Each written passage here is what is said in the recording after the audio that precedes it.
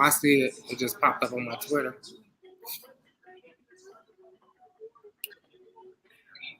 We live. Okay, everybody. We're here for the NFL draft. Mark is going to be joining us in a little bit, but Wes and I are here to start out, and we're having some technical difficulties to start with, but we're up and going. Like I said, if you go up in the chat, I already put in there. How long do you think it's going to take Caleb when they put us on the clock? Personally, I think we take him 30 seconds. Like, I don't even think they yeah. I don't think they should put the Bears on the clock. They should just go straight into it. Move on to the Commanders. Yeah, Commanders. Now I think they're going to have a little bit more time when they're on for number 9, because if we still have number 9 at that point, because there's been a lot of talk going around that maybe we're going to trade back, maybe we're going to trade up. Who knows at this point? Like I said, my prediction is if Rome Odunze is not there, they are going to trade down. And you said Caleb wanted who? Caleb, they showed something earlier that Caleb had said he wanted Olu Fashanu, and he is the offensive lineman out of Oregon State, I believe. Oh, no, that's my Instagram. So I feel like he said that he wants him because he will give his life to protect the quarterback, meaning Caleb. So there's a lot to be said, but Olu Fashanu was not projected to go at 9. So we could definitely trade back a little bit and still get that same person that Caleb wanted. That's what I'm saying. I know he won't Rome Odunze because, they traveled to Detroit together. They got pictures together. They talked. They did a workout together. Him, Odunze, and Keenan Allen. And DJ Moore was there, too. So, yeah, I mean, let's just be honest. We all know that Caleb is going to be drafted number 1, but if he's not, it is going to shock the world. I don't even think that's a question, though. It's not at this point because the Bears have made it very, very clear that is who they are wanting. So I think that's because I don't think nobody has talked about it since the Justin Fields trade. Nobody has said. Some people said like, "Oh, what if?" Yeah, some people who don't like Caleb are hoping on the Jaden Daniels aspect, but to be quite honest with you, I don't see that happening. I'm just saying it's like nobody has said anything. Like I said, Caleb visited Chicago. Where else did he visit? Nowhere else, if I remember correctly. He canceled all his other visits. You don't do that unless you know for a fact, right? Yeah. I mean, I think the fact was in when they traded Justin Fields. It's like if you're going to trade Justin Fields, you better be taking Williams.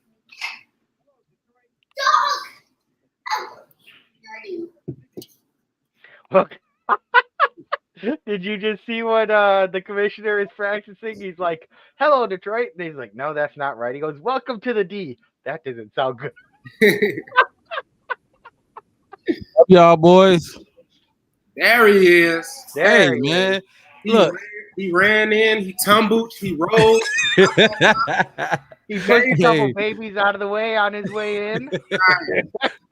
It's like Get out of here, kid. Knocked over an old lady.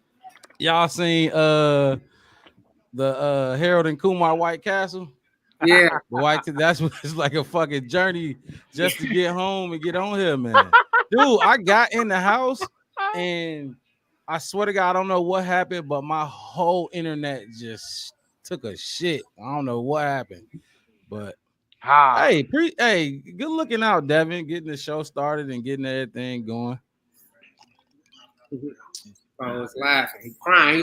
He knew you was gonna drag yourself back, huh? Hey, damn. So Did y'all go over anything in the pre? I We, love to see it. I love, we just love talk, to see it. we just talking about the trade back rumors of 9. Devin threw out what if they shock the world and not take Caleb? I'm not saying they're going to. I'm just saying that would go. Everybody would go nuts. I'm just saying. You said what if? So But Could've put we also went over the fact that one of the reporters had been talking about the fact that in an interview, Caleb Williams said that he wanted the Bears to pick Olu Fashanu. I saw that yesterday. Actually, I did see that. I was like, He said he knew Olu Fashanu would guard him and protect him with his life. exactly, yes. Here comes Eminem and Shit. Kamish. Look, man. So I got the little video, the request you had, Wes. Except I had to change the yeah, I think changing the music might take away a little of the effect, but if people go search it, they can see the original. It was dope. Yeah, you could get the original. Look at Eminem. What's Eminem? Did they start the clock yet for us? Did they start the clock for the No. Right now is they have some Lions players coming in to do something with Eminem. Oh, I see him. Hey, appreciate everybody that's tuned into the Black Bear Podcast right now. This is the live draft coverage of round 1. We watching it live. We can't show y'all live, but we gonna keep y'all updated on everything that's going on with the draft at this point. And yeah, like he said, right now you got Barry Sanders walking on the stage. Oh, Damn, it's a lot of people out there. Shout out to my buddy Andrew over in Germany. He's chilling with us tonight. It's really late for him, but he's chilling to watch with us. Hey, man, shout out to him. Appreciate that. Much love.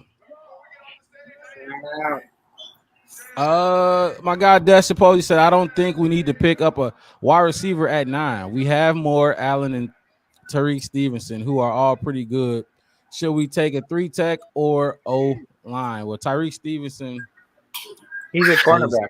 Is a corner, but you know, I meant to share the clip this week. Ryan Poles, they definitely looking at 3-tech. They're definitely looking at the possibility of taking that man Byron Murphy. Byron Murphy, yeah. Yeah, Byron I don't know about Johnny. I haven't heard too much on Johnny, but yeah, it's all good, Destin. Tyreek is a corner, but we hear you, Pose. It's all good. We all make mistakes. Oh yeah, for sure. Yeah, it's all good. It's just so many players that come and go, shit, especially with Chicago. I know. I'm just saying. My whole thing is what I've been hearing is it's 1 or 2 people that the Bears is looking at. They call them Grizzlies. Apparently, they got a little bear symbol next to them. If they fall to 9, they gonna pick them. If not, they gonna I don't know. Welcome to all of you, and most Let's importantly, see what they do. to Detroit. You guys have been awesome. Andrew, appreciate you tuning in. I ain't seen you in the chat before. Appreciate you showing up. Said, wish all you Bears fans a good draft night. Hope you will finally get your future players greetings from Germany. Oh yeah, yep. There you go. Appreciate you tuning in, man. You said you Bears fans. Just so what's your team? If you don't mind me asking, Andrew. His team is the Steelers. Ah, you got Justin from us. The Chicago Bears are officially on the clock. Woo! Hey, it's a great time to be a Bears fan. My stream is about 30 seconds behind. Okay. Well, we about to hit your mark. That's that Arizona delay. You get that zona delay. Time zone. Y'all got that 1 point central time zone. The mountains is blocking my signal. Let me get some Or Detroit don't got good Wi-Fi coming out of there because they try. It took them a long time to get good water. So before, why the Bears take some time? Because I know they already got their pick in, but the NFL probably tell them like, hey, don't send the pick up too quick. Give us time to talk. Exactly. let us show the highlights and talk about these dudes a little bit. But they get 10 minutes, Devin. Ooh, I thought 10 minutes. Besides the it's gonna be a while until this number 9. Let's go around the horn real quick and let's give our final predictions on that number 9 pick. I can start it real quick. I think we going defensive lineman. I don't want D lineman. That's not. I prefer O lineman or offensive tackle. But I think the Bears gonna settle on a defensive lineman. I don't know if it's D tackle or edge, but I'm going with D line. I'll go next as far as what I've seen. Unless it's Roma Dunze, I know it's one of them, and it's another kind of guy that's in that mix. They're gonna trade down, but I'm gonna stick with my previous pick of Roma Dunze being. You just see that pass.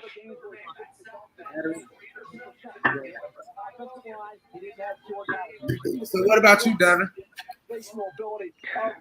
Honestly, I think that they're really thinking about that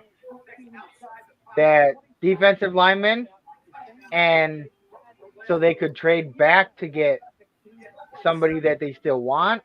They could take the best player that is available at that spot, because let's be honest, they have a few needs that really any one of those needs could be filled with that number 9 spot. But they have seemed to make it pretty apparent that they're interested in Roma Dunze. So I don't think that was just a fake out for people or anything like that. You don't fly out to California to like take passes from the right. TV. I agree with that 100%. Like a fake out or something. So, but I mean, that is still number 9. It's very possible that like somebody else takes the Dunze. So what y'all boys think? I've been hearing some people say that Jaden Daniels is just a smaller Justin Fields. What y'all think about that? From what y'all know about Jaden Daniels, I've been thinking that for a little while. Mm-hmm. Just like he is a bit smaller. He kind of has a few similar skill sets. He might be a little bit better of a passer coming out of college. But like even Justin Fields was a good passer coming out of college. It wasn't like he was a running quarterback coming out of college. So it's kind of tough to really know how they're going to translate in as a NFL quarterback. I just think it's a What you think, Wes? Talk to us. It's like a what we doing now kind of response. I mean, if they can scramble a little bit, like they say, Caleb is an elite Justin Fields. Like the best version of Justin Fields. If you can run a little bit, if you can throw the ball, you can get downfield. I mean, honestly, I wish they would compare him on to like a Michael Vick than anything. Because that's what it really is. I mean, we want to go back historically, to the archives of nature. Vic was way before his time. So, as far as being able to move with the ball and make things happen, I'm at 4 minutes, Devin. I got 30 seconds over under. But I'm at 5 minutes. Yeah, I'm at 5 minutes. Oh yeah. Oh well, I'm 50 minutes behind. But yeah, you ahead. I see them in Lake Forest, and they just sitting there. They already know what they're gonna do. Look, they go to phone call. Oh yeah, I mean, I saw that, and I was wondering. I'm like, Flus is on the phone with somebody. Yeah, they on the phone already. But see, then they flipped to Caleb, and he wasn't talking to nobody. So that's Flus calling that pick. They calling that pick in. Ready to get up out your seat? You're like, yeah. They calling that pick in. They call. I think it's it's the way you supposed to do it. You can't go too early. You Right. take your time. Because you got to remember it's a production at the same time, so they prepared a bunch of montages and a bunch of stuff to get out before each pick. So yeah, you got to take your time with these picks. The pick is in. The pick is in. The pick was there yesterday. Oh, the pick is in. Here we go. My thing is saying the pick is in. Yeah, see, I'm a minute behind. You a little bit behind? Yeah, my clock's It's all good. We gonna be cheering, and then you just pick up the back end when you start cheering. I mean, I don't have to wait for this. The only thing I'm gonna be surprised when we get down to 9. Yeah. Y'all like his double zip, the double breast zip he rocking? I think that looks dope as shit to me. I think he be listening to the media a lot, and he wanted. Y'all want to call me the Prince of quarterbacks? I'm gonna wear some Prince. Like, I'm surprised he come out with a good top. look, I already told Devin this is what we drafting right here, Devin. There they go. They celebrating. Ryan Poles and them boys in the war room celebrating right now. Everybody shaking hands, clapping. You know what that means. Hey, Mark, I don't know if you saw. I got this hat today. Oh yeah, you gonna throw it on when he get drafted? You got drafted too, basically. I mean, I would, but right now I'm wearing a headset. It's kind of hard to wear a hat with this headset thing. With the headset on, nah, I feel you. Oh, here you go. Here it comes, everybody.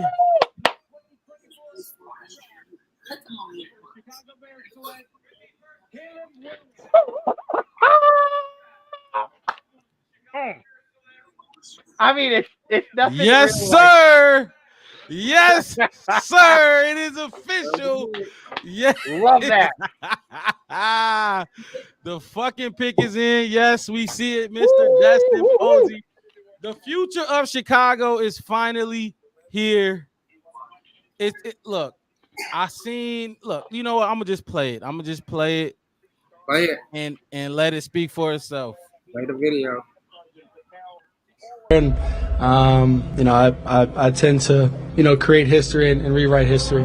Stepped onto a college football field as a freshman at Oklahoma, down 28-7 against Texas in the biggest rivalry game in the country, leads them on a comeback. It generally never happens where a quarterback that I evaluate is excellent in all 5 categories that I'm trying to evaluate him. We were hired to break a cycle.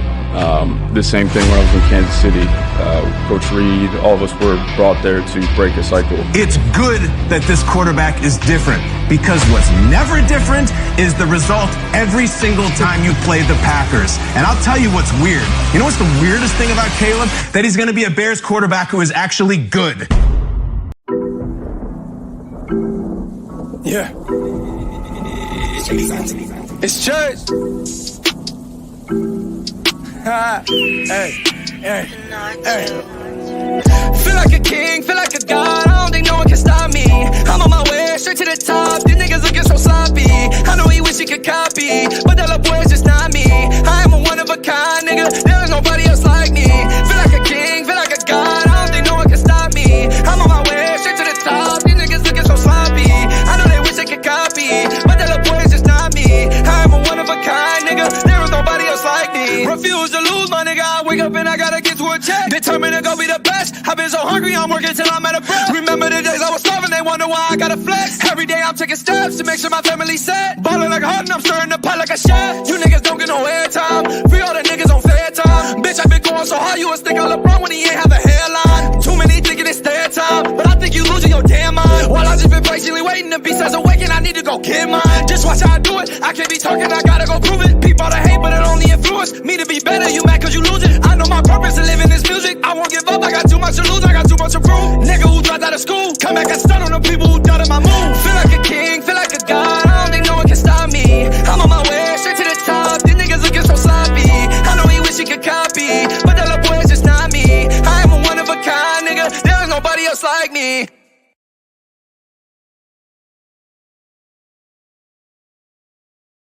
Welcome to Chicago, Caleb Williams.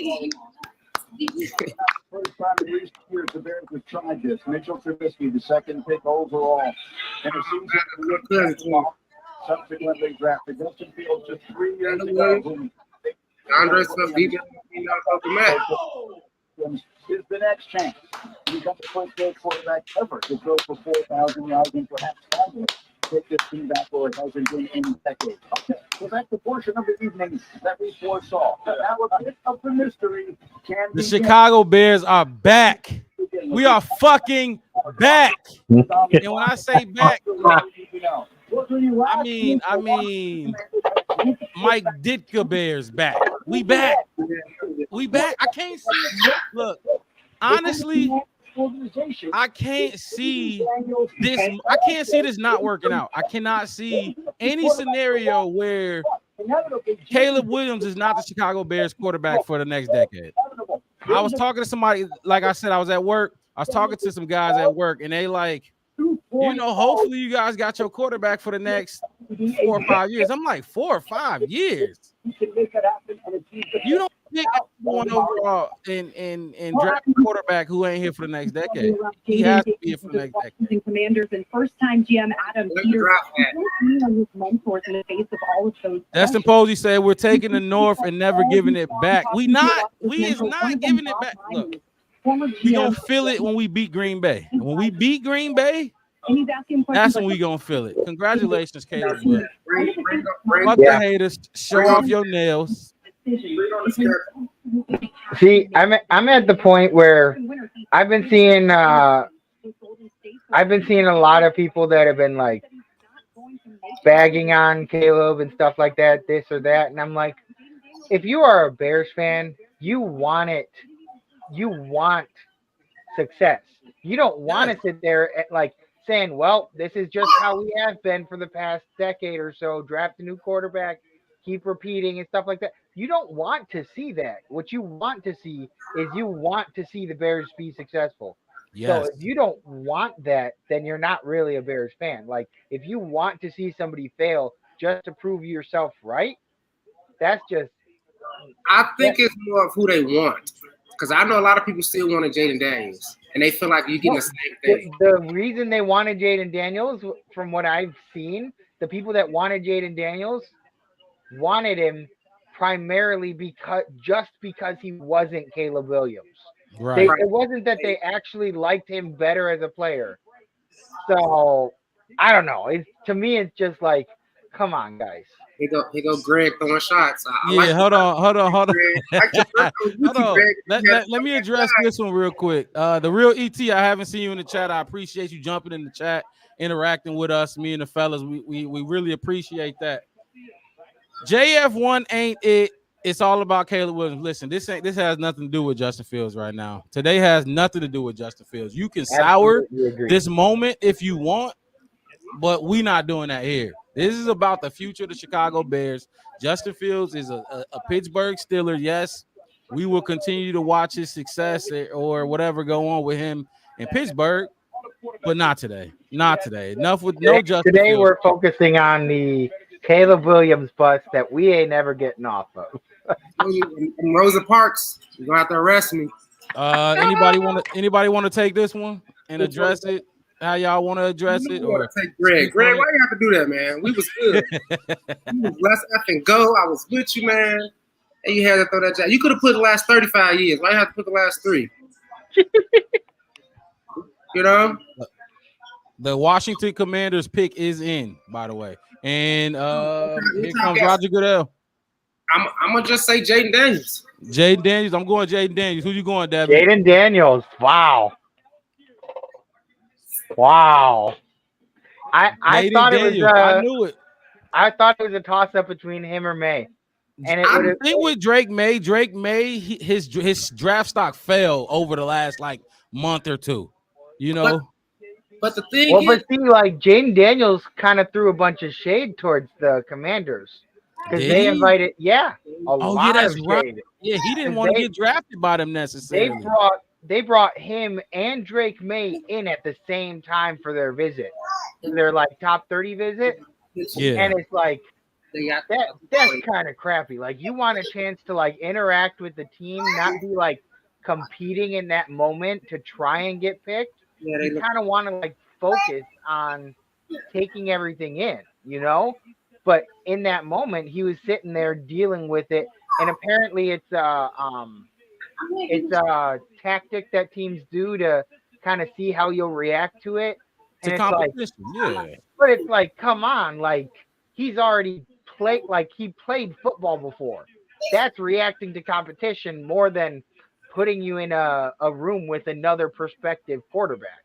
So my whole thing is this: What's up? if the Commanders, the Washington Commanders, if they had it their way, the Bears would have traded them the number 1 overall pick, and they would have took Caleb Williams, right? Yeah. And we just spoke on how Jaden Daniels, Caleb Williams, you know, I mean, you can talk about the talent of individuals, but generically speaking, they're like throwing quarterbacks, mobile quarterbacks too. Drake May is probably like, if you got to pick one is not like the others, and you said Caleb Williams, Jaden Daniels, and Drake May, which one would you think wasn't like the other? You wouldn't say that Caleb and Drake May was similar. Now, Caleb and Jaden Daniels are similar. Those guys are similar. Drake May would be the outside. That's what they wanted. Drake May definitely has a different skill set than those dudes. And everything else. So we can't get, you know, Caleb Williams. Let's get the great value version of Caleb Williams. I will say that, like, for all the people that have been saying like Drake May is better, or not Drake May, Jane Daniels is better. Here's one point that you have to think about. What's up? Jane Daniels has two of his receivers projected to go in the first round. Okay. Caleb Williams doesn't have any receivers projected to go in the first round. Or the first 3, I think. Exactly. Like his one of his primary receivers isn't projected to go until like the 3rd round. So I'm sitting there like, when you're like kind of like the same way when you're comparing like Marvin Harrison Jr. versus Malik Neighbors. When you're comparing those two, you're looking at, okay, one of them has a top 3 draft pick as a quarterback. The other one has a who as quarterback, like somebody that nobody even. I don't even think that player is that quarterback's on the Ohio State anymore. I think he transferred. Yes. My thing with the Jaden Daniels, Drake May, look, Heisman. It holds weight. Jaden Daniels was the Heisman winner. He's gonna enter a very prestigious group of players who, you know, you're college football immortal. You're immortal now. You know what I mean? Drake May could get lost in the sauce. He can get lost in the sauce. He's not immortal. It's hard to pass up on a guy who won the Heisman, especially at the quarterback position. I can see wide receiver position, running back position, but a guy that wins the Heisman at the quarterback position is hard to pass up on. And I mean, I guess when you boil it down, I mean, Drake May still has a lot to prove then, because he isn't immortal. It's not to say that he can't be. He can go and ball the hell out, and who knows what will happen. But like Jane Daniels, like you pointed out, like he has hit that spot in the draft, like with the Heisman Award, that I guess now, Patriots pick is in now. I guess we'll see what they decide. Well, they didn't trade back, so they're taking Drake May. Exactly. The first trade, I can't wait to see who moves back or moves up first. Who pulls the trigger first? This is the most predicted first trade back is 4. 4 Cardinals. But I doubt it. I doubt it. I can't. Why would you not just take Marvin Harrison Jr.? You need a receiver. The only thing with the Cardinals is they have other needs, and this receiver class is deep enough that they could get a star caliber receiver if they traded back with the. But why would you give up a sure thing? Like they got 11 picks this draft. They don't. We go with the Patriots pick. Oh, I think I might be a little faster than you, Mark. Drake May. Wow. Because when you said here comes the pick, they'd already announced it on my end. Oh, you already seen Drake May. I mean, we see this is all the predictive stuff that we've already known. Like we expect this is going to happen. And this is the good thing about it because we all knew. I mean, shit, not just us. Everybody fucking knew. The first 3 picks, you were gonna go Caleb, Jaden Daniels, or Drake May, whatever your flavor was. Oh, dang. So I see that at 2:00 somebody posted that the Vikings head coach and their general manager were reportedly in a shouting match in their war room, and the GM shouting the Vikings head coach and their GM, and their GM shouted back at him, "We don't have the picks, Kevin." That's a head coach trying to get some players in there, and they telling them like, "Hey, we don't got no money." That's how you go. You go to the store with your kids, and they want some donuts. You're like, "Daddy broke right now." There's another Chef West certified analogy right there. I know, right? That's wisdom right there. Caleb Williams in a Bears uniform. Wow. Apparently, sources close to the area say that the head coach wanted Spencer Rattler and is willing to sell the farm for him. To be quite honest with you, Spencer Rattler, I don't think you need to sell the farm for. I think he's going to be there at 11. Spencer Rattler going to be there wherever you need him to be there at. Exactly. So you ain't needing to sell the farm for nothing there. I mean, you can get him wherever you want. Wasn't Spencer Rattler the guy that Caleb beat out at Oklahoma? Yeah. He didn't beat him out at Oklahoma. He wanted to, and he left. Oh, okay. I thought he did get the. And I tend to create history and rewrite history. Stepped onto a college football field as a freshman at Oklahoma, down 28-7 against Texas in the biggest rivalry game in the country, leads them on a comeback. It generally never happens where a quarterback that I evaluate is excellent in all 5 categories that I'm trying to evaluate him. We were hired to break a cycle. The same thing when I was in Kansas City. Coach Reed, all of us were brought there to break a cycle. It's good that this quarterback is different because what's never different is the result every single time you play the Packers. And I'll tell you what's weird. You know what's the weirdest thing about Caleb? That he's going to be a Bears quarterback who is actually good. Yeah. It's church. Hey. Feel like a king, feel like a god. I don't think no one can stop me. I'm on my way straight to the top. These niggas looking so sloppy. I know he wish he could copy, but that little boy is just not me. I am a one of a kind, nigga. There is nobody else like me. Feel like a king, feel like a god. I don't think no one can stop me. I'm on my way straight to the top. These niggas looking so sloppy. I know they wish they could copy, but that little boy is just not me. I am a one of a kind, nigga. There is nobody else like me. Refuse to lose, my nigga. I wake up and I gotta get to a check. Determined to go be the best. I've been so hungry, I'm working till I'm out of breath. Remember the days I was starving, they wonder why I gotta flex. Every day I'm taking steps to make sure my family's set. Ballin' like a hut and I'm stirring the pot like a chef. You niggas don't get no airtime. Free all the niggas on fair time. Bitch, I been going so hard, you was think I'm LeBron when he ain't have a hairline. Too many thinking it's their time, but I think you losing your damn mind. While I just been patiently waiting, the beast has awakened, I need to go get mine. Just watch how I do it, I can't be talking, I gotta go prove it. People to hate, but it only influence me to be better. You mad cause you lose it. I know my purpose to live in this music. I won't give up, I got too much to lose, I got too much to prove. Nigga who dropped out of school, come back and stun on the people who doubted my move. Feel like a king, feel like a god, I don't think no one can stop me. I'm on my way straight to the top, these niggas looking so sloppy. Caleb fucking Williams, man. Caleb motherfucking Williams. Hey, the pick is in for the Cardinals. Marvin They Harrison. did not trade. Let's see who they pick. I was expecting a trade here, but If the pick is in right now, we already know who they taking. You got to know who they taking, right? If it's in right now. I mean, if you don't, you don't just pass up on Marvin Harrison Jr. If you Mark Rob, you do. Oh, throwing some shade.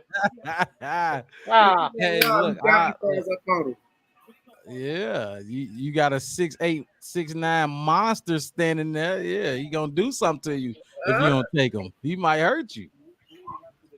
He intimidated me a little bit, so I'm like, fuck it, I'm gonna just take you, Joe. I'm gonna just go ahead and add you to my mock draft. If you looked at the Mel's best available, they had Roma Dunze at 2. Marvin Harrison Jr. I'm telling you, look, I'm going. Marvin Harrison Jr. is a Cardinal. Hey, so far, the map is shaking out exactly how everybody's figured it shake out. Now it's starting to get a little kind of funky though. Oh yeah, you got Jim Harbaugh at number 5. Oh my God, this might be the first trade back right here. Or this might. I heard that the Chargers were going to try and trade up. Well, they can't go up. They can't go up no more. Okay, so how is it that the Chargers have like 7 minutes remaining, 7.5 minutes remaining, but the Bears started with 10 minutes? Like they just picked Marvin Harrison Jr. Hey, look, when you got the number 1 pick, they give you some time. They give you time. Take your time. Take your time. The only thing I'm wondering about though is maybe it's one of those like as soon as they say the pick is in, the clock starts for the next team. Marvin Harrison Jr. out there looking like amigos. Oh, you talking about yeah, you see him? I say he out there looking like amigos. Man, he a dog. You see how crazy would it be if Jim Harbaugh goes and drafts JJ McCarthy? Dude, he might get fired before his. Yeah, he gonna get fired. How you get fired on your day off? Man, how do you get fired before you even start? Number 5. Who y'all got? What's y'all prediction? Who y'all got? What y'all got? Jim Harbaugh going? Who we got? Chargers on the clock. I think Malik Neighbors. Neighbors? Okay, what you thinking, Chef? They just lost their two wide receivers. I don't want to be like Dev, so I'm gonna be an off put and just give him Joe Alt. I'm gonna take. Those are my two. Those are my two options. I'm gonna go Malik. I think they're going Malik right here. Yeah. I think they need Malik, but they might. I mean, Jim Harbaugh is always kind of a wild card too. Like you never really know what he's thinking. Yeah. So that's what I hear about him. I don't know much about his personality, but I hear. Y'all see that Tempe, Arizona? I'm down the street. you're gonna be able to watch. I mean, you're gonna be over there being an Arizona fan as a secondary because of Marvin Harrison Jr. Marvin Harrison, you get to see him up close and personal whenever you feel like it. Every Sunday, look. I told you, I'm in there. I already got my tickets for the Bears Cardinals game. Bears Cardinals. Look at that catch. They ass off. Look at that catch, Mark. Look at Marvin Harris Sr. Like we both were. Oh my God! That like jump up, reach down by his leg. The body control, like they said, exactly. Body control. Oh my God! Look, it's bittersweet because I'm glad he went there. My guy Andrew said he going with Joe Alt. He think they taking Joe Alt at 5. That's a great pick. I'm with you, AD. Talented wide receiver classes in NFL draft history, and your name. They put that call in. They just put that call in. I know you ahead of me, Dev. Mine's still showing a ticking clock. Man, look. Oh, yeah, that was somebody else back. Harrison highlight show, y'all.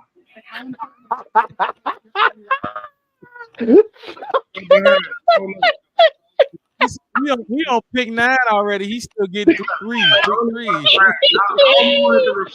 Ooh, that's funny. That's good one, Mark. I don't want y'all to say nothing. Be quiet. Hey, that's how it be too though. Like when I'm watching a game or something, and I'm online or playing with my guys or whatever. I'm like, hold on, you talking about a touchdown? I ain't even seen the snap happen. Don't tell me somebody threw a touchdown. Oh, you guys ever see that commercial where the guy has slow internet or something like that, and so he has friends over, and they're like, okay, they're gonna go for it, and then they hear touchdown next door. Are they watching the same game? Are they watching? Yeah. And then he gives them some like earmuffs or whatever that he stole from the airport. He goes, these work real well. And so he puts them on. He goes, this game is great. He's shouting over the ear. Hey, you gotta do that when you lagged and you delayed like that. People start spoiling everything from you. That's why I'm glad. So even in like my parents' house when I was growing up, one TV of the house might be slightly further ahead than another TV. So I'd be out watching it on the one TV, and I'd be cheering, and my parents would be like, they'd either get up and come out and watch it on that TV because they don't want me cheering before they got to see what happened. At that point, hey, that's how it was in my mom's house growing up. One TV was definitely faster, so watching Bears games, it's like, all right, fuck it, I'm not even watching it in here no more. I'm going in the other room. I'm going with y'all. I'm tired of hearing y'all celebrate. That's how it is when I stream. That's why I usually go to like one of the local Chicago bars or something like that, where I know I can get it right away. Like I said, I'm gonna do a couple post games from some of them. So whenever if y'all ever in the Arizona area, Tempe, Chandler, Phoenix, y'all can go to these Chicago spots. Great bars, great people. And yes, we got all the Chicago food down here. We got a Portillo's, we got a chicken, we got White Castle. I was in Scottsdale back in late October. Oh man, you was at Scottsdale. I lived in Scottsdale for a little while, for a few years. Yeah, I've been out to Arizona one time, and when I did go, I was in Scottsdale for a week, and it was nice. I enjoyed myself. That's the Vegas of Arizona. It's like that's where everybody go. Dude, when I went out, it was like a strip, and I'm in Wisconsin. I'm up here, so I'm in Madison, so it ain't like that. So it was, clubs on each side of the block, lined up all the way down, and it was like the music was so loud once you get to past each club. That's the trip. You could literally get it in outside. You could just have a good time outside. The music's so loud. It's a trail. It's a square box square. And every side is every corner. Yeah. I forgot the name of the spots we went to. It was one spot where they the only spot where they play like hip hop and rap music and everything like that. It was like Maya or something like that. Oh, you went to Maya or Mitt? Maya, you say what? Did they have a pool? Yeah, it was damn near a pool somewhere. Maya, that's Maya. They got a hotel next to it now, so you get a room upstairs and go party and go back upstairs. Yeah, it was a good time, man. I'm like, man, we ain't got this where I'm from. I can't wait for those night pool parties. After that Sunday night football win, the Bears beat somebody by 21. I'm gonna be up in the Maya and some Bears finish. My chef hat on. Hell no. All right, what y'all see? The Chargers didn't trade. Chargers pick is in. Yeah, the pick is in. Oh my God! So we got 2 Malik Neighbors and we got some Joe Alts. I hope they don't take Joe Alt. Jim Harbaugh gonna be a punk ass motherfucker if he takes Don't be mad at him. I got to. I mean, Mark is over there. Mark is a Ohio State fan, so he's got to dislike Harbaugh. Hell yeah, Jim Harbaugh just out of principle. JJ McCarthy, Roman Wilson, Blake Corum, you can keep them all. Dad, look, my nose. Okay, Here we go.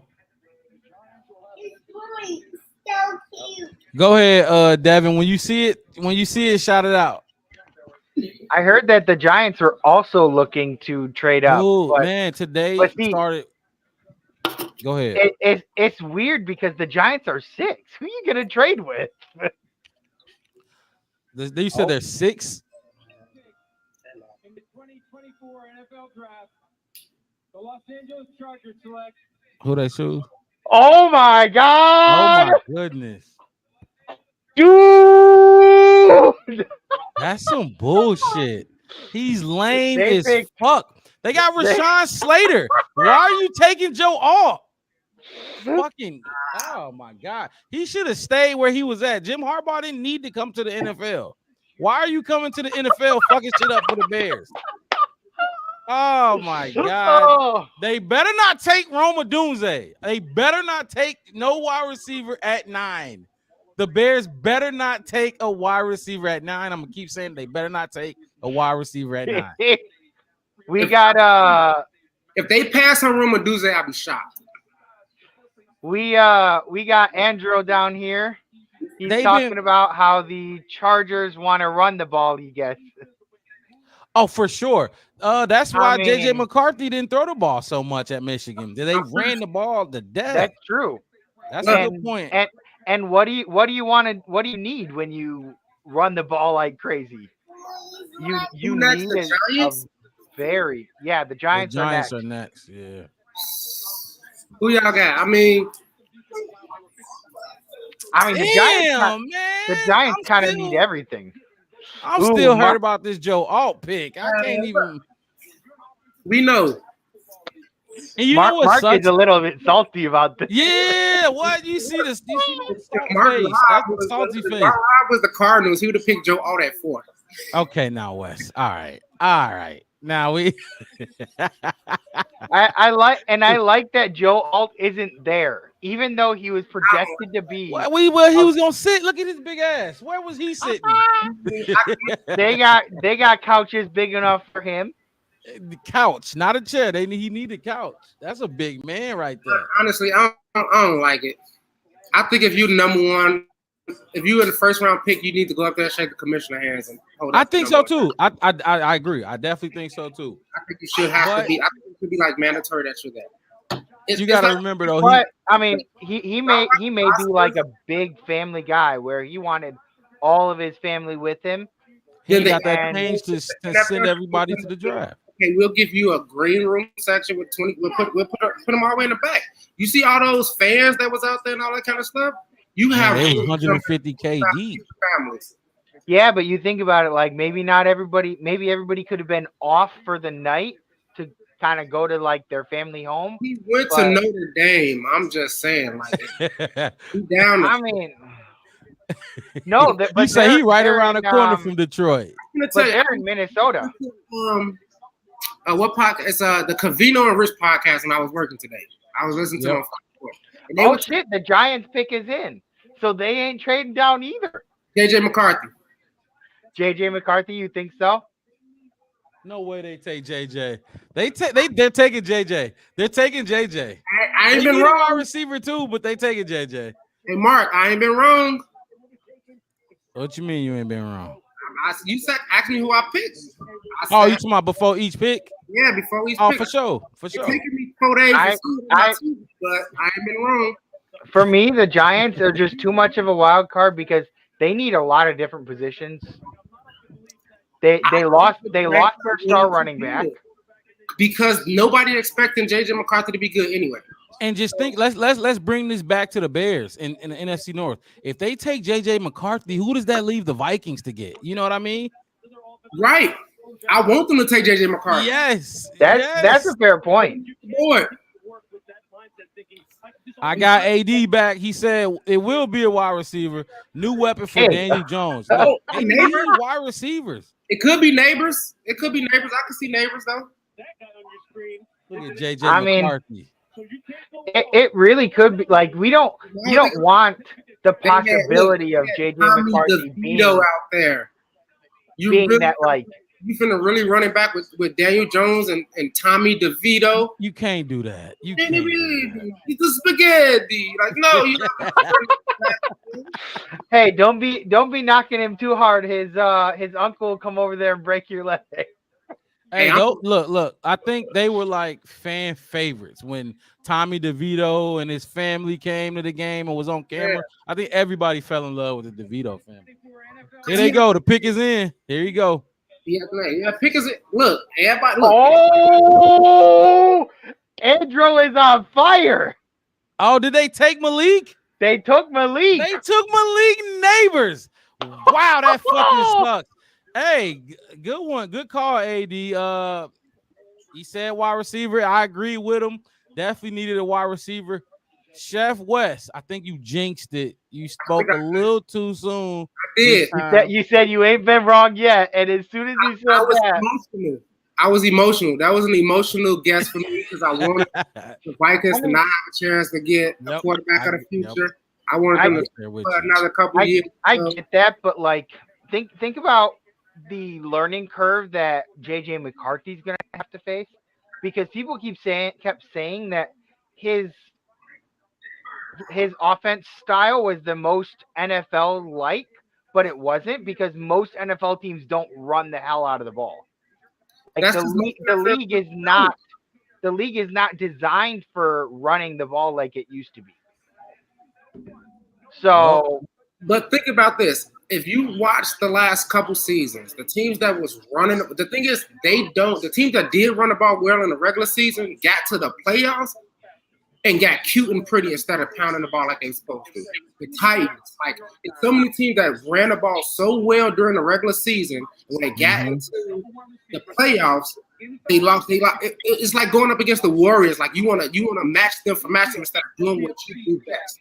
You know, like the old school. That Timmy fundamentals. It's not gonna be highlights. It's not gonna be nothing. Definitely gonna win games for you. I guess I was also kind of looking at the fact that wide receivers are getting bigger paydays, and running backs just don't seem to be. It's gonna plateau. And I get the feeling that like the wide receivers, they're out there and catching the balls, and that's kind of the direction that the league wants to go. Look at them just outrunning dudes. I'm just saying, but my whole thing is this. Yeah, of course. You know, I was high on him too. I didn't think he would drop down to 9. That's why when I did why are they showing Jamar Chase? Because they're comparing Malik Neighbors and Jamar Chase. Yeah, and they're both from LSU. So LSU, Jamar Chase. Who's the wide receiver that's really good from LSU? Brian Thomas. No. That's already in the league. Justin Jefferson. I mean, LSU has had a number of really good wide receivers come through. My whole thing is, here's the clip on our screen. Here's the clip, of wasting his time. Just some Malik Neighbors clips, and probably even some similar clips that they're showing on the draft. Yeah, exactly. Except they can't copyright claim me for these. I'm gonna send it in our group text, but so y'all can see it. But I'm gonna tell y'all what it is, because I'm on Twitter constantly. Or X, whatever you want to call it. I got on there as soon as the pick was announced for Caleb, and I sent out a couple of tweets. I don't stop with it. I don't use it as much as I should, but I'm definitely going to get better at using it more. For Twitter, I'm not a Twitter dude like that either.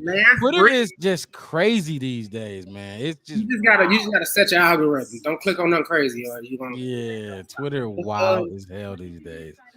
Lance Briggs just posted a video. I just sent it to y'all. Lance Briggs saying, if the Bears win their first 4 games, he's gonna paint his fingernails. That's it. I'll paint my fingernails. We win the first game. What? We gotta win 4. I mean, that's big. Look, they got him comped as DJ Moore.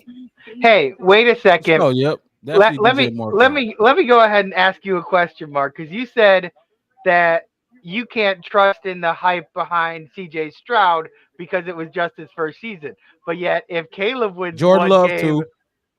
Jordan Love as well. But if Caleb wins one game, you gotta go out and bit your fingernails. Hey, look, Devin, I'm gonna tell you this: you can't blame somebody for loving their own kids other than somebody. That's true. I feel you on that one. You can't blame him for loving his quarterback over other quarterbacks. Hold on. Look. I'm saying I'll paint my fingernail after the week 1 game. Just because Lance Briggs said 4 games, I don't think it. Why I gotta? Basically, I'm saying why is painting your fingernails? Is that why is like, a 4 game thing? All right, yeah, that's something easy to do. I do it. Andrew. I let my lady paint them real quick. If you know what I mean, it's that I didn't think that was a big like. Just pick us in. Who we thinking for the Titans? This is where I thought Joe Alt was going. They're taking Roma Doomsday. Who you think they're taking Rome? I think they're taking Roma. They take Roma Doomsday. The Bears are going to take this nice pick. That's my prediction. AD, look, JJ McCarthy will be a Viking. You hit on that last one. We gonna keep you stick around because we gonna come back to this one when the Vikings pick and see if you hit again. But tell us what you think about the Bears at 9. Since you hitting on some of these picks. What you think we gonna do at 9? Androdamus, go ahead. Pictures over there. Just so you guys know, if he ends up disappearing at some point, it's because they're like 7+ hours ahead of us. So right, during football season, him and I will text back and forth regularly throughout games and stuff. And sometimes he will knock out because it is like 3 o'clock in the morning, 4 o'clock in the morning for him. Right, of course. And he's been up all night watching football because he loves the NFL that much. Just like we do. If I was over there, I'd do the same thing.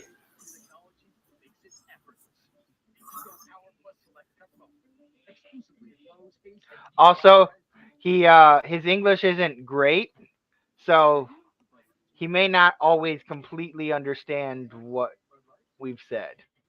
Oh, he's actually German. Yes. Oh, I got a good friend that was born and raised in Germany that I served in the Marine Corps with. Okay. Yeah, he speaks it and everything else. We stopped over there. I think he was in Germany for like a week. That's why I was asking what part of Germany is he from. I think I was in Rammstein, something like that. Okay. I think I was in Rammstein there. All I just know, it reminded me of Little House on the Prairie. They had all these big old green hills and stuff. So. And he said the reason that he likes the Steelers so much is because he comes from like a very hard-nosed, like blue-collar, like type of town. Yeah. And the Steelers kind of embodied that when he kind of came into the like viewership of it. What are we talking about? I'm back. We're just talking about our new best friend Andrew. Hey, yeah, Andrew, what city are you from in Germany? What? Just put that in the chat real quick. Devin, let him put it in the chat. I'm sure you know all about him, but let us have a conversation with him back and forth real quick. Add me on Facebook. Yeah, follow the page, the Black Bear Podcast. Appreciate everybody tuning in to the Black Bear Podcast. The Chicago Bears drafted Caleb Williams, number 1 overall pick, which we knew, but it felt even greater once it was officially announced. Hit that like button. What if the Titans pick up Brock Bowers? My bad. Let me finish the promo. You bet. You good. I'm just fucking around. But no, hit that like button, subscribe to the channel, the Black Bear Podcast. One word, no spaces. If you're watching on Facebook, head over to YouTube and show us some love over there. If you're watching on YouTube, head over to Facebook and Twitter and show us some love. The Tennessee Titans pick is in. JC Latham. Oh my God. Not expected. That's a big pick. Go ahead, Wes. I'm gonna let you tee off first. I saw JC Latham going before Joe all day today for a while. I got AD. Andrew said Bears have some needs in the defense, but I hope you will be brave and take one of the wide receivers. I don't know about. It will be an awesome offense. I can't agree with you there, AD. I think our defense is good. I think we may be one, like I said, edge rusher away. Wow. So look. This basically, the Bears not going offensive tackle at 9. We're not. We can't. There's no. The first two are out. We're not taking the third best. We're not We taking might Olu trade back. Fashanu. We're not taking Olu Fashanu. Put it in the chat. Where y'all think the Chicago Bears will go with the number 9 pick? I think we trading back. I think we trading back. What do you guys think about? What do you think the Falcons are picking right now? Because the Falcons about to pick a defensive player. I know it. They take a Dallas Turner. That's where I'm going. Dallas Turner. What y'all think? I'm thinking maybe Brock Bowers. Nah, they just took the unicorn with the number 4 pick. They took Kyle Pitts at the tight end spot. They're not taking the Brock Bowers too. They don't need a tight end unless they want to move him to wide receiver. When in Rome, I love it. Do as the Romans do and pick Rome, right? Nah, mama. Did McCarthy get picked yet? McCarthy went to. He has not been picked. He didn't get picked. He did not get picked. Yes. So at the way things are going, it looks like he might be going to the Vikings. Just like our guy Andrew predicted.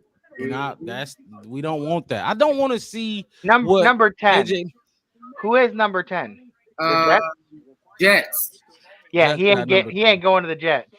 I think honestly, if they won't, man, look, I don't know what the Jets need, but Aaron Rodgers ain't gonna be there before your rookie contract is up. So I doubt it. I mean, he wasn't that last year. He played 4 snaps and broke his hip. So he old. He old. You want to? That's a blow to the Bears, man. Both of those tackles going off the board is a huge blow to the Bears. I don't care what nobody say. Braxton Jones is not better than neither one of the tackles that was just taken. His thin ass legs. Braxton Jones got some thin ass legs. He don't got nothing in the base. This marks emotions right now. He was always. Oh my God, I'm pissed. Bombing. He knows that. But see, he's gonna go to battle with Braxton, man. But no, I mean, keep in mind though, Caleb wanted Olu Fashanu, and that. I mean, maybe it has. Take Roma Dunze. They're gonna trade back. My guy Andrew comes up there. He said, go ahead, Devin, read that chat for us. He says, Please. Andrew says, I'm from Dortmund. It's a hardworking city, raised up with coal, steel, and of course, beer. Like I said, it's similar to what he read and saw from Pittsburgh, and their soccer is really the only sport.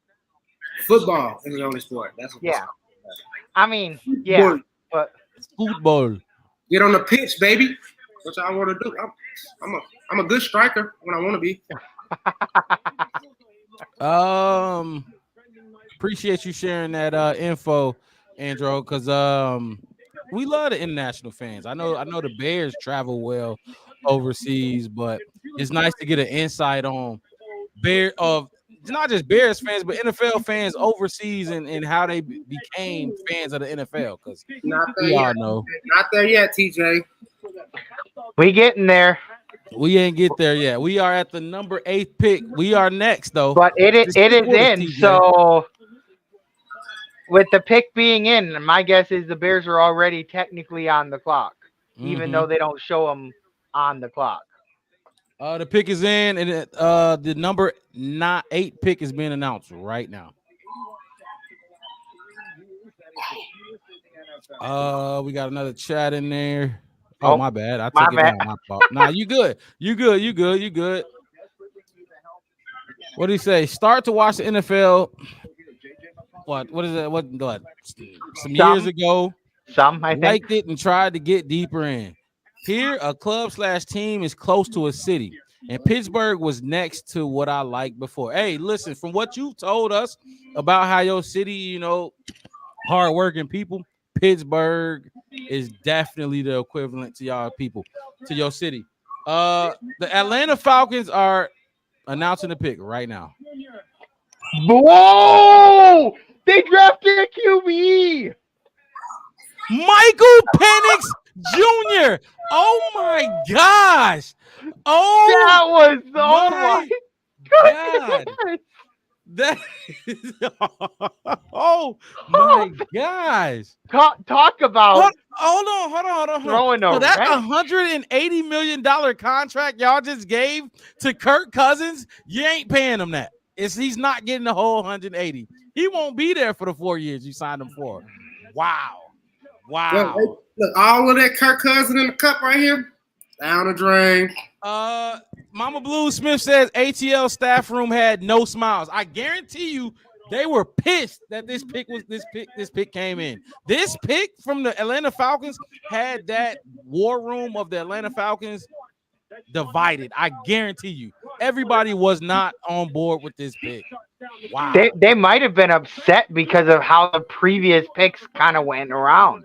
Maybe they were trying to get JT Latham or maybe Joe Alt, hoping for somebody to drop there. Who are they wide receivers again? Drake London and Darnell Mooney. And Kyle and Kyle Pitts. They bogus as hell. Who is their number one receiver? Let me rephrase my question, Mike. Who is their number one receiver?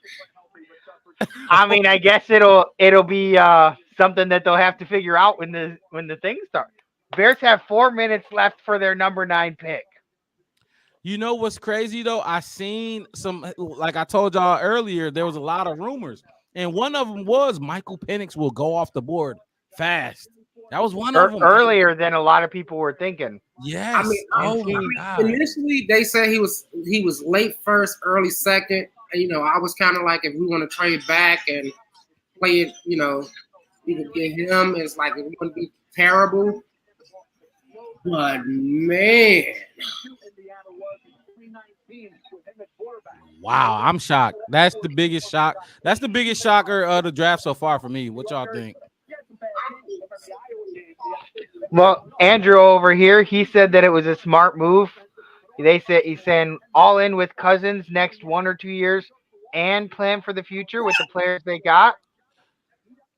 My only concern is the fact that Michael Penix Jr. is 25. But my whole he's an older guy.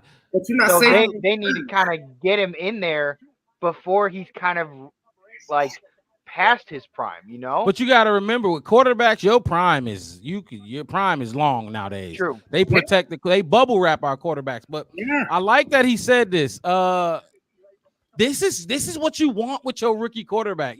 Especially if they're not a top 2, top 3 guy. He's going to be able to sit behind a really good quarterback. I don't care what people think about Kirk. He is a good quarterback. He's a solid quarterback. He knows how to play the position. Go ahead. So the Bears are not trading back. God dang. Go ahead, Wes, before this Bears pick come in. Bears pick is in and not trade back. I thought you wanted to weigh in on the Michael Penix pick. Who, me? Yeah. Yeah. No. I was gonna agree with you. It's like four.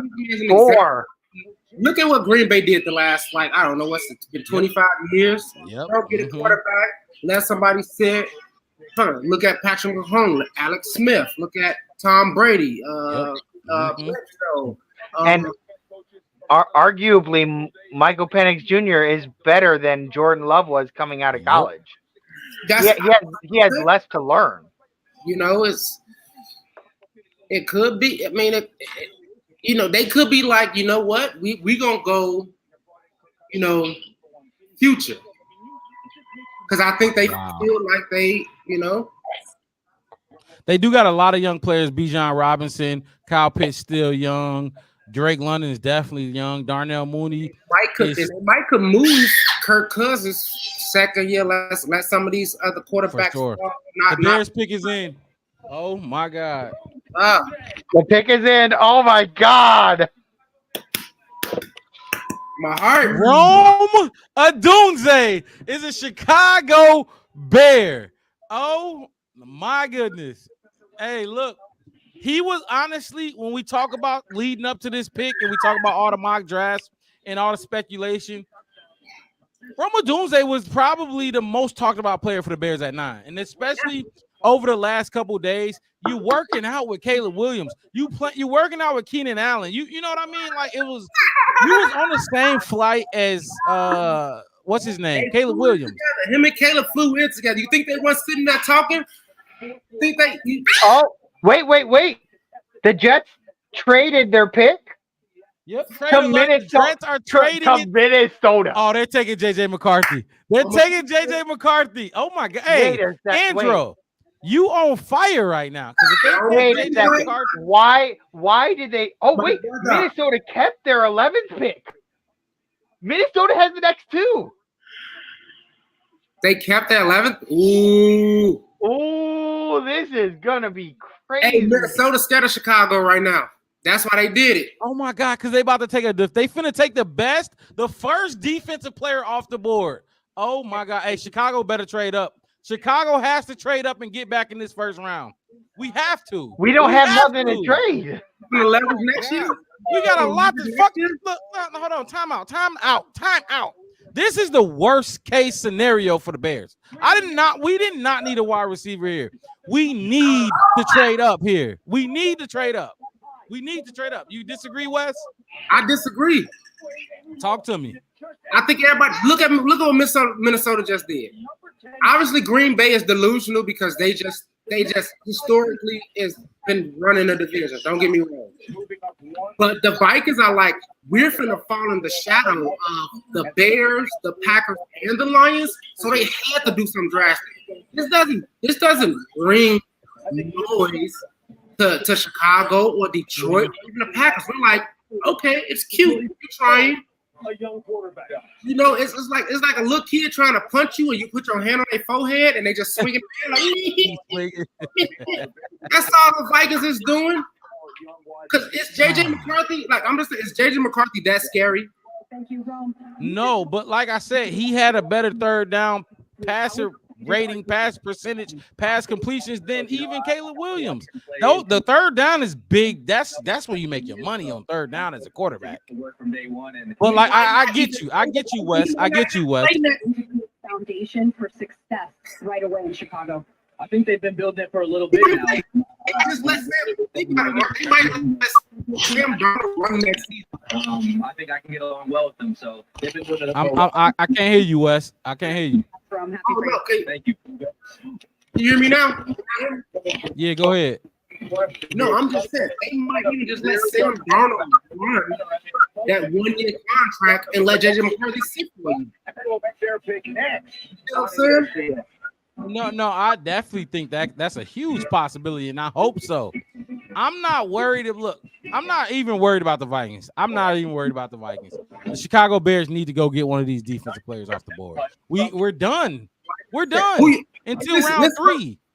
No, you know, like I said, you know who if it falls down to that round, you know who I'm looking for. Who? Put it on record again. Brendan Trice. I'm looking for him to be at 75. And bonus standpoints, and they try them all. We cannot sit back and wait till 75, though, West. I can't. If we have to, then that's fine. If you want to leverage, I'm okay with leveraging some next year picks. Right. You spoke about that already. Yeah. I'm okay with you. See what I did. I'm willing to move those picks up. Hold on. One of y'all TV is kind of loud right now. I can hear the whole commercial. Yeah, no, that's a TV commercial. He can't hear that. You try to turn yours down a little bit, Devin? Oh, that's you, Devin. Yeah, go ahead and hit the volume. My bad. But no, like I was just saying, what you're putting together is the future. Just like the Falcons, just like we're going to plan for the future. The Bears are planning for year 3, 4 maybe. If Keenan Allen, we can't re-sign Keenan Allen or something like that. a Doomsday in them is gonna be spot on, you know. And like I was saying, we can stick. We just need, like I said, we just need a young, aggressive edge. We could have took the best one, but my whole thing is we talking about Caleb Williams, and I told you before, like 2 or 3 weeks back, that the Bears really think their offensive line is okay right now. I'm not saying Mark Robb think they're okay. Right. I know. You trying to ship one of your kids to boarding school? No, you know my motto. Protect Caleb Williams at all costs. Hashtag. At all costs. They signed like 3 offensive linemen who come from really good offensive. They did that last year with Justin, and that's all I heard was who? No, they signed. No. They drafted Nate Davis. We signed it. We signed Nate Davis. We signed Lucas Patrick the year before that. Like these patchwork jobs. I'm tired of the patchwork jobs on the offensive line. That's what I'm saying. I don't think it's like Lucas Patrick. Well, he ended up in the center. Yeah, from Green Bay. Like they went and got people who were guards or tackles. Right. That was kind of center guard. They're working on that left side only because they already know Jenkins and all of them can hold up that right side. They were pretty good with it. Jenkins, I mean, I see what you said. Jenkins is a other than that, I think he missed like 1 game to like some small injury or something like that. But other than that, Where's Mom? She went out the door, baby. Other than that, like I said, I'm just telling you what I've heard and what I've read, that the Bears really think their O-line is it's better than most people think. And right. They played that way. But my whole issue was not with the Bears. Look, when I talk about this offensive line and improving the offensive line, this is what I've seen and as a fan and an analyst. Look, we are analysts for the Bears. We spend way too much time covering this team and researching this team. My thing is, I don't want to hear the excuses for Caleb, and I don't want him to go through that. You know what I mean? But I mean, Tevin Jenkins is a left guard. I love Tevin Jenkins.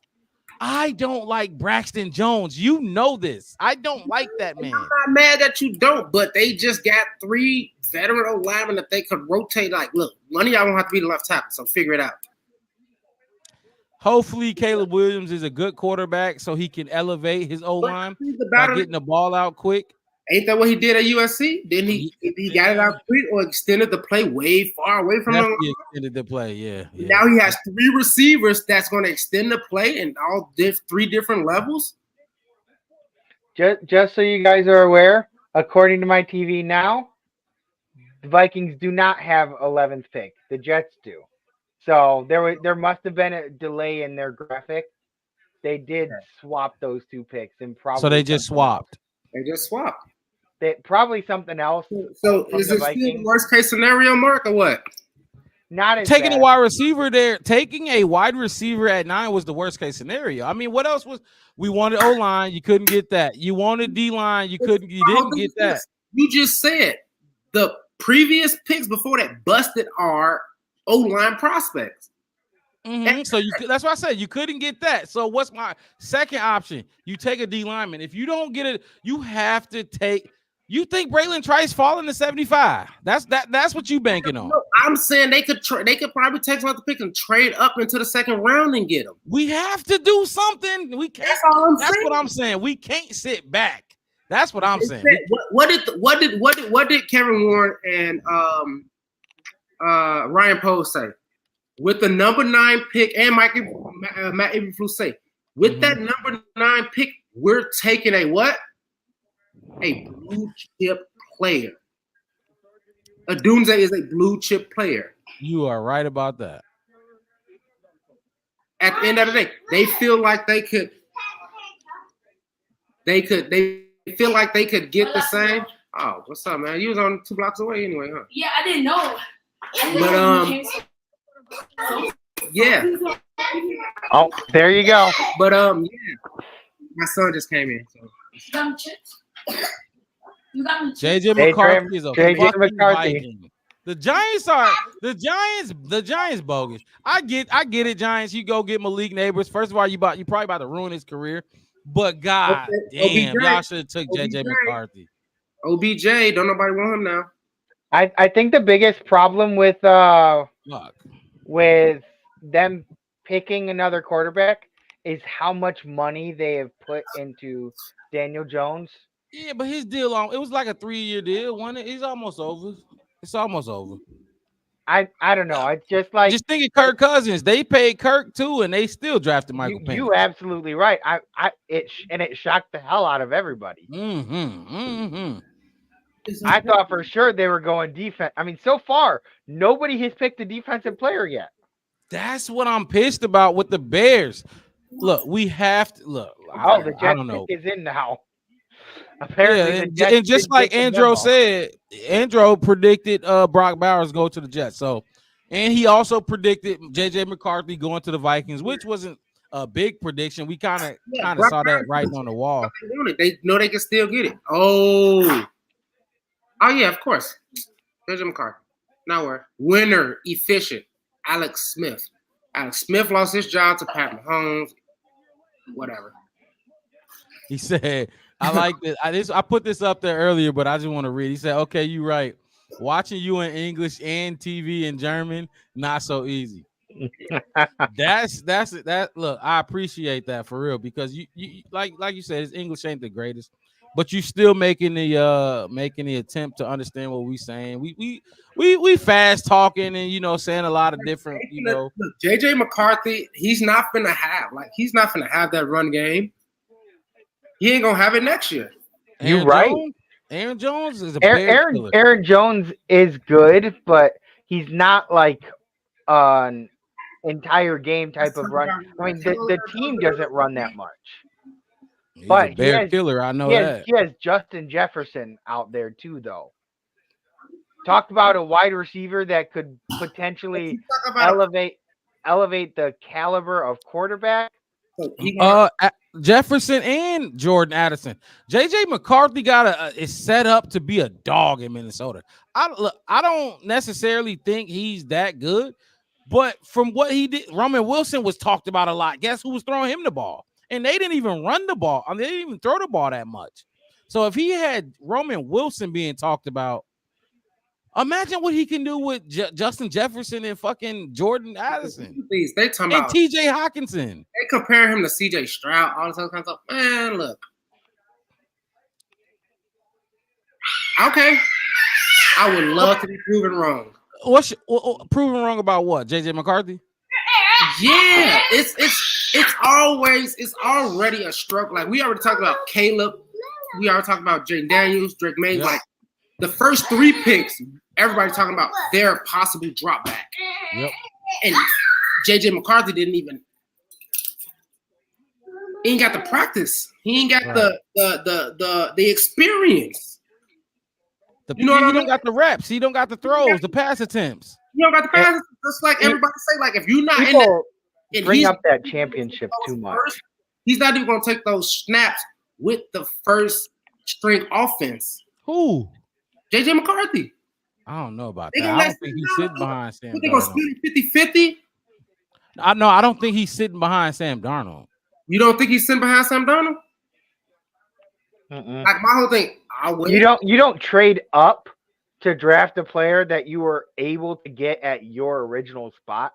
Literally, they should have just sat where they were. What did they trade up for? The thing is, they probably were scared somebody like Denver was going to jump up and take him from them. So. Exactly. They went there I guess so. They were scared somebody else was making that phone call. He thought somebody else was texting this girl, so he said, "Will you marry me?"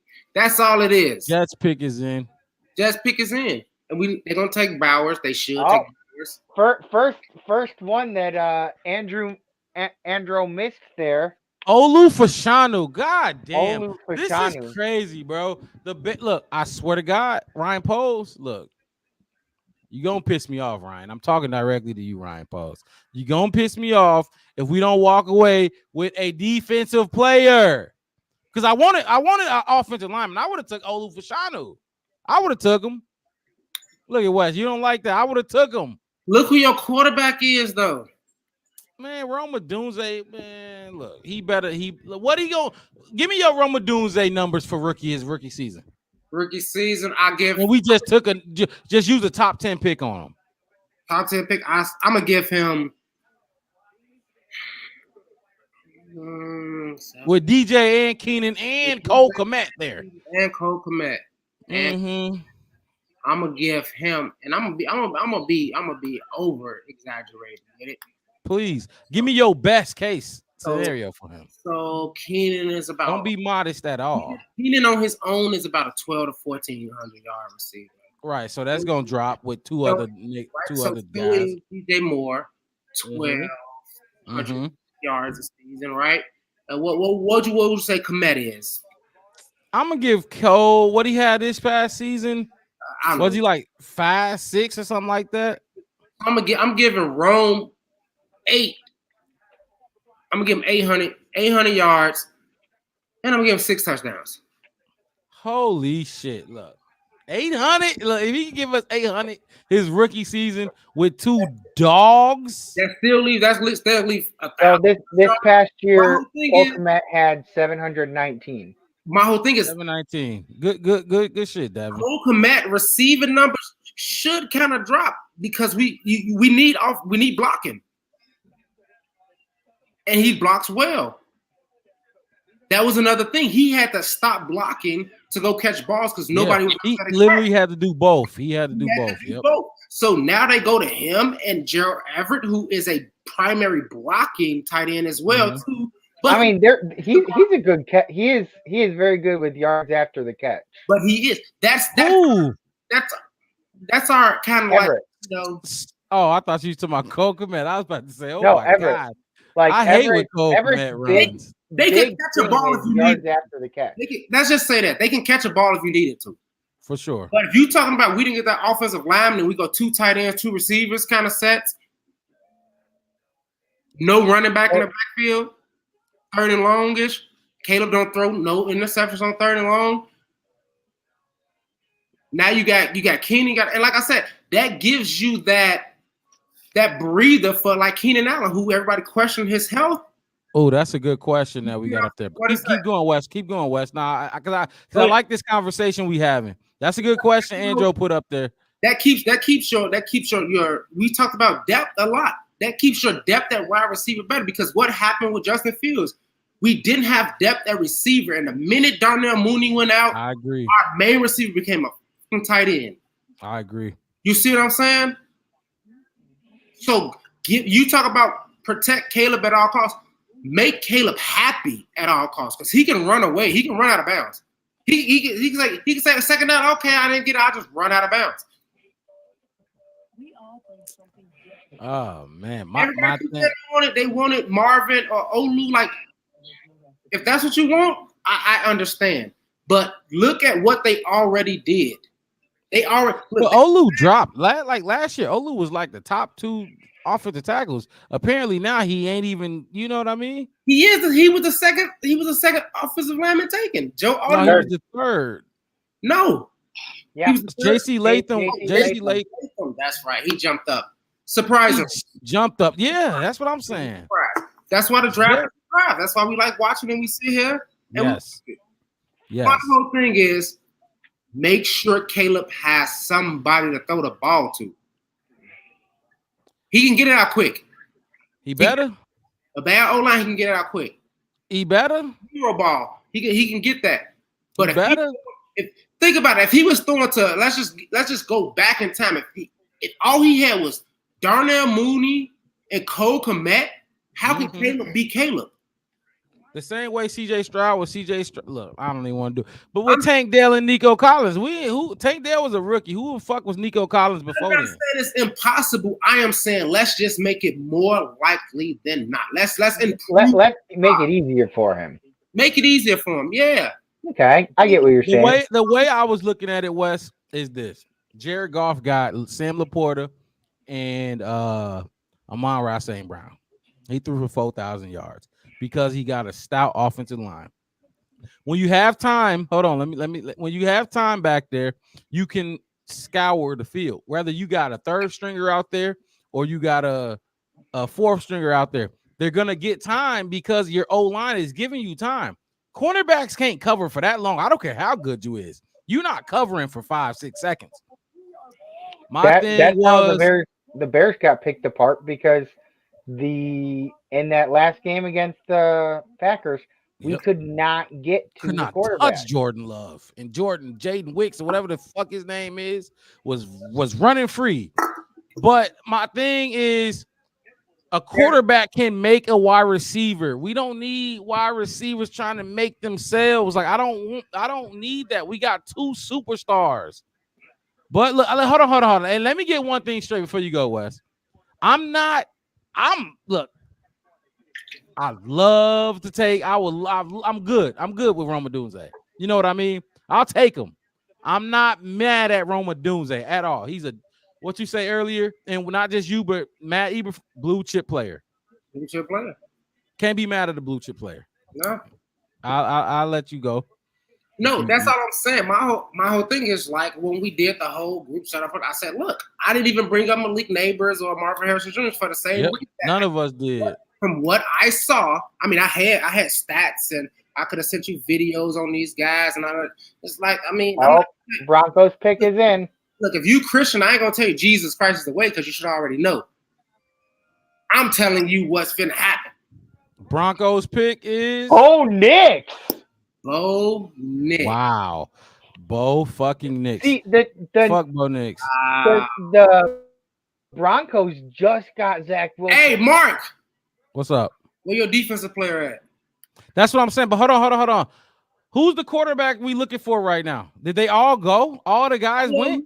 All of them went. Yeah. Okay, because I heard some people saying that there's guaranteed to be a quarterback to fall like there is every year, and that ain't the case. No. That is not the case. I heard some people saying that. But see, here's the thing, though. Las Vegas doesn't have a quarterback. And that's why the Broncos probably did what they just did. And yeah, that's really why I wanted to get to this next one. I'm going to tell you this, though. This off of the draft conversation, all that kind of stuff. The Steelers did not pick up Justin Fields' 5th-year option. Right. He's going to be a free agent next offseason. Mm-hmm. He's going to Vegas. Why didn't they just give up a 6th-round pick for him then? I don't think they even put that idea because I don't think they even thought it was possible. I don't think they thought it would be possible. They're like, no. You really think though that like about what everybody else is kind of believing like he had to at least be a 3rd-round pick, right? 4th at the worst. We're not even gonna call. Yeah, but they actually talking to him though, so they know more than we do, and they knew that it wasn't gonna be no 4th at that time. My whole thing is like maybe you're entirely wrong and I'm entirely right. We don't know. Is all I'm saying. Who entirely wrong and who? I'm saying you could have been like they talked to him and they knew it was a 6th-round pick and they didn't want to give up a 6th-round pick. Do they have a 6th-round pick? Like what? You know what I mean? No. It ain't even about that. I don't think they're going for Justin. That's my thing. I think when they didn't walk away with Justin in those trade sweepstakes, just like a 6th-round pick in 2025, like Pittsburgh did, it's let us know they're not in on Justin with Luke Getsy. Maybe if Luke leaves next year, he gets fired. No, I don't. That's what I'm saying. But I hear you. I hear what you're saying. The Broncos now have 3 quarterbacks. I don't really know. They got one. The other dude. Who else was on the quarterback? Who else was on? They had another quarterback behind Jarrett Stidham. Behind Russell Wilson. That ain't no quarterback. Like who is? I'm just saying. Like they have 3 players classified as a quarterback.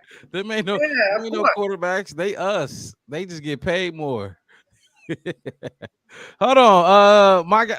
Look. I'm a huge At this point, Andrew, I'm a huge fan of you. I appreciate you jumping in the chat, creating talking points and creating topics for us to bounce off and debate about between each other. He said, no, I would say Steelers gamble.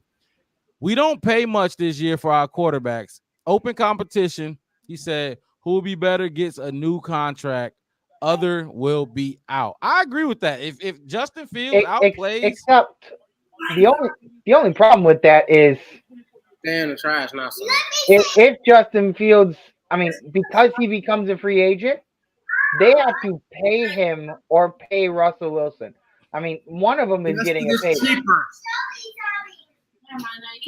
And honestly, the way Russell Wilson been playing, the way the Steelers been playing, I can see a league sanctioned helmet to helmet out for one game mandatory, and I would honestly not to. I mean, I don't think we play the Steelers this year, so I can say this. We don't. Justin Fields come in for one game, throw for about 200 yards, 2 touchdowns, and run for one to put that question mark up in the air. Like, do you really want to keep Russell now? Because he gonna Raiders just picked up Brock Bowers. Brock Bowers. You got Brock Bowers and you got the Raiders took Brock Bowers. And Devontae Adams. They still got Jacoby Myers too, right? Don't sleep on him. I like Jacoby Myers. He's definitely a good wide receiver. But they got Gardner Minshew throwing him the ball. I get it. Gardner Minshew ain't no punk. I respect him. Damn. I have a friend who is a big Raiders fan, and to be quite honest, did you have that? Hey, Mark, did you have that picture I sent you? Caleb in Rome at the airport. Did you put that in the studio?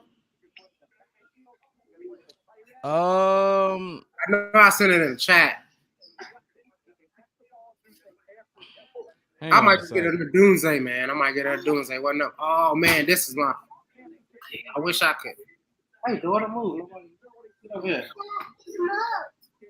No, that's not. That's a meal kit, baby. For my Patty's meal. That's Little Chef right here. I don't got the picture of. Maybe I missed it. No, I and I sent this one too. Remember I sent this? I'm gonna send it in the group chat and I want y'all to see it. Remember I sent that one? It was from CHGO, our good friends.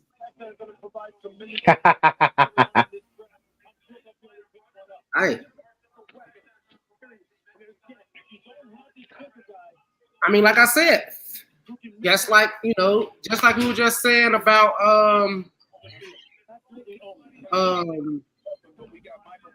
Atlanta, like I said, after those first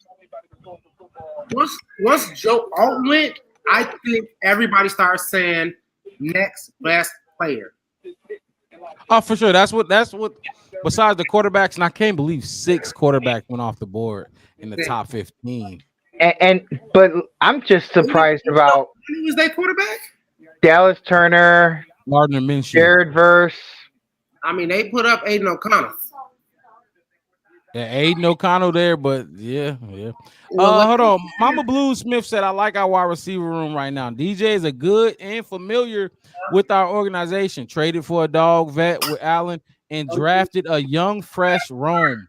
This is a well-balanced group. Need 3 in case one goes down. Still have 2 dogs. This is what you were saying, Wes, and I agree with that, and it makes sense. But go to her house for dinner.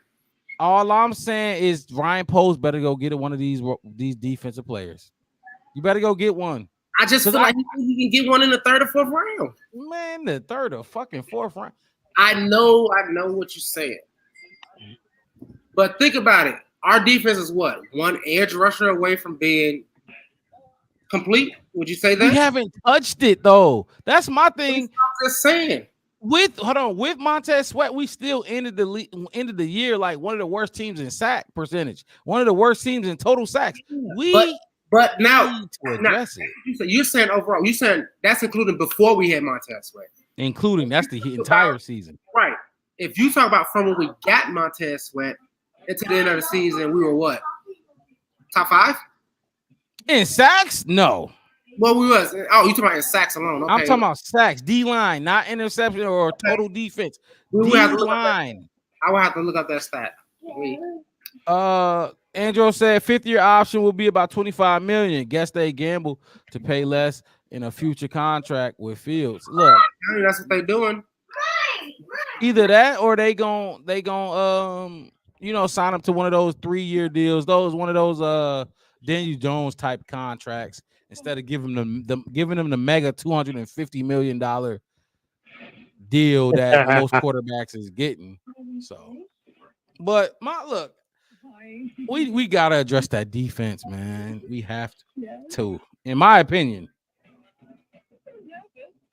I'm with you, but I'm hopeful that we can pick up a player that maybe we can kind of like find that diamond in the rough, or maybe even looking at a player that like the Cincinnati player, the defensive end that wants out. Who knows? Maybe that that is already in the works over there, and that's why they went with Rome. You talking about Trey Hendrickson? Yeah. I'm not saying that like I've looked into the guy to really know if he would be a good fit or whatever. Well, I think he had like 17 sacks last season. Something like that, Trey Hendrickson. That's a lot of fucking sacks. That's a lot. I mean, that's more than our best guy. Yeah. Hey, yeah. That's more than Khalil Mack had in his best season. Who had 17 sacks last season?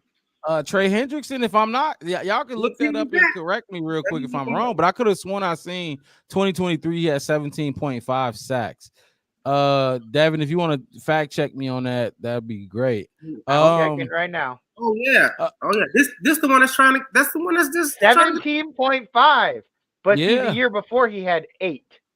Right. So, what you think he's gonna have on the other side of Montez? I mean, I don't know. I would hope 12 at least. Was he really? I mean, yeah. If we end up getting him, then I could completely see why we didn't draft a defensive edge. I'm pretty sure that's because I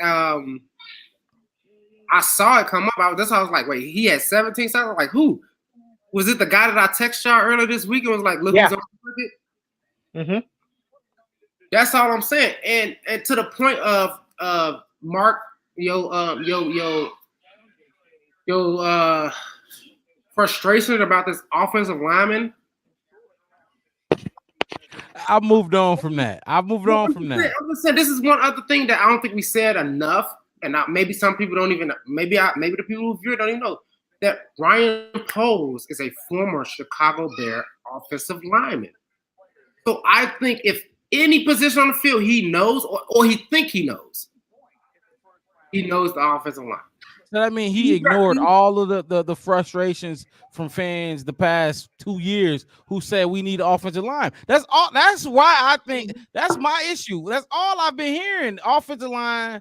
We need offensive line. Did he draft that guy you don't like? I don't think he did. He draft him? Who? Brax. Yeah, he drafted Braxton Jones, 5th round pick. Braxton Jones is a 5th round pick.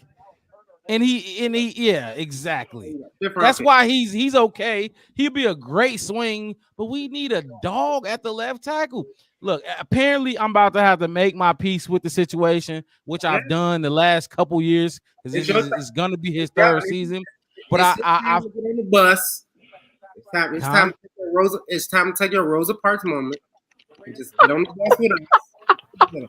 Oh my we had to do that like after the Justin Fields trade, right? I'm about to say, no. That's what this is. That's what this is about. Justin Fields had to deal with Braxton, so Caleb got to deal with Braxton. That's what this about. It's about, hey, you didn't get what you wanted. Live with it. I couldn't get what I wanted. I couldn't. Oh, I mean, fucking. We couldn't either. Alt was gone. I mean, yeah. I think we were all hoping to get Alt, but he was gone at 5, and I think that surprised everybody. At 5. Jim Harbaugh, bitch. Mark Robb could have had Tom Brady, and he would have passed on him. Oh, Wes, look, Wes. Everybody passed on Tom Brady. I'm about to say he went in the 6th round. No, I'm not. Even if we knew what was happening, like the next 20 years, we knew he had 7 Super Bowls, and after he was like, but we still got to protect Tom Brady if we had him. How you gonna you think Roma Doomsday is Tom Brady? Yes, my love. Hold on, we got the 14th pick. Saints. Another Talisa Fuaga. Talisa Fuaga. Man, this is crazy. The Chicago Bears ain't getting who we getting? We're done. We're done on the defensive end. They putting all this. Okay, I'm gonna ask y'all two then, because y'all okay with DeMarcus Walker on the other side of Montez Sweat? No, but I don't think we literally have to draft. Well, we could. So like you think Braylon Trice is that much better than the veteran DeMarcus Walker? No, you think he'll come in as a rookie that much better than him? I think bringing him in. Thank you, Andrew. I'm right there with you. And bringing him in, even as a rotational piece to put in, he's young. He wants in 3 years to have a big contract. He wants to have a 12-sack season. He wants to be there already. Montez Sweat came in already knowing it's halfway through the season and I got 10 sacks. And then what did he go do? He didn't even pull up. He said, I'm going to give you 10 more. Look, that's all I'm saying. You cannot. Okay.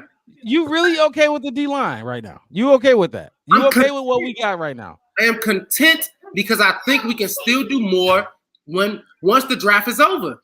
Okay, hold on. So you feel the Bear, you feel Caleb Williams, gonna light it up then? I think he's gonna look. I'm basing it off the Montez from when we got Montez Sweat, when we got our secondary healthy, when both of our two great linebackers was in there. That's how Jalen Johnson made his money. That D-line still sucked. Who? That D-line still sucked the second half of the season. Why do you think Jared Goff came and smoked our ass with 12 points in 4 minutes or whatever, 16 and 4? Dude, we didn't have. I'm not saying we don't need some more pieces on that defensive line. I'm just saying, do we really have to draft it? Or we can see who don't get drafted. Undrafted free agents is sometimes you can get a good want these late bums. I don't want late bums. Late bums, Wes. That's what we doing. Late bums. All right. I'm just not trying to be, like I said, I'm not trying to be the old Chicago regime where I'm going to sit here and harp on defense. That ain't working. No. We have to put up points, but I will understand you saying that if we ain't just bring in a 1,300-yard receiver. You know what I mean? We just brought in a 1,300-yard receiver. It's not like DJ Moore by himself. Look, all I know is Caleb Williams better spread that ball around. He better. He gonna have to. Yep, I'm glad you said it. Didn't Allen play every game last year? He played 13. No. That's 4 games that Rome Odunze can get 400, 500 yards. Talking about Rome Odunze. Fuck Rome Odunze. If Rome Odunze not a focal point, look. I'm just talking about realistically. That's what we got now. Let's talk about what we got. Rome Odunze better be a focal point, because if he not, why would you waste a number 9 pick on a player that's not going to be a focal point? I think he is. I think Walden, like this is what I'm finna do. This is what I'm finna do. You want offense, Chicago? I'm finna give y'all offense. Even if we win a game, look, my whole thing is you can win a game 45-43 in a shootout. The one thing the Bears lacked really was closing out games offensively.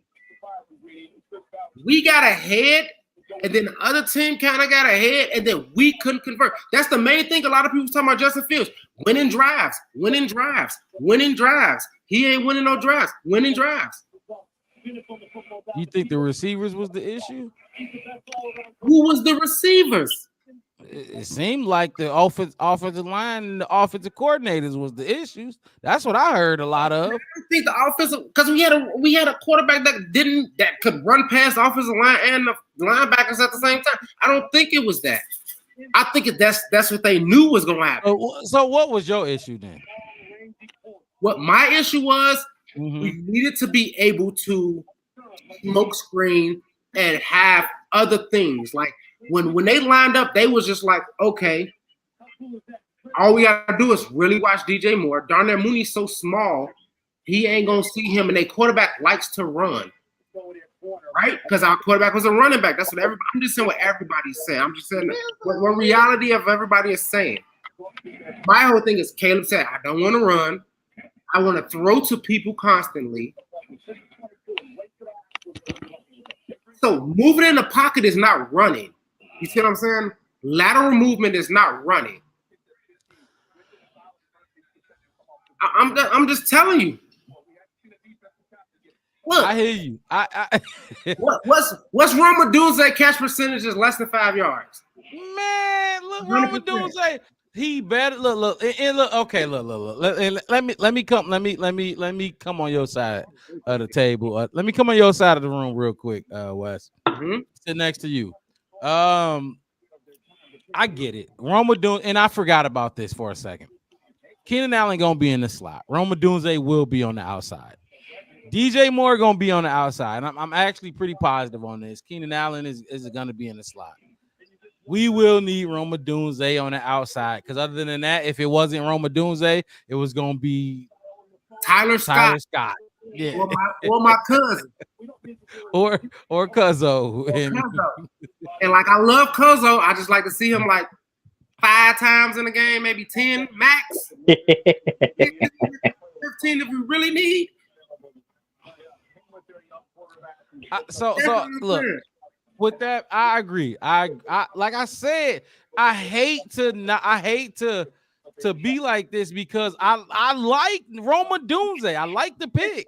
And I just think the Bears is like, we got 11 picks next season, and we could take, we could leverage a lot of those picks to get the best offensive lineman and the next best defense lineman. We got Montez Sweat for what, we got 4 years with him. You see what I'm saying? Like, yeah, we have him for 4 years, or well, I guess 3 more. No, it should be 4 more after last year. What pick we on? I stopped even looking at the picks. 15. Colts. 15 with the Colts. So far, we have no trade ups or no trade backs. No trade back. No, because I told those first. Finally, Laiatu Latu is the first defensive player taken. And of course, and what we all knew, honestly, if we talk about what we saw with the defensive lineman, Laiatu Latu got the biggest bag. He got way more pass rush moves. We also had we kind of still had him at a little bit further. Well, actually, no, this is around where we thought he would go, but we just thought the others would be gone by here. Dallas Turner was all traits. I said it. He had the best physical traits. He was a physical. I'm telling you beast. right now. Red verse is the most polished. But as far as pass rush and going to get that quarterback, Laiatu Latu was a dog. I think they like What's up, Wes? I think they like his length of his arms. I think they like the diversity of him. He can drop back and come. I think that's what they like. I think that's what they like. But like I said, the only thing that a lot of people was questioning is the same thing about was it Michael Penix Jr. with injuries. Like, stop playing to your fears. Play to your successes. And look how long he is. Look how long he is. I mean, he could put one arm around a 6 foot 200-pound man, and one arm would wrap around him. He's taller than offensive lineman and defense. Look, he's taller than everybody. And like you said, he is the most diverse when it comes to what he can do.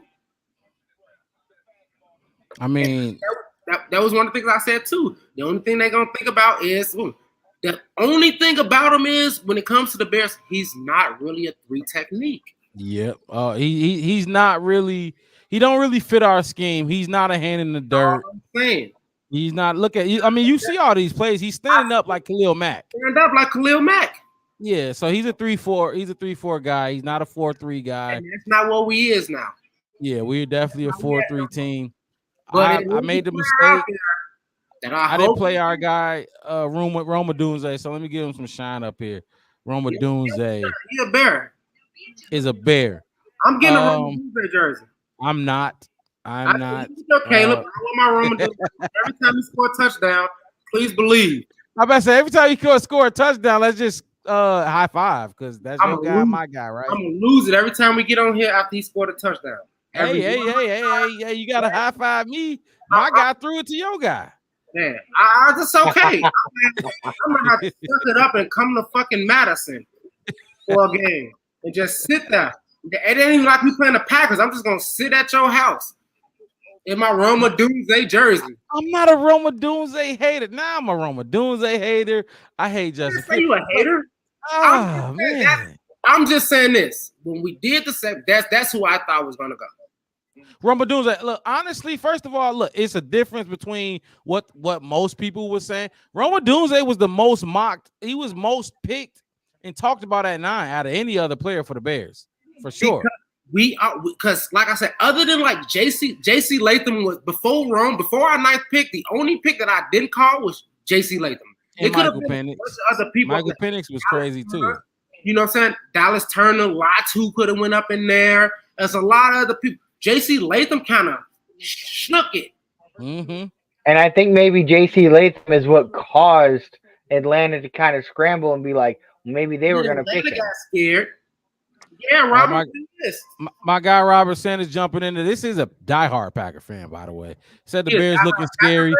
Diehard Packer fan. He said Bears looking scary. I wouldn't put too much stock into that because as soon as the season start, you know how that's gonna go. Bears and Packer fans gonna go their separate ways, and it's time to, go at each other. But I'll appreciate it. I appreciate Robert Sanders in my book.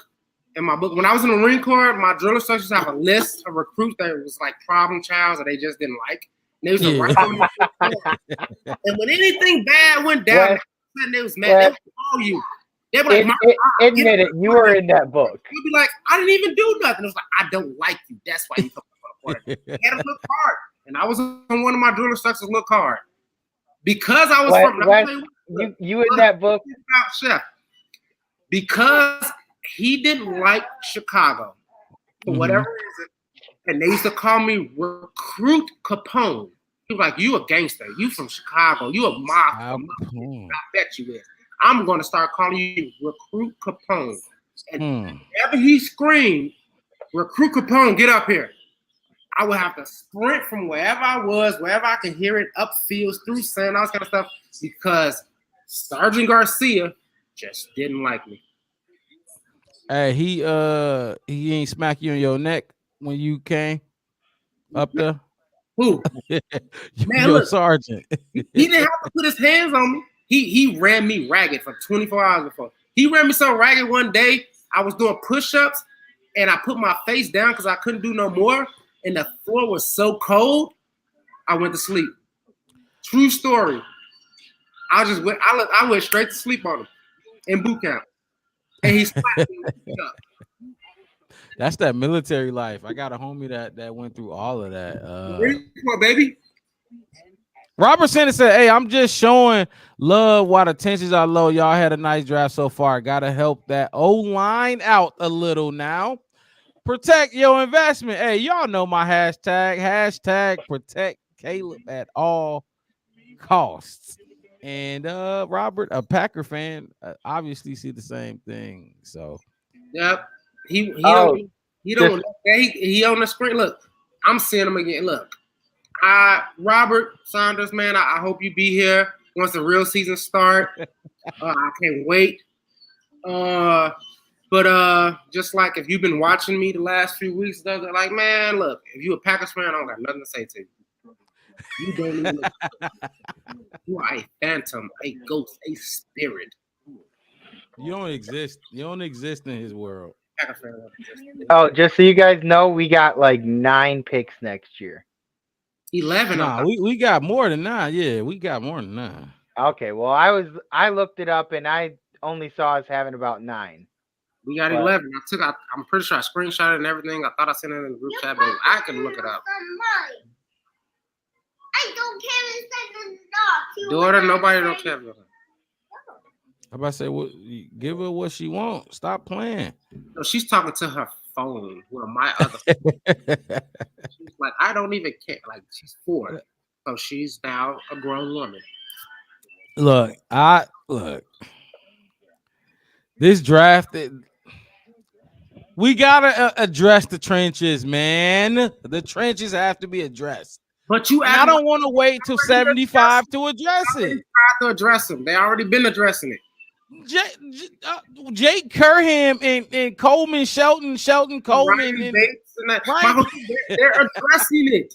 They're getting there. No, it's not. That is the same shit we've been doing. That's because all you see is them chopping up the veggies and seasoning it before they finish the stew. It's dinner. You know, you come in, you want to taste it, or you want to taste it, and she slap your hand like, "Get out of here! I ain't done cooking yet." Man, look, you just ready to blame shit on Caleb. You just ready to blame it on Caleb. You just ready to blame it on Caleb. Tell you, what did I say already? I'm Rosa Parks on the Caleb Williams, but I would not blame nothing on Caleb. Yeah, no. There's a lot of people that can't wait. They can't wait to pull out you should have kept Justin Card. You should have kept Justin Card is waiting for a lot of people. I'm just saying. I don't think wide receiver is a bit as big as a multiplier as a D lineman or offensive lineman. Whether it's for Caleb on the O line or for the team on the D line, I think wide receiver is a selfish position. I think it's greedy. You're being greedy. I like how it was the 9th pick and now we're on 16 and we're still talking about it. Because we don't have no picks. So that's what I'm But like you two are just going back and forth, and it's like neither one of you are going to convince each other that the other is wrong. It's not about convincing. It ain't about that. Because first of all, at this point, stay on this. I want him to die on this hill. Oh my God, you sound like my lady. Oh, she say that so much.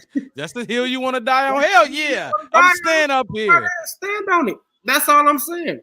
I'm trying to see. But quite frankly, I don't care who the Seahawks pick. Like, who they about to pick? Let's see. They gonna go defense.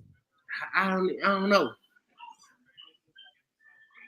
Look. No, it's just healthy debate between two passionate Chicago Bears fans, and it has to be that way because we both know and we got a vision for how the Bears should look and how we want it to go. And you should stand on that. 2 weeks ago, I predicted that we was going to take Caleb Williams first, and I took the wide receiver group, and I said we're going to take Ramadunze, and I was right.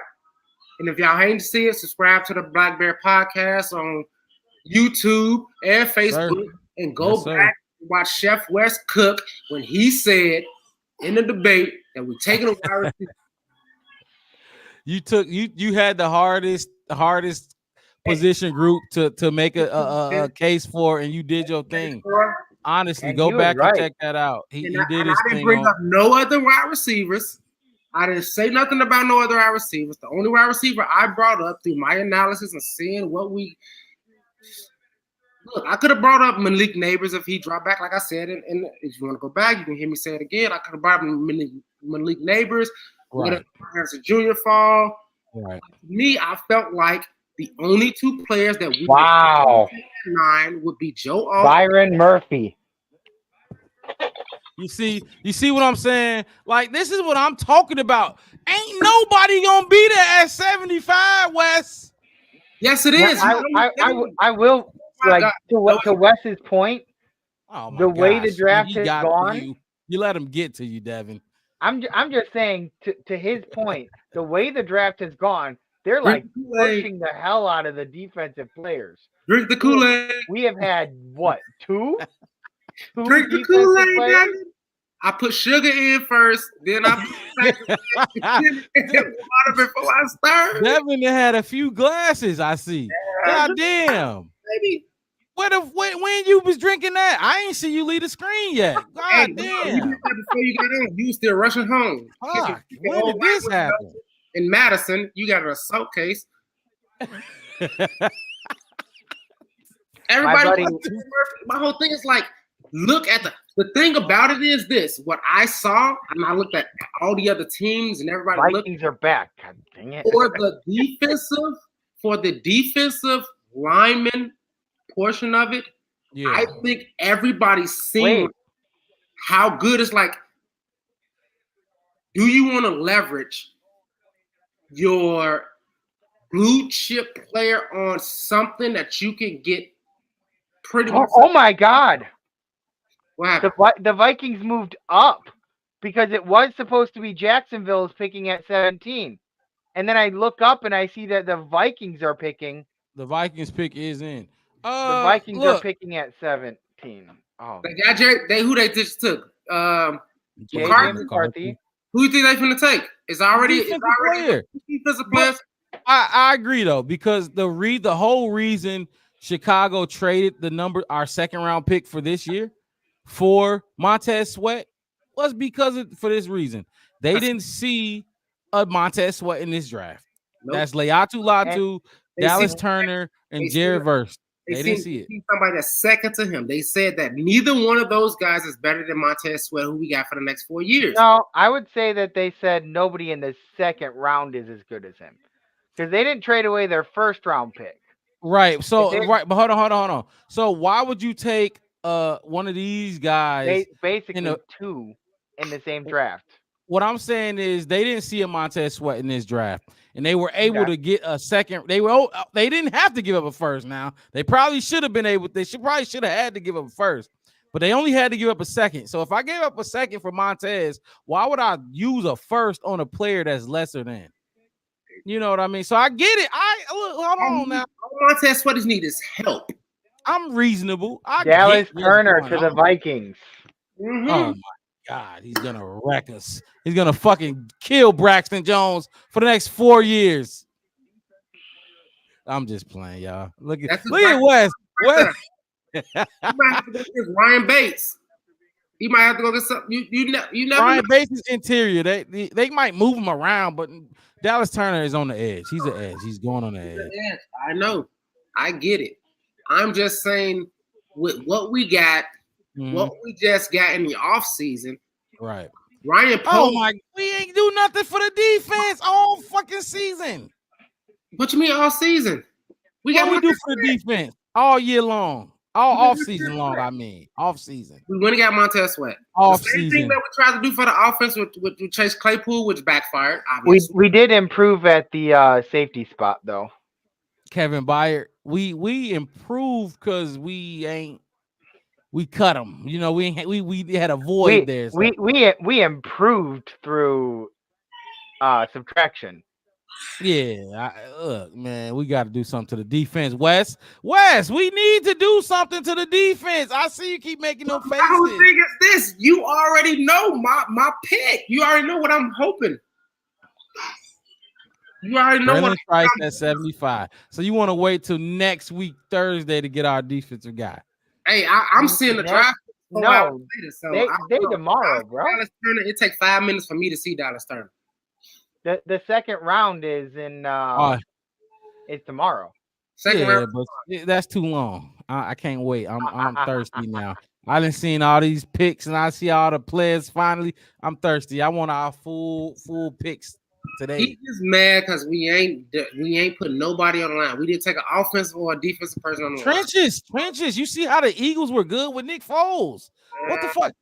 Look, everybody will tell you the games are won in the trenches. So you think if we would have got a chance to get Joe Alt or who defensive lineman you thought we should have took at 9 again?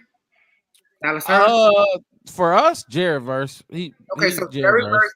So you think we would have? Jared Verse hasn't even been. Jared Verse. We were going to win a Super Bowl. I don't think we win in the Super Bowl with Roma Dunze. That's not a fair question. And that's not what I'm saying either. I'm just saying. It's easier to find a blue chip player on the line. Almost. Where? I told you. I gave you the numbers, Wes. 63% of Pro Bowl offensive linemen are taken in the first round. Right. Braxton Jones ain't gonna be no fucking Pro Bowler. Next season, we could take our number 1 overall pick in the second pick. We got 2, I believe, in the second round next season. We could have took Roma Dunze next year. Best tackle that's in the draft next season. Why we couldn't take Roma Dunze next season? We could have. It's gonna be one. It's gonna be one. Roma Dunze next season, huh? Because you just said. Now, my whole thing is, you said the best offensive lineman average 67, 65% of the time, right? In the first round, whoever the best offensive lineman you can get. Pro Bowlers. They're Pro Bowlers in the NFL. Bowlers. Yep. Wide receivers in the first round, you said what was the percentage? I said the top 10 highest paid wide receivers in the league, only one was a first rounder. Make it another one because Amon-Ra St. Brown was a 4th round pick. And he just got $103 million, $77 million guaranteed in the 4th round. We don't need to take wide receivers in the first round. Devontae Adams, not a first rounder. It's dogs that aren't first rounders. Jamar Chase was a first rounder. He ain't get paid yet. So my thing to you on that same mathematical equation, we can't do it next season. Do what next season? Get that 67% Pro Bowl in the first round. Why wait a year when Justin got killed his first season? Because why wait a year? Because think about it, you're pleasing your quarterback. They was just on the flight together. He was there. You want to make him happy. You talking about protecting him. I'm talking about making sure he's happy. I don't give a fuck if he happy. You better go out there and play. You safe, ain't you? Ain't you? I mean, you safe, ain't you, Wes? Like, don't you sometimes gotta take the snacks away from the kids? Don't you? I'm gonna use one of your analogies. You're safe, ain't you? That's not safe though. Oh my God, because he ain't happy. Yeah. Oh my. All right. Okay. Because now he got it. Like I said, what did I say? If we did take a wide receiver at 9, right? We did take Taj Washington at 122. Because at least it's gonna. He ain't no better than Tyler Scott at this moment. That's fine, but at least Caleb like him. So now we in the before you weren't in the realm of pleasing Caleb. You wasn't the type to we got to do whatever to please Caleb. I remember you saying it seemed like they doing things just to please Caleb. No, my whole thing was this. I had to understand that Caleb Williams is back of the future. I know where you going with this. And I follow Caleb on X and Instagram, and I see what type of person he is and who he is, and I'm like, you know what? Give the dog a biscuit. Give him a treat because he just want one. He don't have to sit and beg and roll over. Give him one just because he's your dog and you love your pet. Let your kids stay up late one time, even though they might need to clean up a little bit more or get a better grade in math. For one day. You just gave it to him for 3 years. So the next 2 years, I don't think they're going to pick anything that Caleb wants.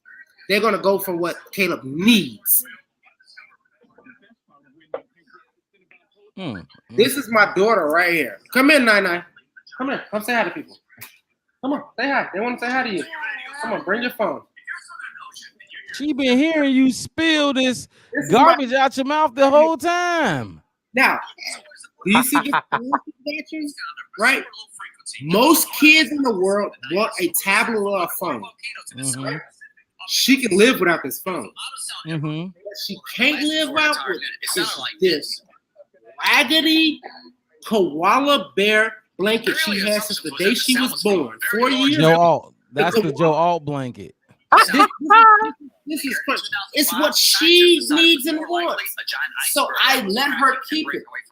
Her mama tried to buy her a new blanket every year, every 6 months, every 3 months. She said we should throw it away. I said you bet not. We give it to her because the one thing that I know she can't live without. And a receiver from every step of the way. It's a blue whale. It's a blue whale. Are you watching? Hey, get it right. Get it right. Wes. You can't even get the animal right. It's the blue whale, sir.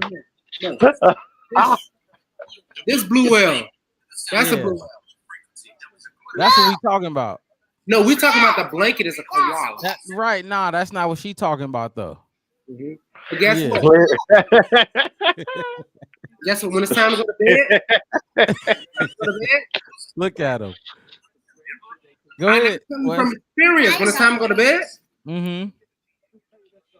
she left that blanket at her grandma's house one weekend.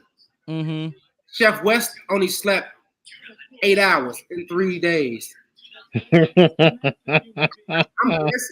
I'm dead serious. It was if it's in a wash overnight and she can't have it, Chef West get 4 hours of sleep because he has to rock her and be in the room and be in bed with her.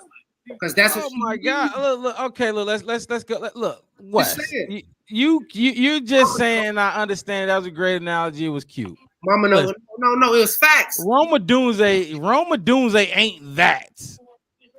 You hear what I'm saying? He is though. To you, how do you know? We never even played with him. You act like him and Caleb been playing together. Listen, they both have on many interviews, and they talked about them working out together. Oh my Caleb, God. I don't even know who this guy is. Mims, yeah, I'm telling you. he didn't start full time in this year. Keep going, Wes. I'm listening, Wes. I'm just telling what they did. Just like everybody made it a big deal because Keenan Allen went to his pro day. That means the Bears gonna take Caleb. He got to. He's getting him and Keenan Allen is his friend. Okay, I will buy that story. But them working out all together, him, DJ Moore, Keenan Allen all working out together. What does that mean? So they just happen to be on the same flight to Detroit. No. I'm talking. No. Those are signs that the Bears were going to take him. Those aren't signs that Caleb can't live without him. That's the point you're trying to make, that Caleb can't live without him. Not the fact that, them working out and them being on the same flight, those were signs that Caleb could probably throw to a bunch of different people. Exactly. What he wants. It's not about what he can't live without. It's not what he needs. Who did he say he wanted? You know who he said he wanted? We just talked about it. You know what he said? Olu Fashanu. I ain't never seen him with Olu Fashanu. You ain't never seen him. They played together. That was his blocker. Olu Fashanu and Caleb Williams played together. Yeah. That's what I'm saying. You saying Where did they play together? In high school. You're saying you're saying that he wanted him. Rome Odunze. No, he went out and said, we literally just talked about it. Devin brought it up. He said he wanted Olu Fashanu at 9. Yeah. But is Olu Fashanu, what pick did Olu Fashanu go? Olu went like what? 13, 15, 14, 15, somewhere around there. Yeah. Best player is who at 9? Rome Odunze or Olu Fashanu? It depends on who you're talking to. Me. You talking to me, Mark Rob? Meaning team, not fans. Team, depending on what GM you're speaking to. Like who's picking at 9. Apparently they thought, look, I'm just saying, apparently they thought going with Rome Odunze was what they wanted. I see it as they gave it to him what he needed. Rome Odunze talked about, hey, look, I sent you the I seen it all. You've seen Rome Odunze want to be a Bear, and I spoke about it almost everybody want to be a Bear. About what's coming into Hallis Hall. Who's gonna put it? Hey, Rome Odunze wants to be a Bear most. He wants to make the Bears look better most on top of everything else. Rome knew he wasn't going nowhere else though. What? Rome knew he wasn't going. Rome knew he was going to be a Bear at 9. You do know that, right? Yeah. That's why all that was happening. I knew he was going. I said that. No. I'm talking about before the workout. But not just you. Hold on, Wes. Because now you're taking credit for something 80% of Bears fans thought. It was talked about. Rome Odunze was talked about going 9 to the Bears from the beginning. We knew neighbors weren't going to be there. You already said Alt probably were not going to be there. And then all I needed was validation, and that's all I got over the last 4 weeks was validation. I didn't need any validation because that's by default because Alt wasn't there. That's what my whole thing is like when you said we did the draft at 9 groups. Devin took defense, you took offense, I took wide receiver, and I was like, I'm okay with it because the reason said that's where we're going anyway. What I said, that's where we're going anyway. That's what because by default, though, that you said that by default. It's not by default. I showed you his. It is. I showed you what he's doing, what he's going to be. I'm saying because Alt wasn't there, and look, I didn't know there was that no defensive players was going to be off the board at this point.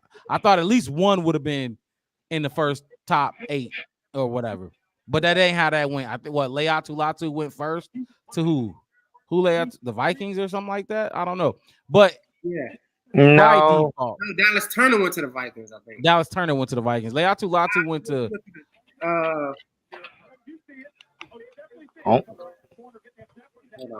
I just typed in the wrong page. My thing is you win in the trenches. That's my style of football. You win by the trenches. I've seen Latu went to the Colts.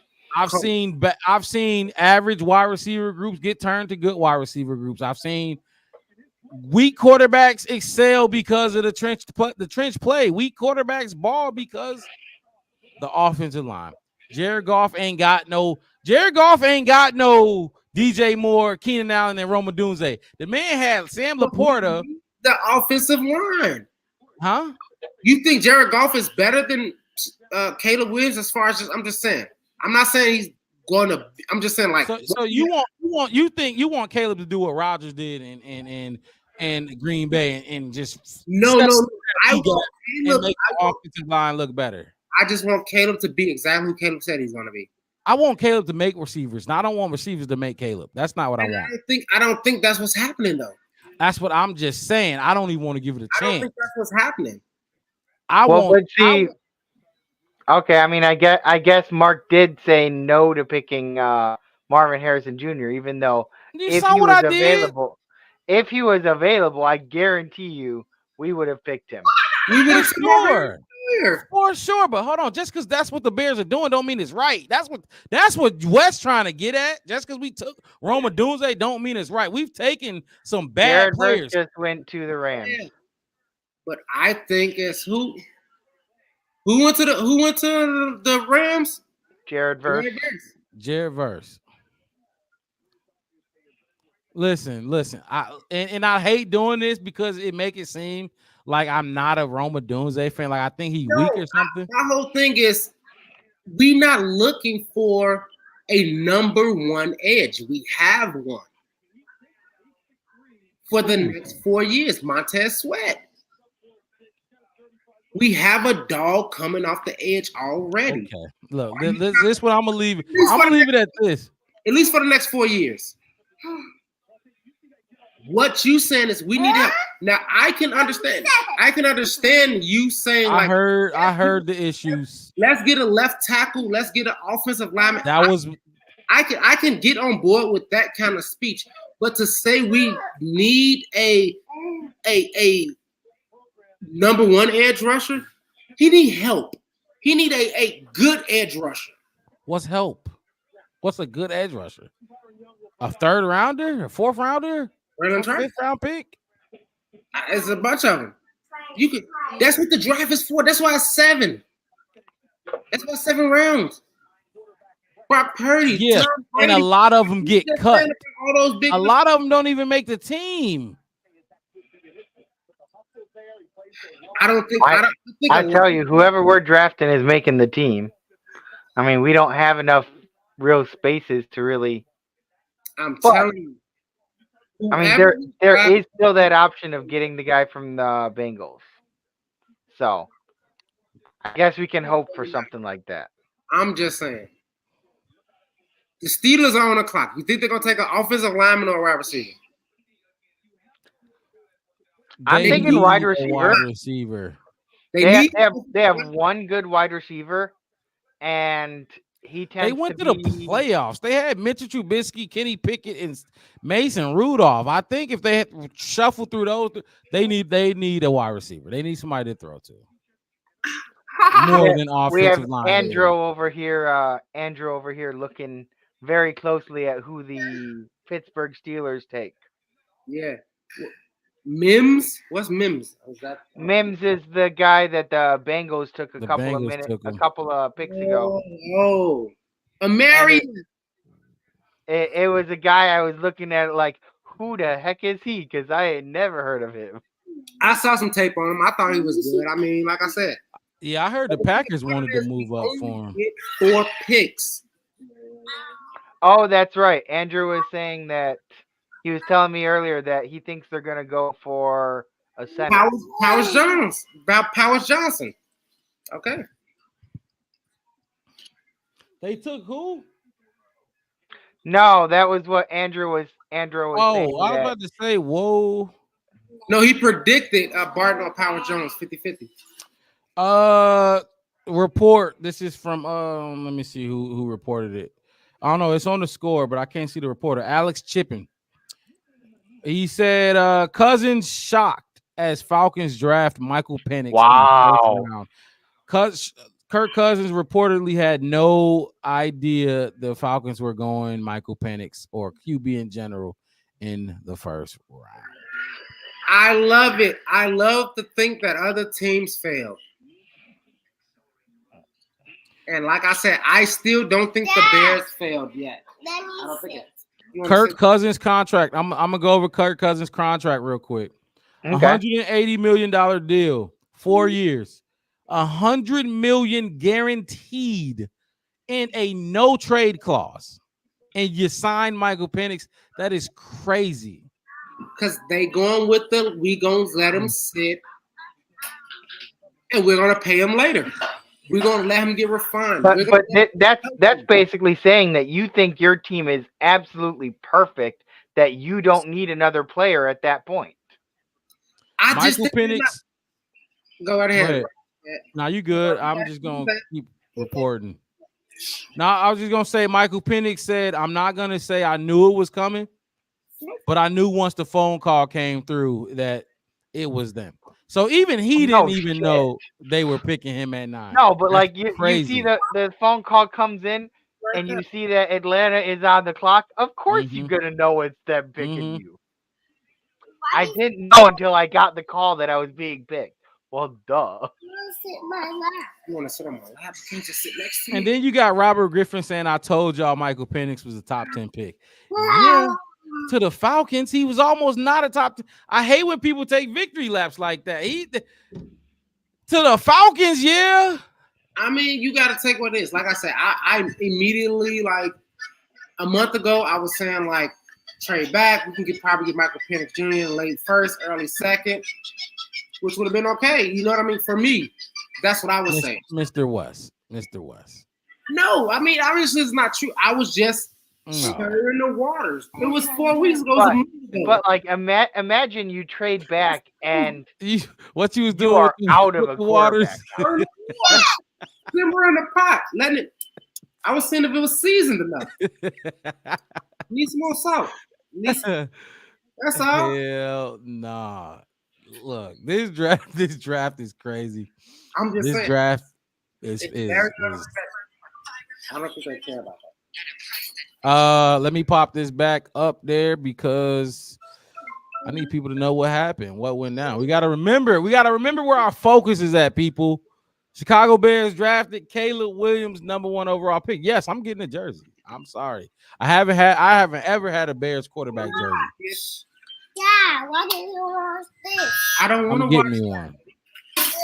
Here. Have kids, they tell you. They the future, they tell you. Right now they got Justin Fields and Russell Wilson stats comparison on the screen right now. I don't know if y'all looking. They got them up there. Yeah, I'm looking. This for me, but keep talking. I'll see it after. I just want to hear what they saying. They saying a lot about 5 minutes later.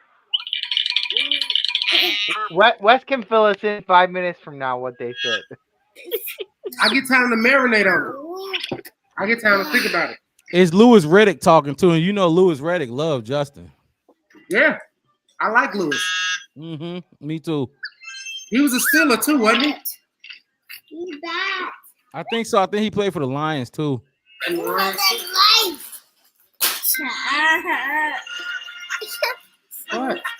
This for your guy Andrew. The pick is in. Pick is in. Here you go. Is that better for you, baby? Oh, too tiny. You're too tiny. Hand me that pillow over there. My daughter's too tiny. Really, Ari Daniels? Really? That's what you? Hey, she said yet. At least she didn't say never. I'm gonna force her to get one. I'm gonna put it on her myself. There you go. Christmas gift. I know, right? Yeah, Christmas gift. Now I'm gonna get a. I'm gonna tell y'all truly what I'm gonna get.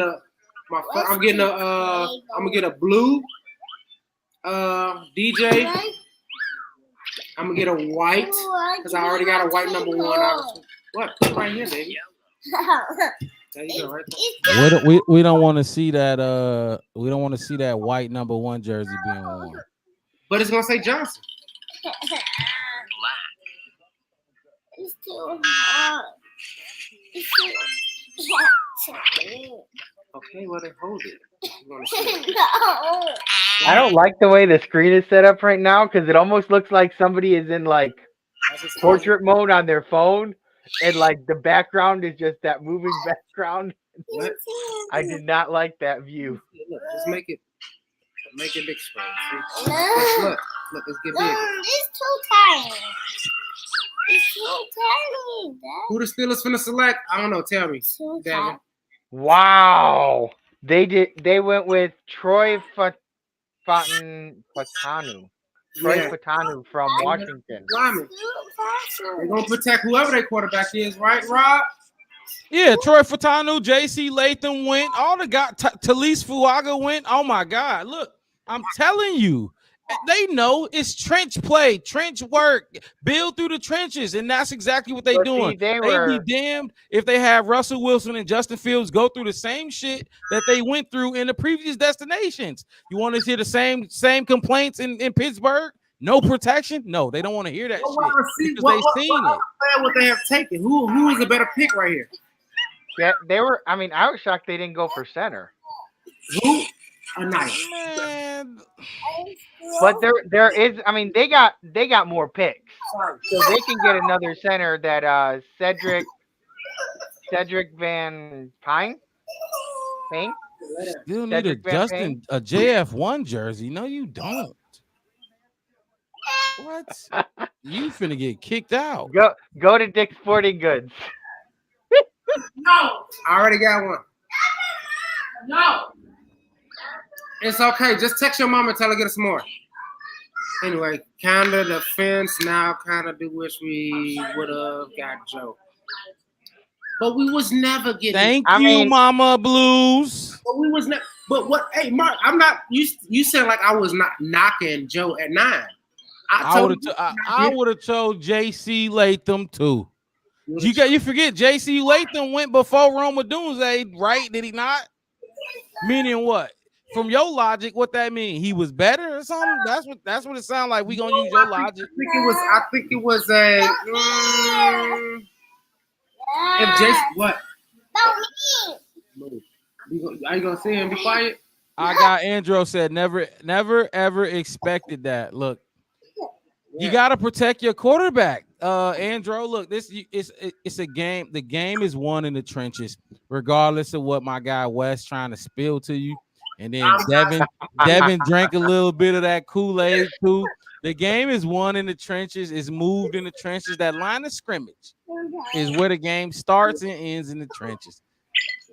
And y'all got somebody in Pittsburgh that's gonna protect the assets that y'all brought in, even though y'all only paying what $3 million for those assets. Y'all got them. Y'all got some stud quarterbacks, and you brought some protection for them. And I'm not mad at it, actually. And, some other people may be mad, but I'm not. I like the offensive line pick. I'm just saying, man. I just gotta trust Poles and what he think he knows. For sure, and that's that. And at the end of the day, that's what it comes down to: trusting Ryan Poles. I'm really not mad at what Poles has done since he's been in the organization. Right. So I'll be mad at him now. No matter what he picked, I think I would have accepted it as seeing that being like the best that he thinks. Because I mean, he's done a hell of a job. Like, I know we only have 4 picks this year, but we were saying that like we had the 3rd best trade value of the entire draft. And say that one more time, Devin. You said we had the what? 3rd best, not trade value. 3rd, I guess trade value, but like 3rd best value of our draft picks, and we only have 4. Yeah. And it's because like this draft, it has a lot of players that even at 9 we could get a serious game changer, and that may end up being Roma Dunze. That it may not. I mean, I'm excited for the future that we've got right now. But see, for people that's watching, like I said before, don't get confused. We got a dog at number 9. You couldn't not get a dog at number 9. Roma Dunze will most likely be our wide receiver of the future. He's even when DJ Moore is gone, it's gonna be Roma Dunze. But we just trusting in Ryan Poles like we've been doing up until this point. I'm not going against what Ryan Poles decided to do. But I know Matt Eberflus. I know he kicking the chair somewhere. He gonna act and smile like he okay with it. But Matt want that defense. He want that defensive guy. And we can also, like we did last year, we signed Yannick Ngakoue in the training camp with $10 million deal. He had like 4 sacks for us before he broke his toe.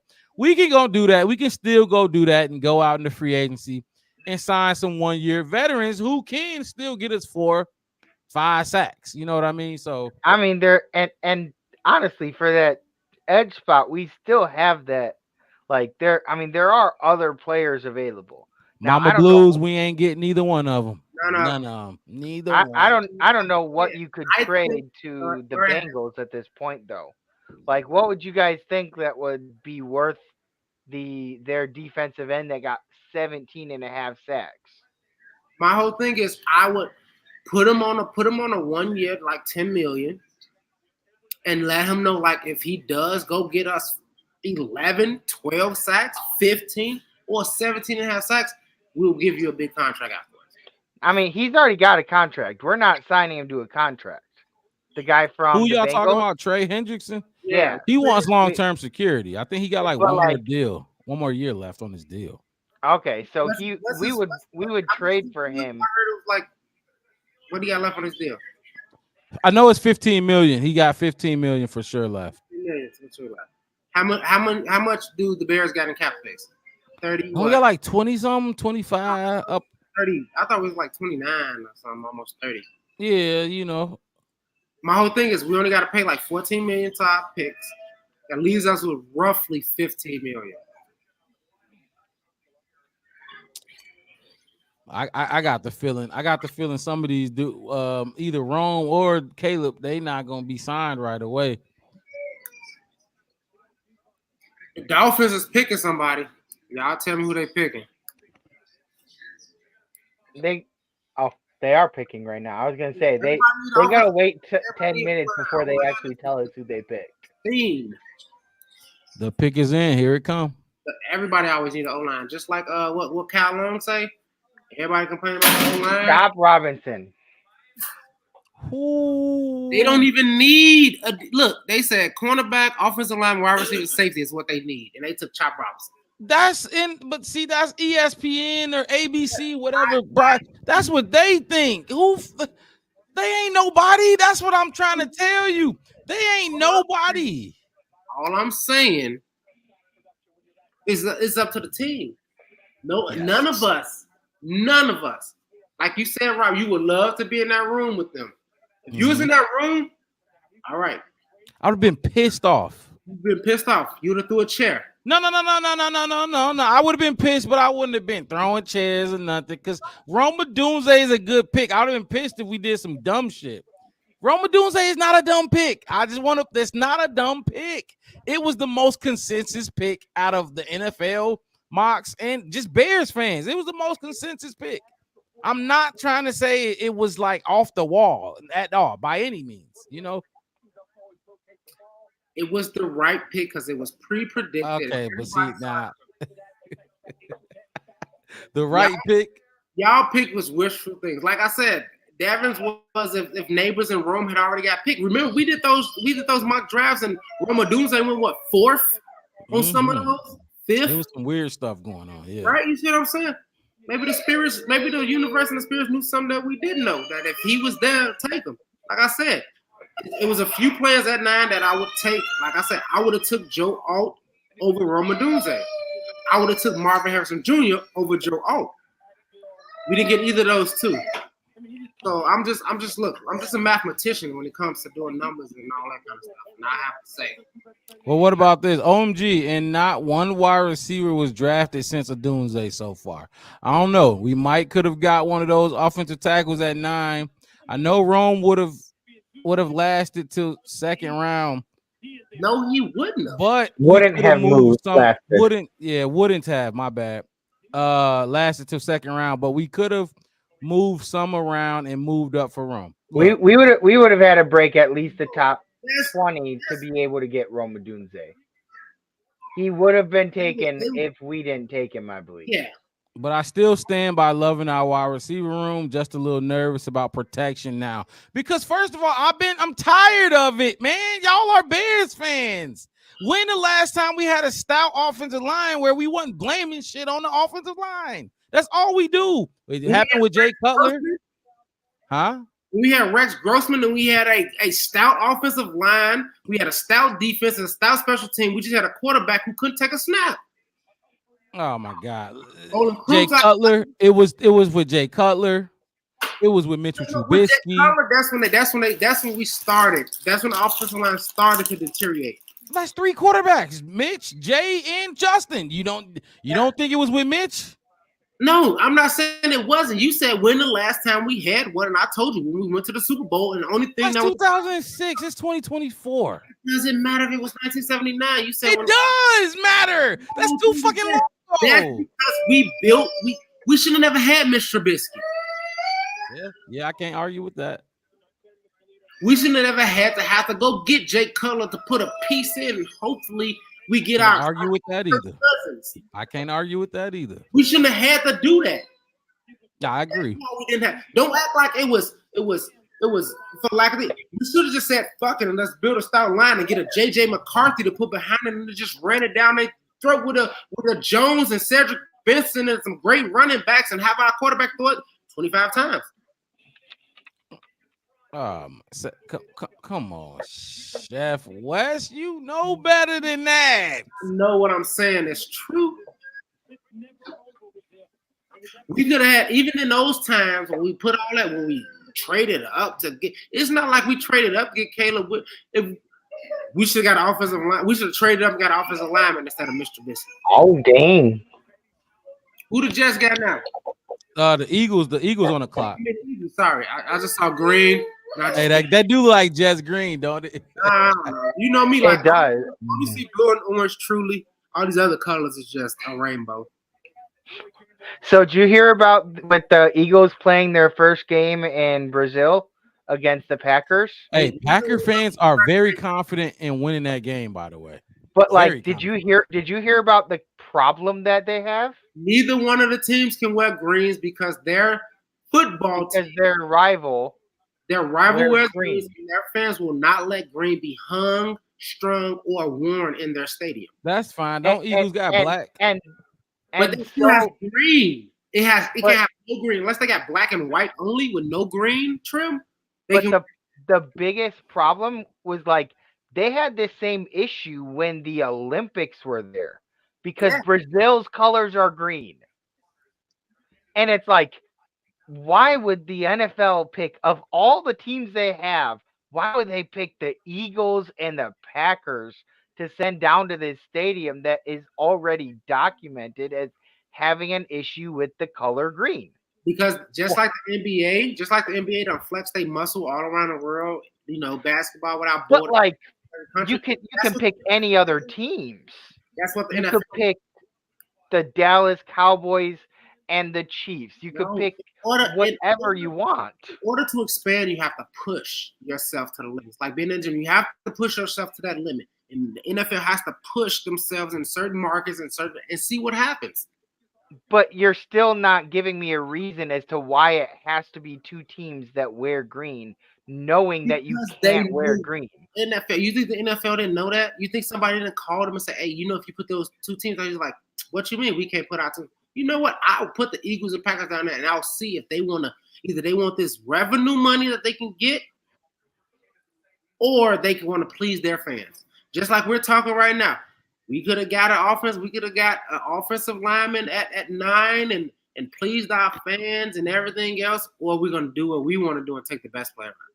What you gonna do? It's us. We control it. You can't tell us what to do. We can't tell Ryan Poles what to do. We can suggest, we can guess, we can be mad, all of that, but it's up to him. He gets the final pick. He has to say so. That's a cop-out.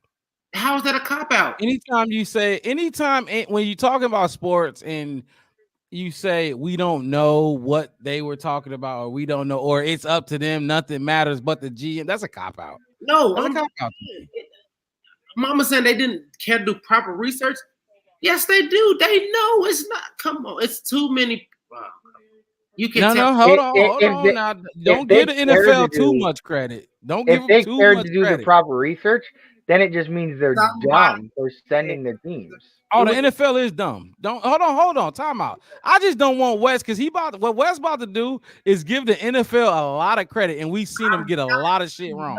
I'm not giving them a lot of credit. I'm just saying they don't care as much as you think they should. Which it goes hand in hand with not doing the proper research if you don't care. Oh, right. You didn't care to do the proper research. Even if they knew. Even if it's too many people in the realm of understand that one person to say like, hey, did you know that they did? Wow.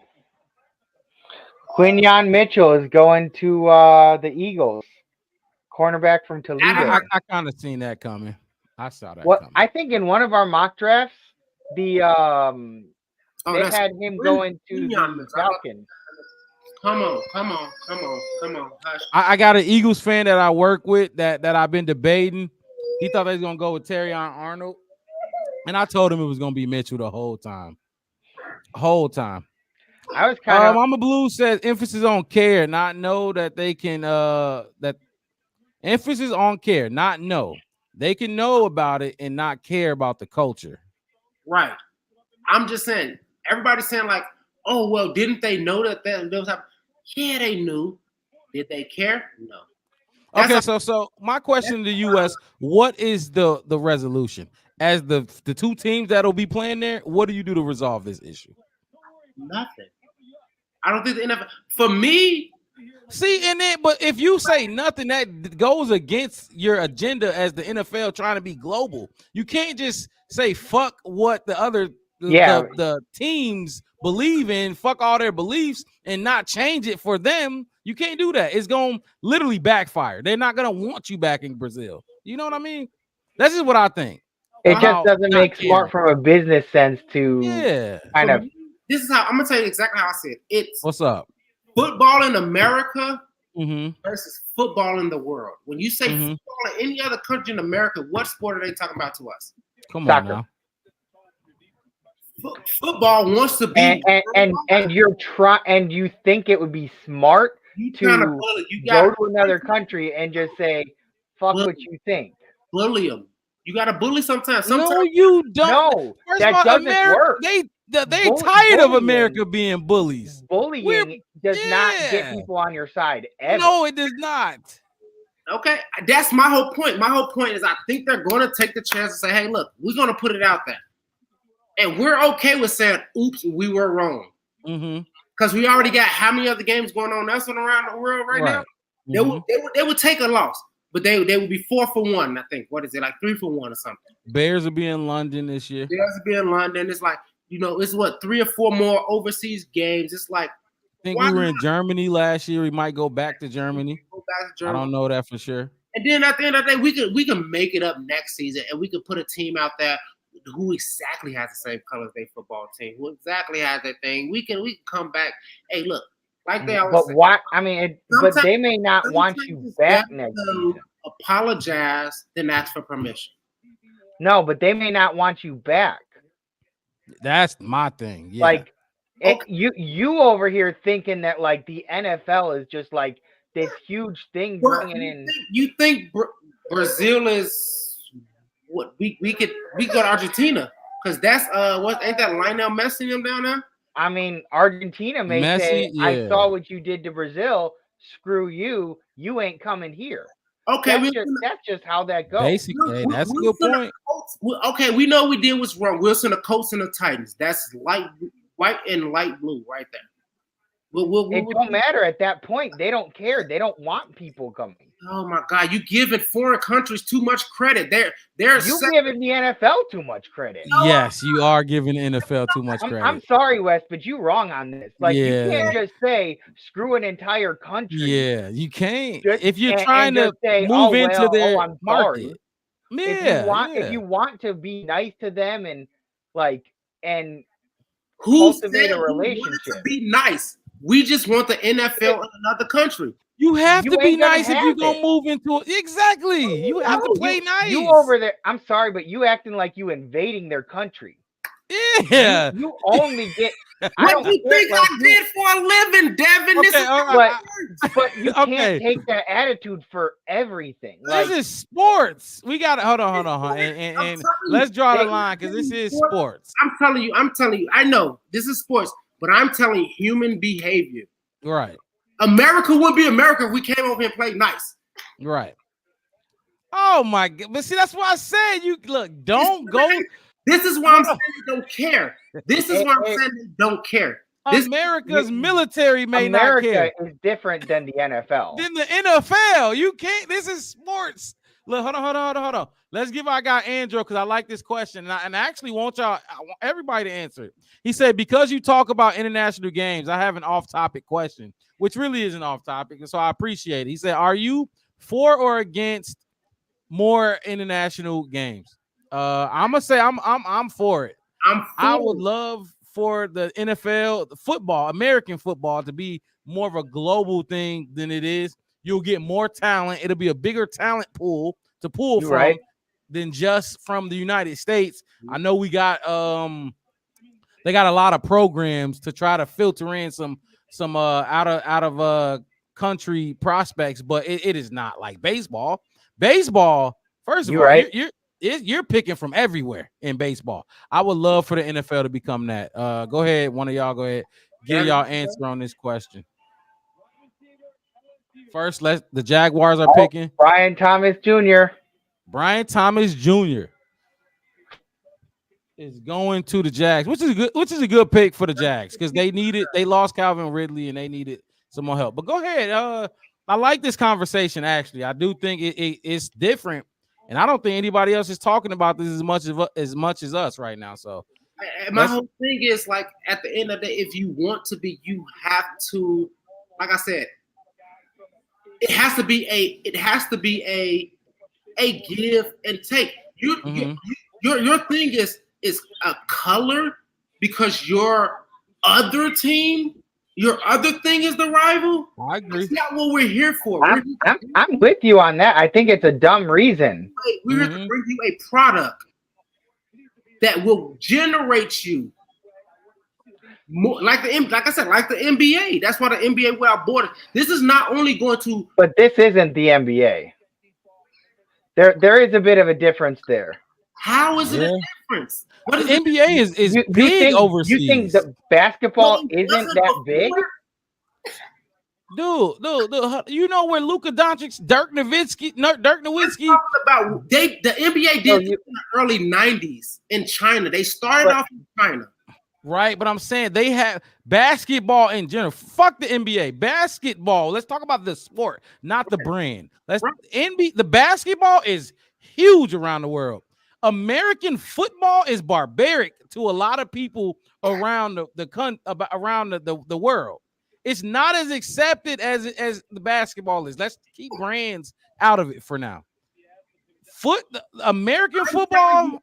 I don't know how old. I know how old you are, Rob. I don't know how old you are. 28. I remember when the Dream Team was out, and the only thing the rest of the world knew was Michael Jordan and the Dream Team. You just said the Dream Team. It wasn't no. Look, you can't compare Michael Jordan. Go ahead. Go ahead. I ain't gonna interrupt. But because NFL football, American football is not an Olympic sport. Basketball has become an Olympic sport first. They still can't get that in. They can't get that in, so they're going into the back doorway of saying, "Hey, we'll give y'all some games and see how your fans reply." Basketball is in the Olympics, the Summer Olympics. Yes. Yeah, he said football isn't though. I said football isn't. So you don't have that. You don't have that doorway to get in. So what do? You have to put these games in other countries. Yes. And should I stop? Should I stop what I'm trying to? Should I stop expanding because of colors? See, the problem isn't colors. You're trying to argue that it's colors. It's respecting culture.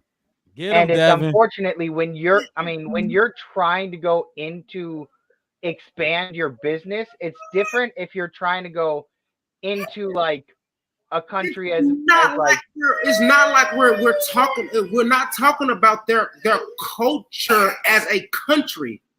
We're talking about their football team versus their rival football team. Not their religion or their government or their way of life. We're not talking about the way they eat or what they praise or we're not talking about the overall country. We're saying that we're not trying to take their quote unquote football fans and make them NFL fans. We're trying to put the NFL out there and take that population that might not be football fans. They might be baseball fans. They might be cricket fans. They might be some other fans. We're trying to tap into their whole entire population as a whole. And we're not going to take it off because the people who watch football who might not like it don't want it because of the colors. Then we'll just put it in another arena. You know what I mean? Right. So like I said before, I love this topic we on because it's a great topic. Wes, your point of view, I see what you're saying, and Devin, I see what you're saying, and I got my own point of view as well. But let's get the comments are rolling in now. Yeah. Devin, I don't know if you've seen them coming through, but Mama Blue said Wes saying he think the demand for NFL market overseas will outweigh certain cultures rules, but I don't think the other countries have as much as of a want for NFL games specifically as he thinks, and I agree with that. That's what I was saying. If they don't necessarily want it, you got to let them want it. You got to give them a reason to want it, because you got to remember, and you a military man. I know America ain't looked at as this. When America, it's a very popular thing. It is. It is. Wait, what is very popular? The NFL.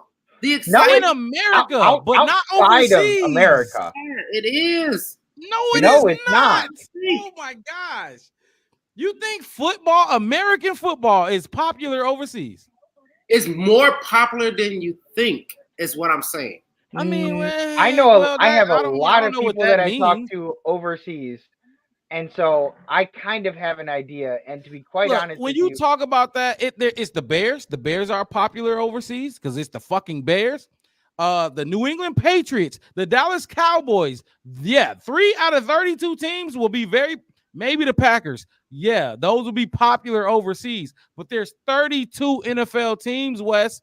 It ain't popular overseas. I don't even think that ain't the hill. What you said earlier, that ain't the hill you want to die on, sir. No, my whole thing is, we shouldn't be concerned. Wes wants to die on every hill. The colors, like, come on. It's not like we finna hang upside down crosses in their arenas or no. See, now that's religion. That's religion. Look, we're not finna do all that. Are you familiar with how important sports is to let's say soccer? Do you know how important that is to countries outside of America? Yes. So if they are going to embrace a sport like NFL, that will be just as important. You get what I'm saying? Ain't no playing with this. People die with the NFL is because I'm from America. You want to get those chats up there? You can put those chats up there. My whole thing is the NFL is what my country is. We put the NFL above soccer, right? We don't even call it football, right? Right. So my whole thing is, I personally believe that the NFL can be and combat in other countries if it's given the shot. But if you want to come in as the XFL, Cowboys traded to the Lions. Just so you guys know, Lions are now picking instead of the Cowboys. Let's see who they finna pick. Yeah, the Lions are on the clock. I looked over at the Lions and then I saw Green Bay, and it was shocking. That's all I'm saying. I don't think their rivalry kind of thing is a big of a deal. It's something you can work around and you can figure out. They didn't cancel the game.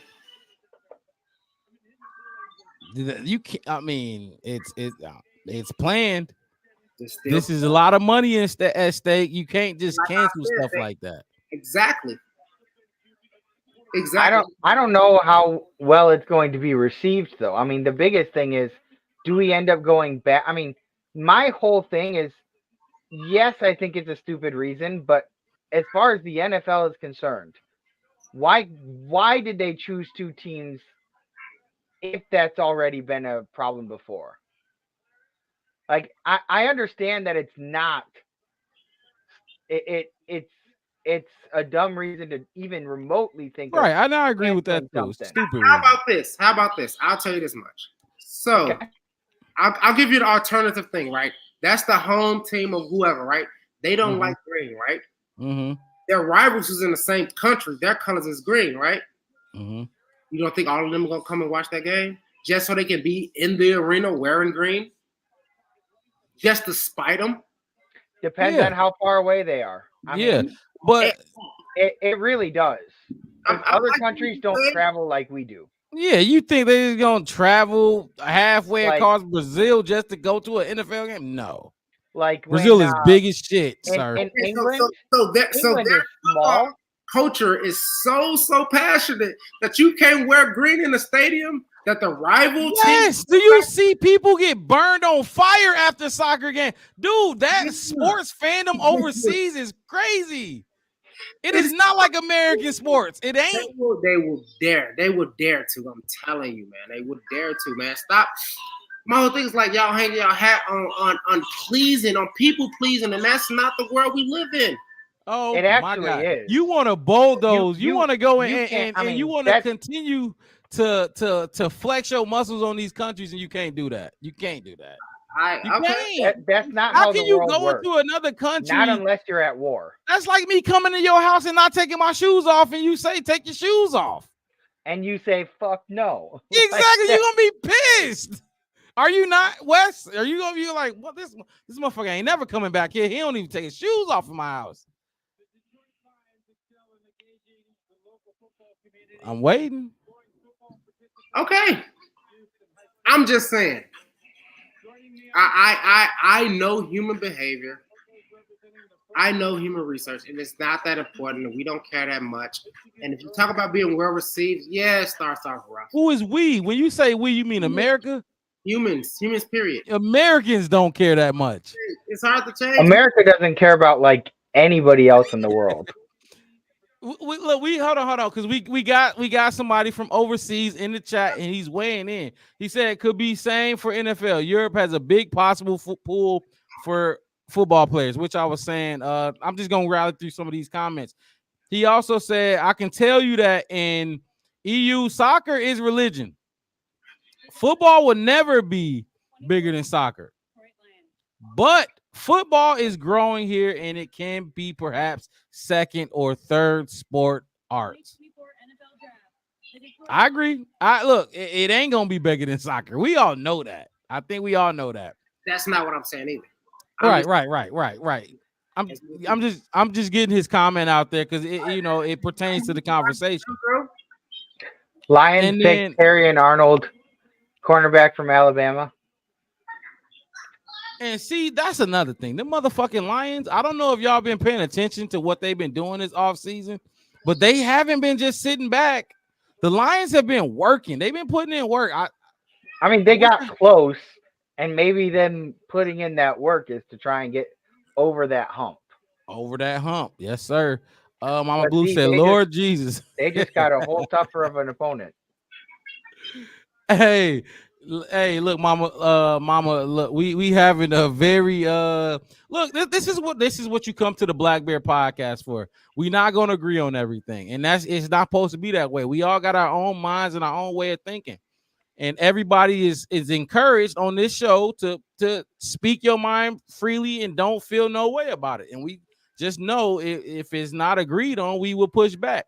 Appreciate everybody tuning into the Black Bear Podcast. If you're watching right now, hit that like button. You can find us on YouTube, the Black Bear Podcast, one word, no spaces. You can also find us on Twitter and Facebook as well for all our live shows. We go live every Saturday. We will be live this Saturday as well, just recapping the draft.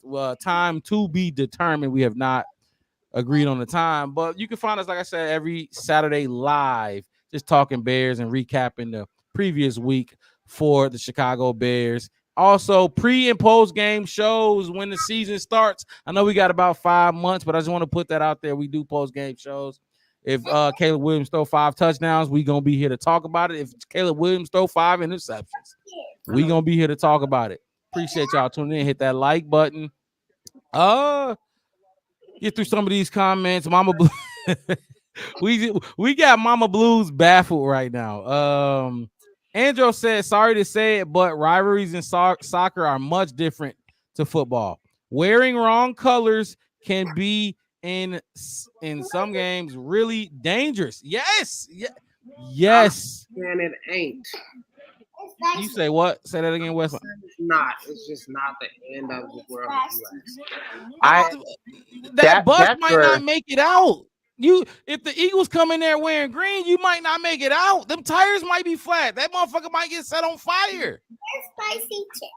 That's what I'm saying. Look at what levels are y'all going through. You think the NFL is going to send an entire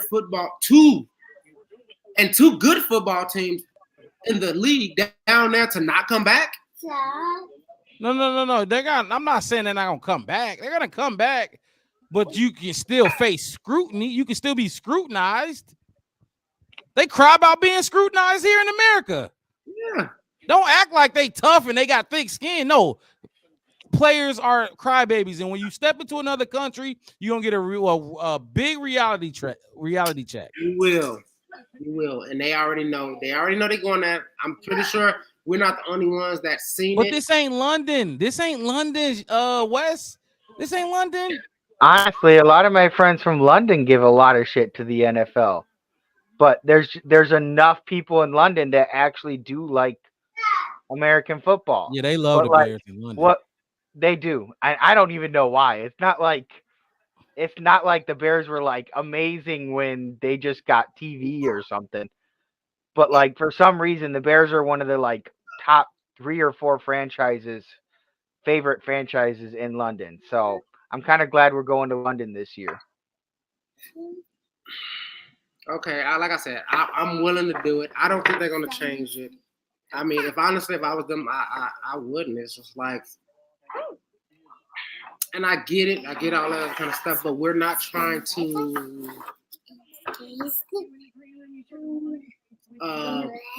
like I said, we're not trying to outbeat their football either. We're just trying to plant seeds.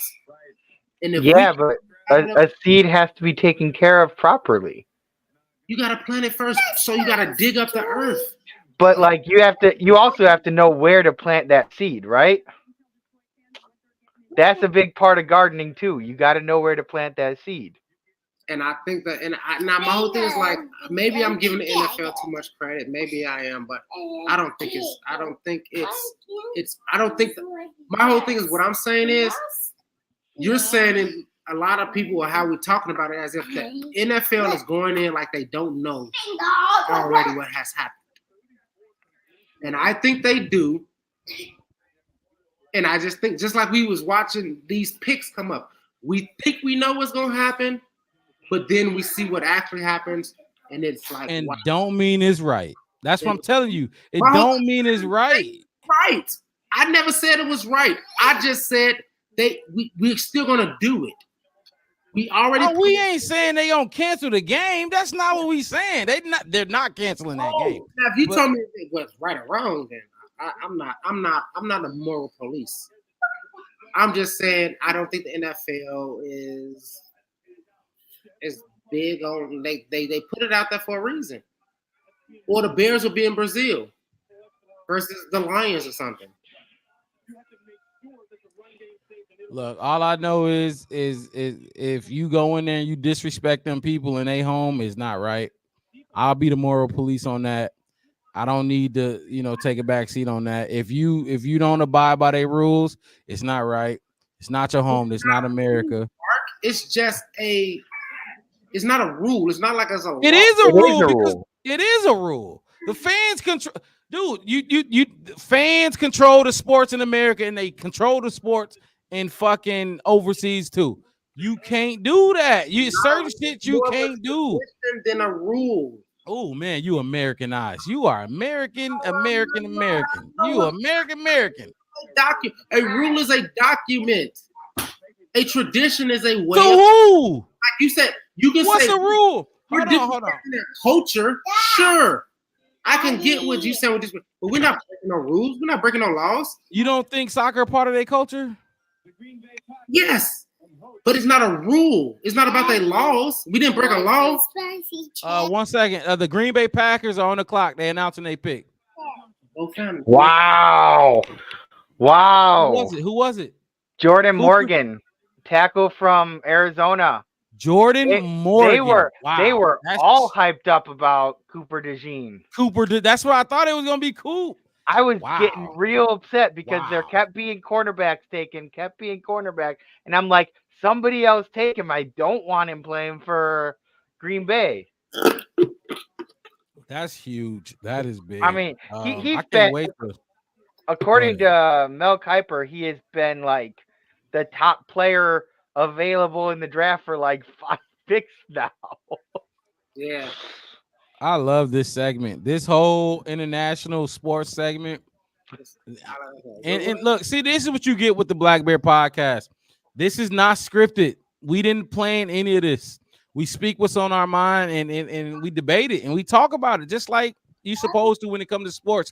Just like in y'all barbershops or hair salons or wherever y'all at, sports come up or at the bar. About it at the bar and you debate sports. This international sports segment conversation we have, it was not discussed pre-show or none of that. This is what you get, raw, genuine reactions from the Black Bear podcast. Subscribe to the channel. What you putting on, Wes? You want to call me too American? Oh my God, hell no. Oh, did we lose not him? Doing that. We not. I took him off the screen. We ain't doing that. Nah, I'm just playing. I'm just playing. You can put your cowboy hat on. Take me down. American. I'm American. But I mean, I just know, like, I know psychology. I know how people work. Like, don't be scared of that kind of stuff. Don't be scared. If you want to break through in something, you have to push the limits. That's all I'm saying. Right. No. That's my whole thing. I think it's a little different though if it's like you're trying to cultivate a business relationship with something. Like it is a relationship between the country of Brazil and the NFL. Like it's not the NFL trying to like take over because the country of Brazil is...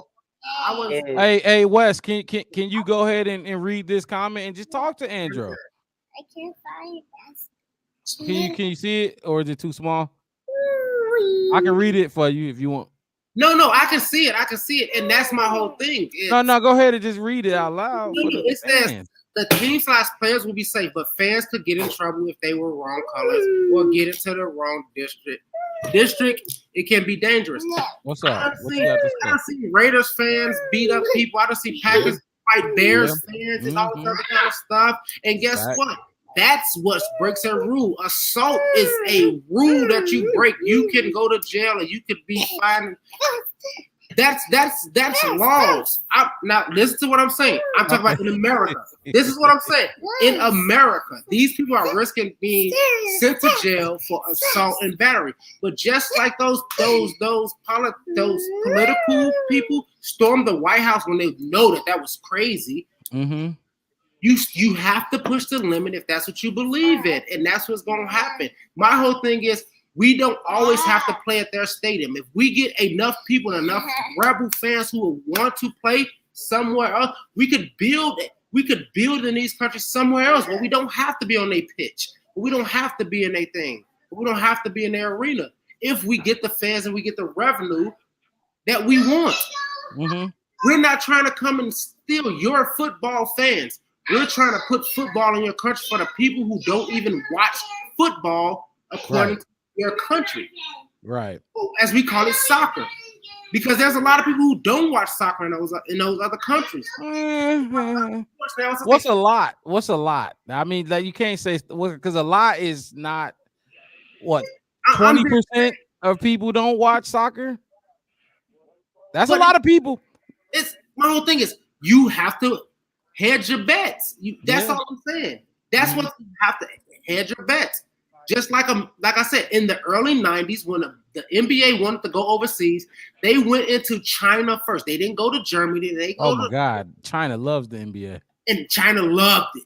That was they testing ground. They went in there. They sent those NBA players in there. They sent the dream team in there. They love Charles Barkley, bad mentality. Remind them of Bruce Lee. All this, you have to go in there. They went in there with no protection, really understanding of the culture or sports or whatever they was into. They weren't disrespecting the culture either. And my whole thing is, we not disrespecting your culture. We just don't care about your fans. It's not like no. I mean, if China came out and said that you couldn't do something, do you think they would say, "Screw that, we're gonna do it"? I guarantee you, the U.S. ain't gonna disrespect China. China ain't Brazil now. That's a different. China ain't Brazil though. One. That's true. But see, that was your point. Was that they were going into China and it's not like Brazil. Not our top target overseas anywhere. We're just trying something. That's a side bet. If you from the hood and you play craps, that's not your main. Go open the door. That's not your main bet. That's not your 6-7. That's a side bet. That's your side bet. It's Brazil. We willing to lose in Brazil when it comes to bringing up their fans. We would rather have those more European fans anyway, probably. I mean, I feel like you would get a better, like, it's kind of like diversification though, right? Like, you already getting money now from Europe, and now you want to creep into Brazil because, one, it's a big country. And so a big country means the possibility for more people tuning in, kind of going in to take a watch, is much higher. So, I mean, maybe that's kind of what they were hoping for. I just feel like, honestly, it could have been done better. Like, we wouldn't even be having this conversation if they just picked two different teams. Not that it's perfect. Do I think it'd be better if they just switched out the teams? Of course. It would have made so much. I mean, I guess, like you said, there's nothing you can do about it now. It's nothing, like I was saying. They probably already put it in there. My whole thing is this: it's not like they didn't know. Oh, it's not like they didn't know. Buccaneers drafted Graham Barton, the center out of Duke. Dang. Tampa Bay. Yeah. I just realized that means the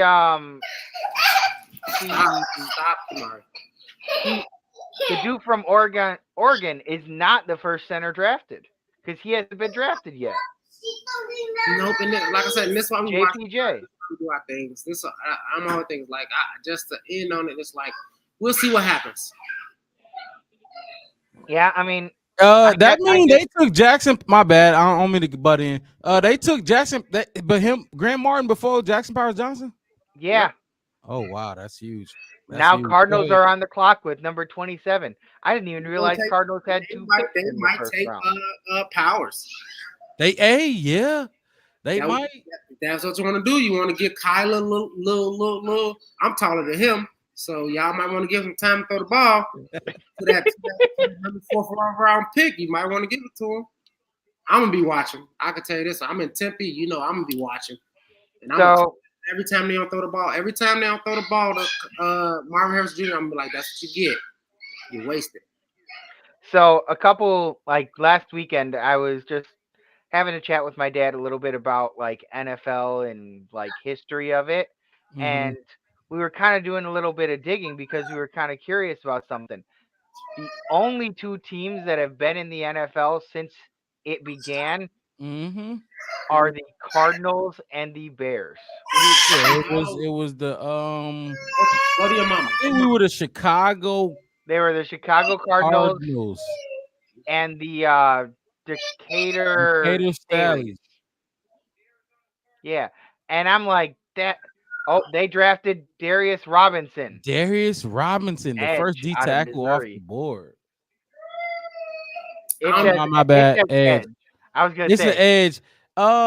You think the offensive line that great? What's his name said? Put it up. Defensive tackle, Roger Goodell. That's why they hate Roger because he don't know what he's talking about. What you saying, Wes? What's up, Wes? The NFL came into that stadium for a reason. They can't go anywhere but they didn't know their rules, arrogantly not caring about Brazil sports culture. That is true, Mama. That is true. And it could go either way. I mean, at this point, none of the three of us are top brass in the NFL, so none of us. Now I don't like that. That's cop out. I'm just saying we don't know what actually went down. Guarantee you that is known. What was going on? NFL did it anyway. That's what I was saying. The only reason I suspect that the NFL knew was because of the issue it caused in the Olympics. I think when Brazil had him in 2016. Yeah. Yeah. Okay. So would y'all say that? Would you say the NFL is playing off, trying to like ignite more of the rivalry, like you said, Wes? Bring those rival fans. We wouldn't have been talking about it. And like I said, I think that's a good pick though. Still by Cardinals, I have to say that. But Darius Robinson, I think that's a good pick. Hell yeah! I mean, and it is making me jealous seeing Chop and all these dudes go off the board, man. I'm just saying. I knew you were gonna say that. All I'm saying is this: I think the NFL is trying, like they had some success overseas and they overcame a lot of stuff, and I think they're just flexing a little bit, and they're okay with hedging their bets. That's all I'm saying. And you very well could be right. And that's my thing. When I said don't give the NFL too much credit, I meant like, yes, like if you're gonna say that the NFL is just arrogant and just oblivious, even oblivious to what's going on in Brazil with the rivalry at the stadium they're going to. If you're gonna say that, then I agree. Yes, and the NFL could definitely be very arrogant to the fact that they don't like those colors, and it's very serious there. They can be very arrogant to that. But to the point, if you saying they didn't know, no, it didn't matter, or and see, I'm not saying they did. So that was my whole thing at the beginning, that they don't know. So I was defending the fact that I know they know, and I'm giving reasons why they still went ahead and did it. That's all I was saying. I'm not saying, like I said, the Olympics was there, like it was 2016 that it was an issue. That's almost a decade ago. They had to know. That's true. The fact that they put it in there, maybe it was arrogance, maybe it was this, but they knew. Don't tell me that the NFL is a multi-billion-dollar industry that didn't know that they couldn't wear those colors in their stadium. I'm gonna pronounce it Kayomi Roberts. Y'all gotta go be fathers now. No, I don't. No, I don't. Well, I have no children. Neither do I. Never doesn't have children. Papa Bear West does. Yeah. I mean, we only got a few more. Whoa, Kansas City traded up? Did they? I thought they had that pick already. They had the 28th and 32? Did they take 28? Who did they take that 28? See, I got caught in the Yeah. Hold on. No way they traded up. No, they don't. No, that pick should be traded. Oh. They traded up with the Bills. This 28 was the Bills. Bills had 28. Yep. And I do remember seeing that pop up a few minutes ago, and I could have easily just rewound it to take a look at it. Mm-hmm. Really. I'm with. Come on, man. Oh my God, she really throwed you for a loop today, huh, bro?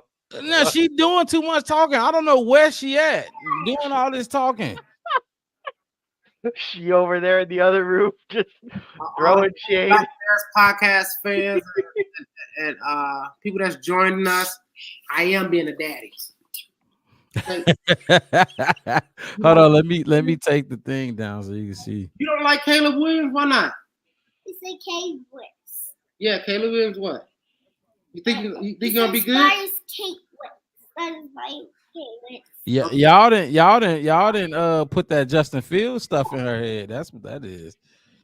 Miss Rabbit still got Justin Fields in her screensaver, so she. You say what? Say that again.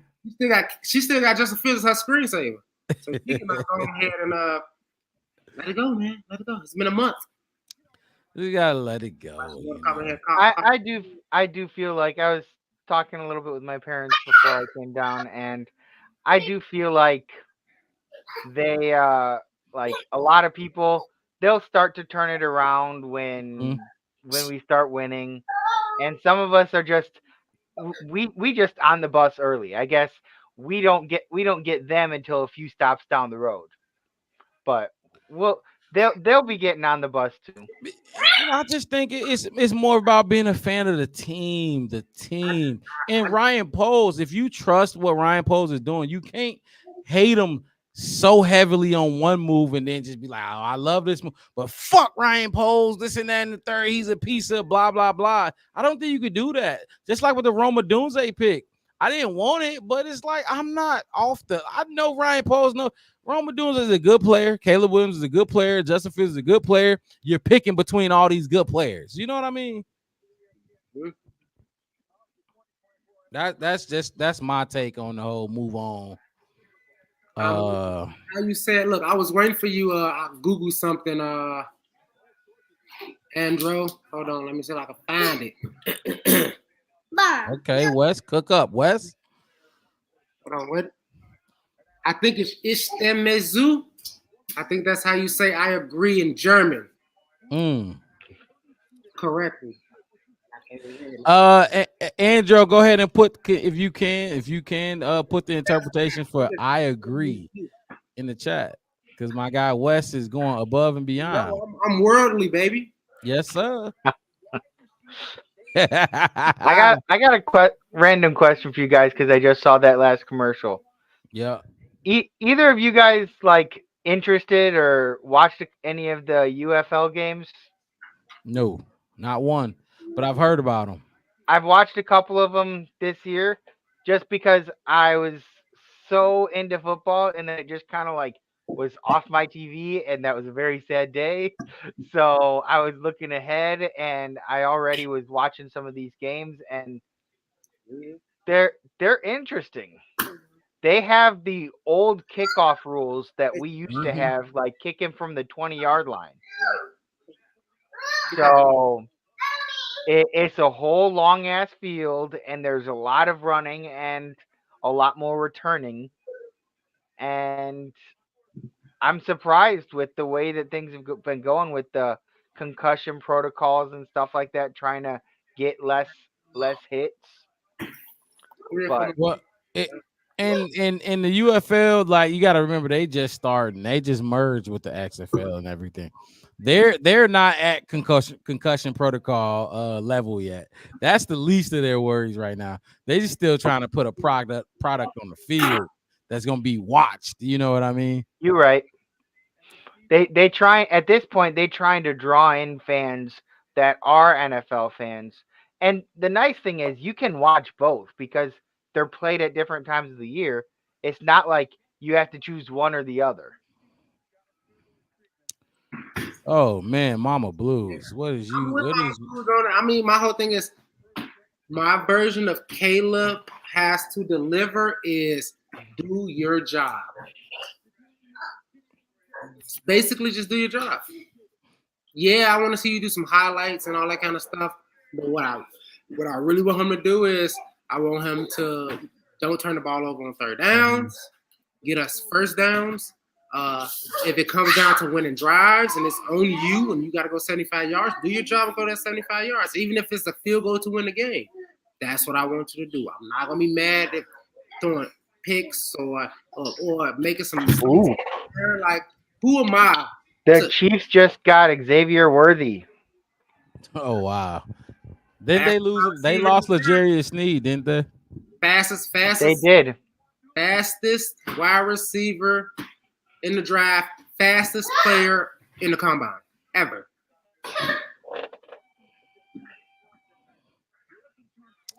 Win games. Caleb has to show us we can trust him to win games. And I agree with that because one of Ryan Poe's reasons was you got to be the reason we're winning. You got to be the reason.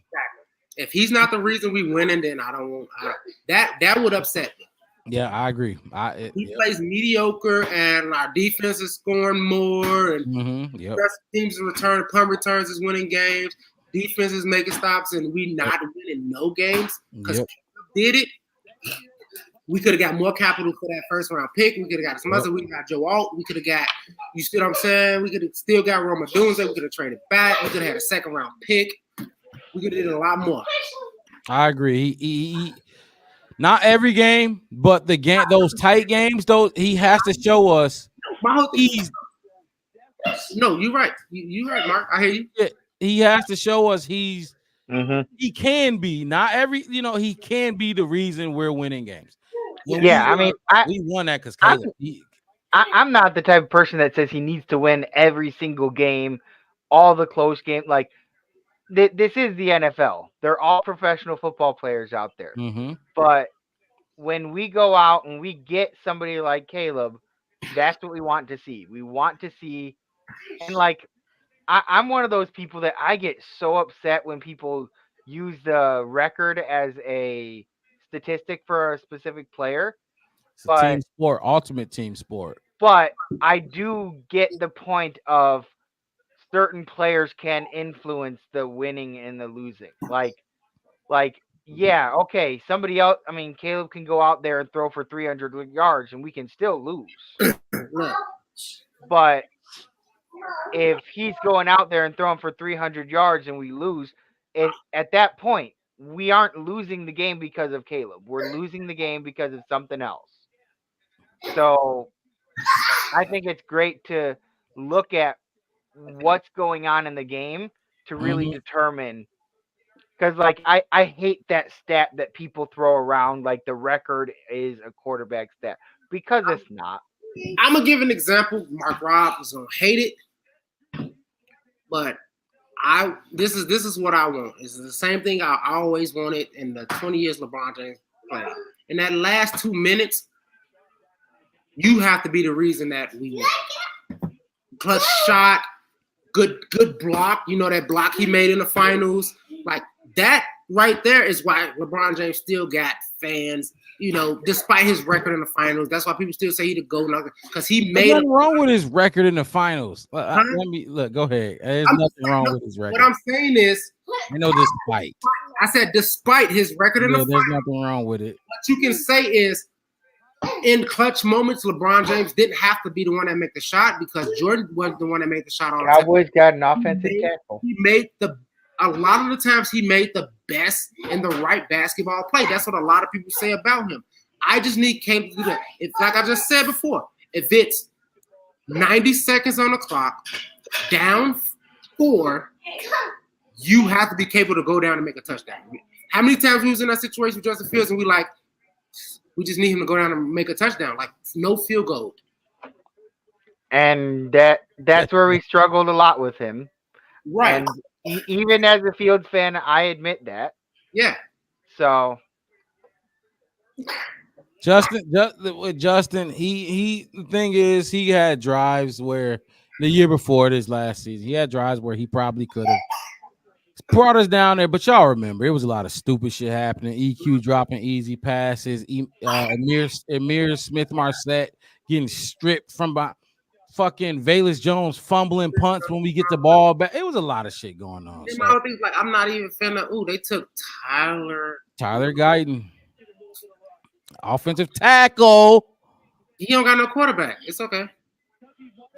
Well, I don't like Dak either. I agree. Dak ain't gonna be there. I mean, I like Dak during a regular season. Who does? Fine. Yeah, he's fine. But what? I'm just saying, like I said, that's all I want from Caleb. I want him to have those drives at the end of the game to make us win. If we down 2, just get us to the field goal, Caleb. That's all I'm asking. If we down 4, I need a little bit of that hero. I need you to backpedal to the sideline and throw that open receiver. Throw him open. Not wait for him to get open. Throw him open so we can drive down the field. That's all I'm asking. Don't turn the ball over on third down and get first downs. Everything else, I mean, we got running backs for that. We got other plays. We got other people like that. Yeah, she ain't gonna give up that Justin Field jersey. I'm telling you, I live with it. She ain't giving it up. I'm not getting a jersey until I get the Carfax. I need them to show out. Look, that's a fair statement, though. That's very fair. I differ. I'm about to order mine as soon as they tell me what number you getting. Okay, how we not know that he's 13? I mean, they basically vacated 13. I've heard 18. I've been here 18. But see, they vacated his favorite number.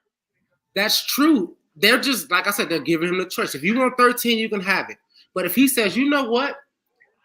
I want to be like Kobe going from 8 to 24. It's like, you know what?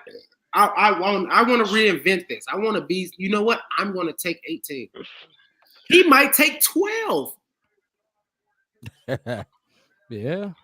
I mean, Valus got 12. I mean, you but, think well, but what? Well, but see, if they they wouldn't have gone through the trouble of getting Tyler Scott to drop 13 if he didn't want 13.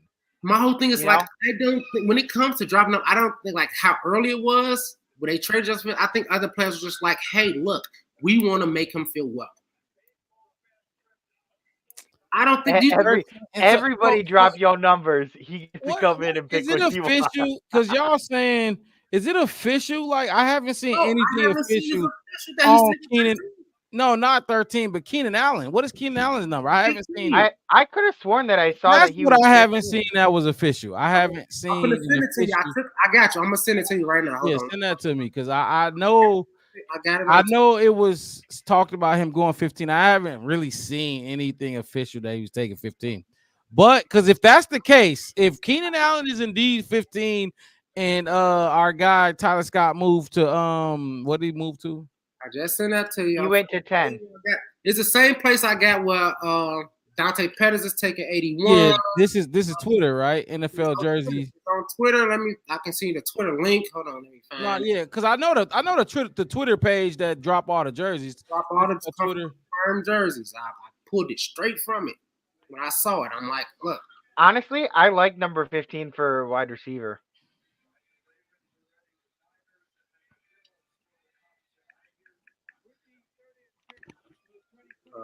What is it? The 49ers are making the Ravens are making their pick. My bad. Nate Wiggins to cornerback from Clemson going to the Ravens.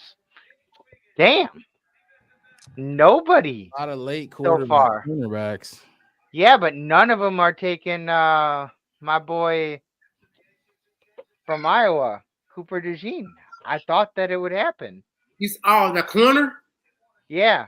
Yeah, they was talking about him big. It's like he's gonna be a first time, second round. And like I said, maybe Pose and them got something that they gonna do overnight. That's true. I mean, they better. No, everybody want proof. The proof is in the tape. Mama Blues, Kiyami. Exactly. I can't talk my ish just yet. LOL. I was mad about Justin Fields, so now I need to see the potential, the highlights. Not enough to get me hyped. Speaking for myself, it's a lot of highlights out there. Who said that? I don't see that. Kayomi Roberts. Look, so look, Caleb Williams got a lot of highlights, and he has to. This shit got to translate to the NFL. You know what I mean? That it got to translate, or because highlights can only take you so far, right? I think all I'm saying is we took Justin Fields and his highlights. Like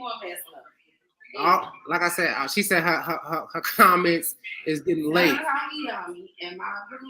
Wait, say that again. She came out the room. She said, "Call her Yami." And I need my proof. And she need proof. I gotta see it. Fuck the highlights. All right. Oh, that. I didn't realize that. Oh, that I thought that was from the bedroom. Okay, I need my I got to see him play. Okay, I need the potential. Fuck it. That's your lady. That's I just that's told I was trying to be in a comment. When I said she was talking about the kids, she was mad at me for the baby. That's why I brought the baby in the I love it. I've been on her for 3 weeks that she watching. So she watching now. Now she commenting. So that shit got so much funnier. That's why I said a screensaver. You Justin. That shit right there got so much funnier.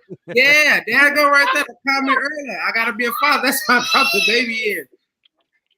Yeah, that is funny. I thought you knew that you was like the only father is Wes. I'm like, oh yeah, because you know. Yeah, I'm thinking that's when I read it, I'm like, damn, how they know we got kids out here? Hey. But shit, it is what it is. They know some. Wow.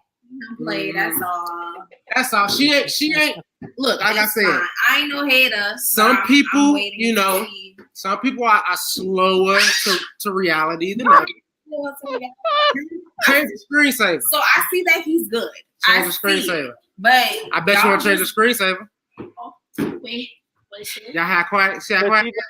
That's her prerogative, though, right? Like it ain't gonna happen. Trust me, it ain't gonna happen. I know what's going on. It ain't gonna happen. It's still gonna take them some time. And it's crazy because today I was hyped today. I felt good today, but I was like, I still need to see. You know what's crazy about this though, Wes? My lady, it took me like until week 15 to get her to like Justin Fields in year 3. And she fell in love with Justin Fields. And now she can't let him go. And I'm just like, you didn't even like Justin Fields at first. You shouldn't have tried so hard, bro. She thought he was stuck up and he didn't speak too much or he didn't, you know what I mean? It was just like he wasn't as open. He as a player overall and a person overall, he is a great NFL player. He just didn't produce what we needed him to produce in the time that he had with us. So now you have to go. That's it. Oh, right. And then you talk, that's because you're talking about business and that's the way the game go. Yeah. You didn't get rid of him because he said something wrong in the media. He was out there doing something crazy. He may embarrass the Bears or other things. Like I said, he just didn't produce what we needed him to produce. And yes, that could be lack of what was around him, all the other kind of stuff. He didn't have no real chance around him. She getting her opinion in there. You can hear it right here. I'm just saying. If we had subscribe, don't forget to like and subscribe. Look, I'm just saying this. If we would have had Ryan Post 4 years ago, same situation. Probably would have been a different story. Yeah, it would probably be a different story. See, I would say maybe if we had him like 5 years ago. Anybody who think like I moved off from Justin Fields because of something Justin Fields did, it's not. It's not that. It's just this ain't the NBA. It wasn't the right time. Ain't no sticking to these players. Wrong time, and like I said, sometimes you just got to move on from their relationship and like look, you know, the next one up. You probably married. It wasn't saying that the last relationship with that. It just wasn't there. It wasn't right. You wasn't in the right situation, and you got it. It has to be right time, right situation. And like I said, I'm not saying everybody who jump up and say he was a running back and this and the third. No, he was a mobile quarterback. He was just that was very disrespectful. That's very disrespectful. Like I said, he was in the wrong situation. He was in the wrong organizational. They say the same thing about Lamar Jackson, and I get so pissed about that. But then like he wins MVP, so he's laughing all the way to the bank with his big ass contract. The Ravens organization and structure is way better than the Bears organization structure. For sure. As of late. For sure. But see, they still have the same. I mean, they still have the same thing. People saying the exact same thing about their quarterback. And look at what he does. He had only thing they can say about Lamar Jackson right now is that you got to win a Super Bowl. Yeah, exactly. Yeah. And that's all you need to do at that point. Like he's done a lot of the things he needs to do. He won one MVP at some time, even if it was his first season or rookie of the year, or he won won his MVP in the second season after that, he would have a job with the Bears today. The 49ers are making their pick. 31st pick. Who y'all think they're going with? Wide What receiver. position? What position? I'm gonna stop talking because Yo, boy. They chose your boy. Wes? Hold on. Like which? Okay. Yeah, I'm gonna let you see it. You know, I'm Yeah, I'm gonna let you see it. They chose your boy though. a couple hours in the future. I'm gonna let you know. You gonna see which boy it is, but yeah. Am I gonna be that mad? Am I gonna be super mad? No, you're not gonna be mad at all. Not one bit. You might even think go for him. I mean, like I said, only team that I'm super mad at is I got Andrew says 6 a.m. in Germany. I must sleep. I enjoyed your podcast and thanks for being so interactive. Wish you all the best. Right in German. You say what? Ich stimme zu. You say what? Ich stimme zu is German for I agree, I think. Oh yeah, that like we were saying earlier. I thought he was gonna put it in there, but he didn't. I thought he said, but wish you all the best, and Devin knows it. My Super Bowl prediction: Bears versus Steelers ain't gonna happen. Look at that. Look, I mean, y'all already seen the highlights. I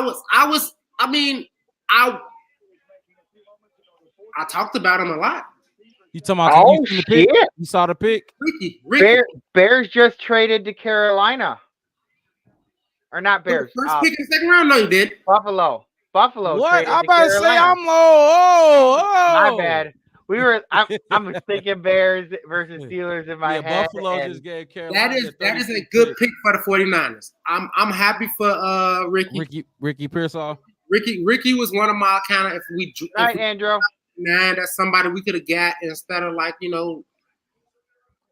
like I said, definitely one of your guys. That's why I said it. Great value, Roma Dunze. Equate. If you shop at Walmart, you know what I'm saying. The Equate version. I'm okay with that. Right here. Hey, no?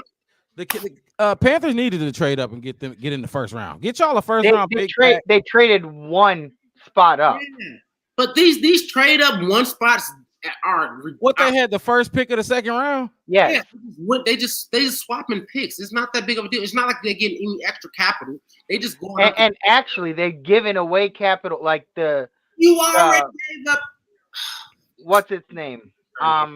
Vikings. I saw what they gave away to move up that one spot over the Jets and take JJ McCarthy. Second round, third. So they gave up a 6th round pick for. Come on, they swap a 5th and a 6th. Okay, well, it's better than Vikings. Vikings moved up and gave away I think a third or something like that. I was just reading it. Yeah. I don't know. Let's see what they're gonna do. I mean, what do y'all think about? They already got Bryce, right? They got to get him a wide receiver. But I mean, who you taking at 32 at wide receiver? You know what I mean? Did they trade Brian Burns? They did, didn't they? I think so. I mean, I see Adonai Mitchell out there. Oh, there we see the actual. Thomas already left. Who else I had on my big board of wide receivers? I did a lot of research. Hold on, look, I didn't even think I would have to go to my research, but this draft is making me kind of like. Yeah, this draft was different. One after you got past, really the first 10 was kind of different. That Michael Penix pick and then that J.C. Latham. I think Michael Penix messed it all up. Ooh, Lad McConnelly still on the board. Adonai Mitchell. Yep. Rowan Wilson. Yep. I mean, Troy Franklin. Ooh, yeah, I don't think they're not gonna take none of them at 32. I don't think they're taking them at 32. Look, I had Xavier Worthy in my 4th, 5th round. Really? Yeah, as far as my research said. Yeah. See, for some reason though, I feel like a lot of people give way too much weight to that combine the 40 time.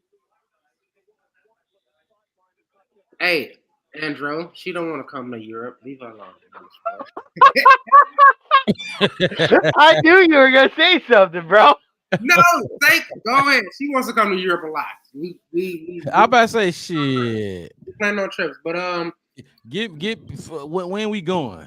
yeah, when we go, hey, look, I'm down. Look, but like I said, no, I brought him up at the end of my spiel when we talked about it. I was saying, hey, look, you said who we got left. You asked me, and you can go back, you can quote me on it. I said, look, we can't forget about Brendan Rice, Xavier Worthy, and Johnny Wilson, the Giant.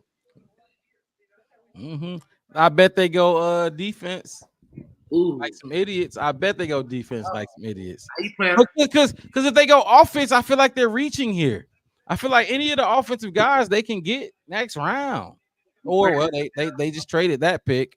So third round. Last pick. Let's see. Here come Roger Goodell. Oh man, I keep forgetting I'm 2 days late. Here we go. 2024 NFL Draft. The Carolina Panthers select Xavier Legan. I was about to say that Xavier Worthy is already taken. I thought they were going to say Xavier Worthy. What Xavier the thing? Xavier Leggett, wide receiver. South Carolina. Xavier Leggett? Yes. Wow. Yes. Well, I had him like. Yeah. Oh my God. I would have took Roman. Over him. Oh my. I would have took Adonai Mitchell. So Adonai Mitchell ain't went yet. Lad McConnelly ain't went yet. So you got Xavier Worthy and Xavier Leggett. I mean, I heard some big things about him. You know what I think maybe Buffalo traded back for? What you think? I'm thinking that maybe Buffalo was thinking, okay, the player that we wanted at this spot is not available. They wanted another day to really kind of like figure out who they're going to take instead. Trading back one spot, not a big deal, but it pushes your selection until tomorrow. No, I mean, you could think they have the second best first overall pick, I guess. I mean, unless the guy that you were maybe going to pick gets picked by Carolina, which clearly, according to everybody here, they really, really reached for who they grabbed, like really reached down low for it. Like, I'm just shocked there's a couple receivers that I was just like. I mean, there are a few receivers that I thought were definitely going like earlier on, and I don't even know at this point. Yeah, Buffalo does need a receiver too. Yeah, they need some receivers. They traded Stephon Diggs and Stephon Diggs, so they need. Yeah, they lost Gabe Davis too. They need some guys there. But Buffalo now has 2 second-round picks. 6'1". I mean, man. Yep. He said, "You can't wrap your head around it, huh?" God, I was good at algebra and trigonometry in high school. Oh, Trig. You remember that scene in A Beautiful Man when he had the chalkboard and he's writing and all the numbers start floating off? And right now, that's how I feel. Right now. I'm like, did I miss? What did I miss? Man, Trig had people stressed out in high school. Man. I wasn't stressed out. I was really good. Like it was a breeze for me. Don't lie. I'm not just trying to pat myself on the back. But, and then as far as like defensive tackles, you mean Johnny didn't go yet? Okay, James Robinson went. Johnny didn't go. Look. And let's bring this back full circle to the Chicago Bears. Let's go back. Before we end this live stream, we got to walk away with one of these defensive linemen that we spoke about. You know, the Braylon Trice, maybe Johnny Newton, the 3-tech. We have to come away with one of these guys that the Bears can transform into a stud or help out Montez Sweat on the other side. Because I'm still not. Maybe I was just a little like, okay, we got Roma Dunze, but I wanted more. I don't know. I wanted more. I wanted a bigger feeling than that. Roma. I didn't feel it at 9. And yet we got more excited than almost any of the other teams in this first round because we had 2 very high picks. Nobody else did. So I mean, I guess we over here trying to be greedy that we wanted more, but it's Want like another one. Yeah, exactly. I mean, the teams that had 2 picks were excited, and most of them, I think. You want Miss Daniels? Y'all could be friends. You say what, Wes? She had talking to me. I said, "You want a friend? You can talk to Miss Daniels."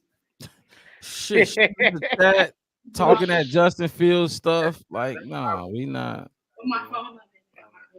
Put your phone number in the chat. I'll put your phone number in the chat. You're gonna get a call from Andrew from Germany.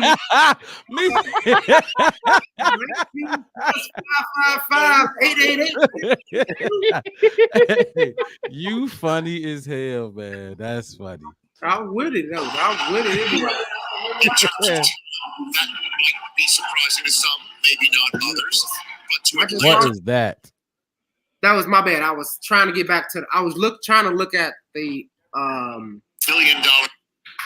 The draft, like who got drafted, like the list. But, the list, the draft tracker. You ain't got the score app.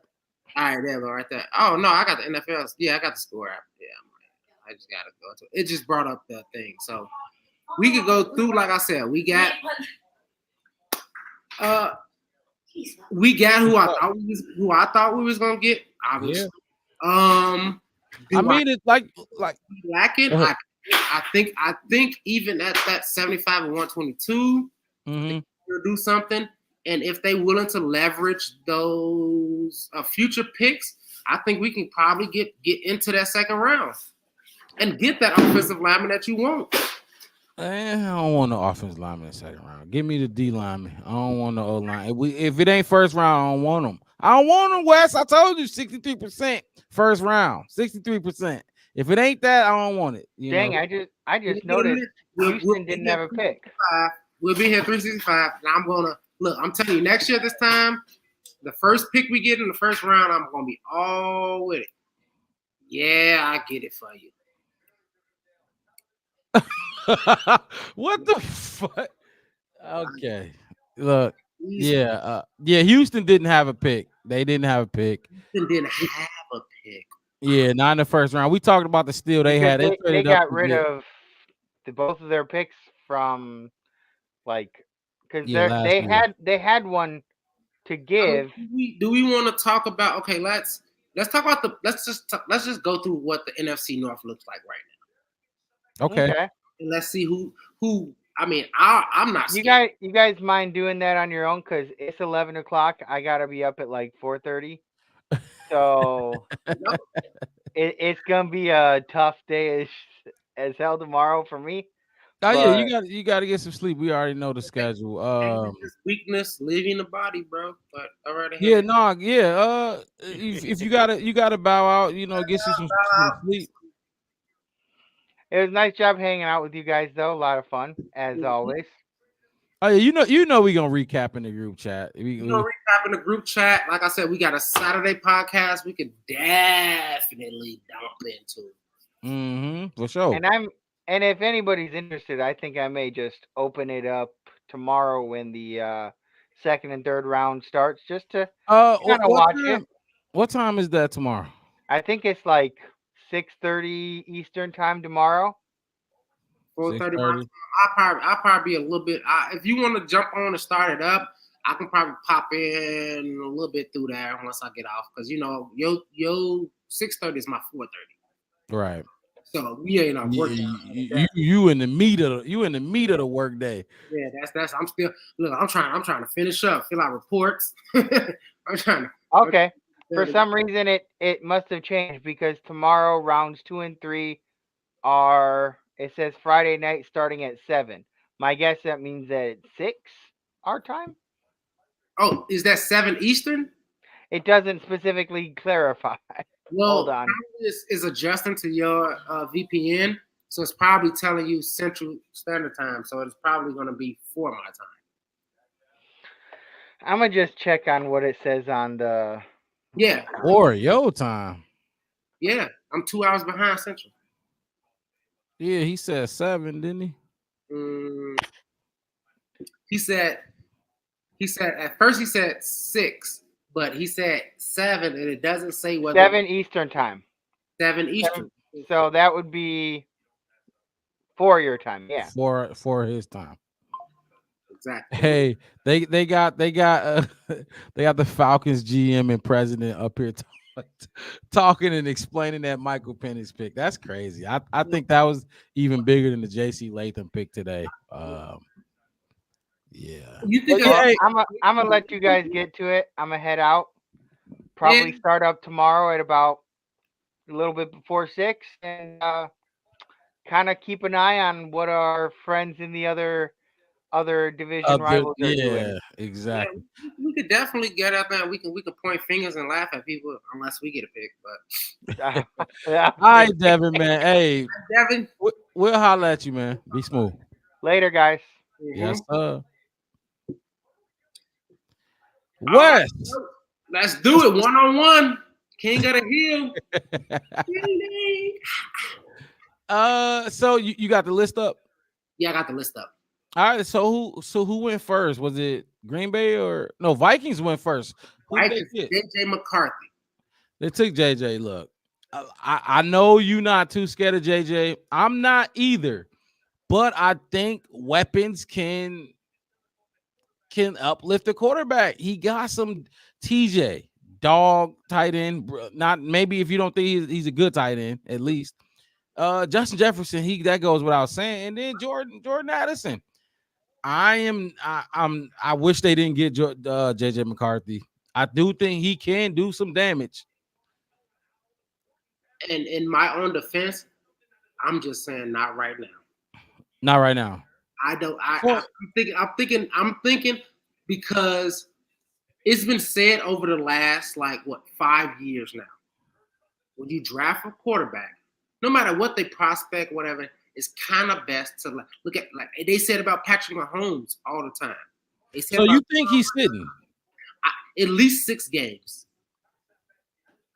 4 games, something like that. You see what I'm saying? Or 8 games, depending on how good Sam Darnold is. He's not starting week 1. I don't know, man. I think JJ's gonna start. I think he's gonna get first team reps. And then, like I said, and unless they see something in training camp or something like that, the world really don't see and be like, he beat Sam Darnold out. Okay, and then I'm still not. I'm still not. Why though? Why do you think they're gonna sit him for Sam Darnold? It's like us sitting Justin for Andy Dalton. I wanted Justin to sit for Andy Dalton. A lot of Bears fans didn't want him to sit for Andy Dalton. Why do you think? You know what I mean? For Sam my Darnold? whole thing is it's the mistake that everybody keeps making. How long Pat Mahomes sat for a whole season? Mm-hmm. Yes, a whole season. They went to the playoffs with Alex Smith. They won 10, 11 games. That's cool. That's cool. I'm not talking about wins and losses. I am talking about let your quarterback see what it looks like to lose. Then we're gonna start. And this is just my personal opinion in it. If I'm gonna bring a quarterback in, I'm gonna sit about that. Do you know what you learn better than anything else? What not to do. Touch that hot stove. Touch that hot stove. Fall off that bike. Or Michael Jordan, get cut from that JV team. Create adversity. There's a lot of people that are saying that Caleb has not been told no and had no adversity and all this kind of stuff. I don't believe that. I heard that story go out. My whole thing is this. The best way to motivate a person is to tell them they can't have it. Everybody don't learn that way though. Remember, when you got a class full of students, you can't teach every student the same. Some students learn different. But think about this.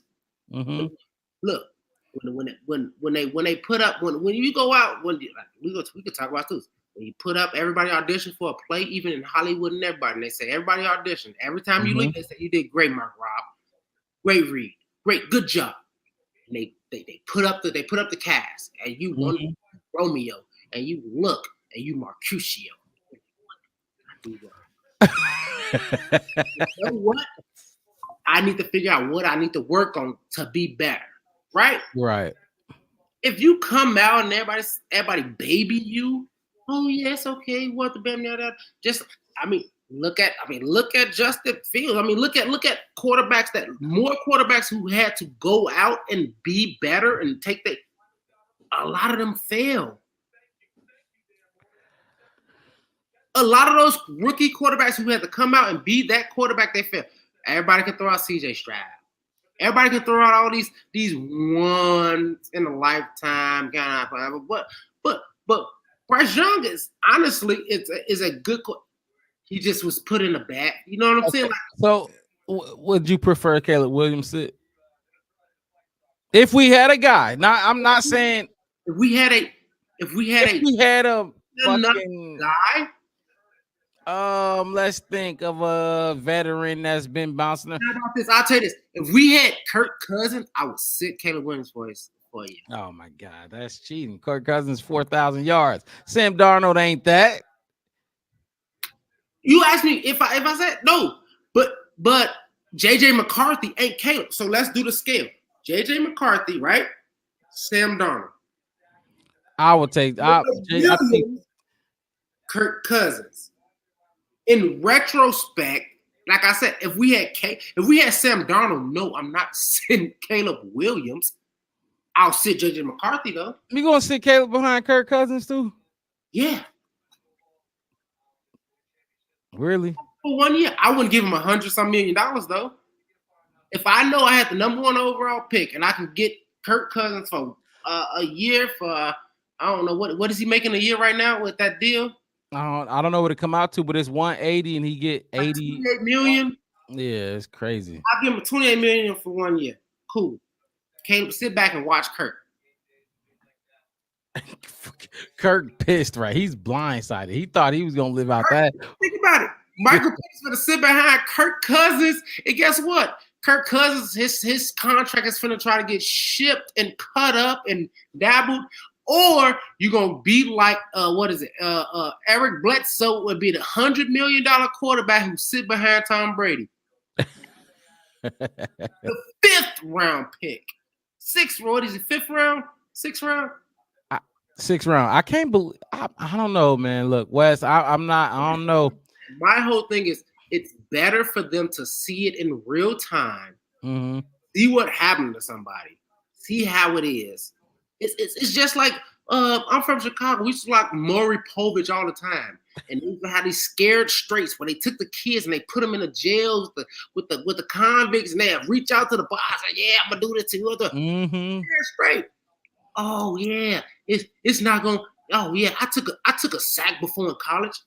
Well, you ain't got hit by Aaron Donald yet, and when you see Aaron Donald clear a quarterback, you like, oh my. You see what I'm saying? Like you have to see it to believe it.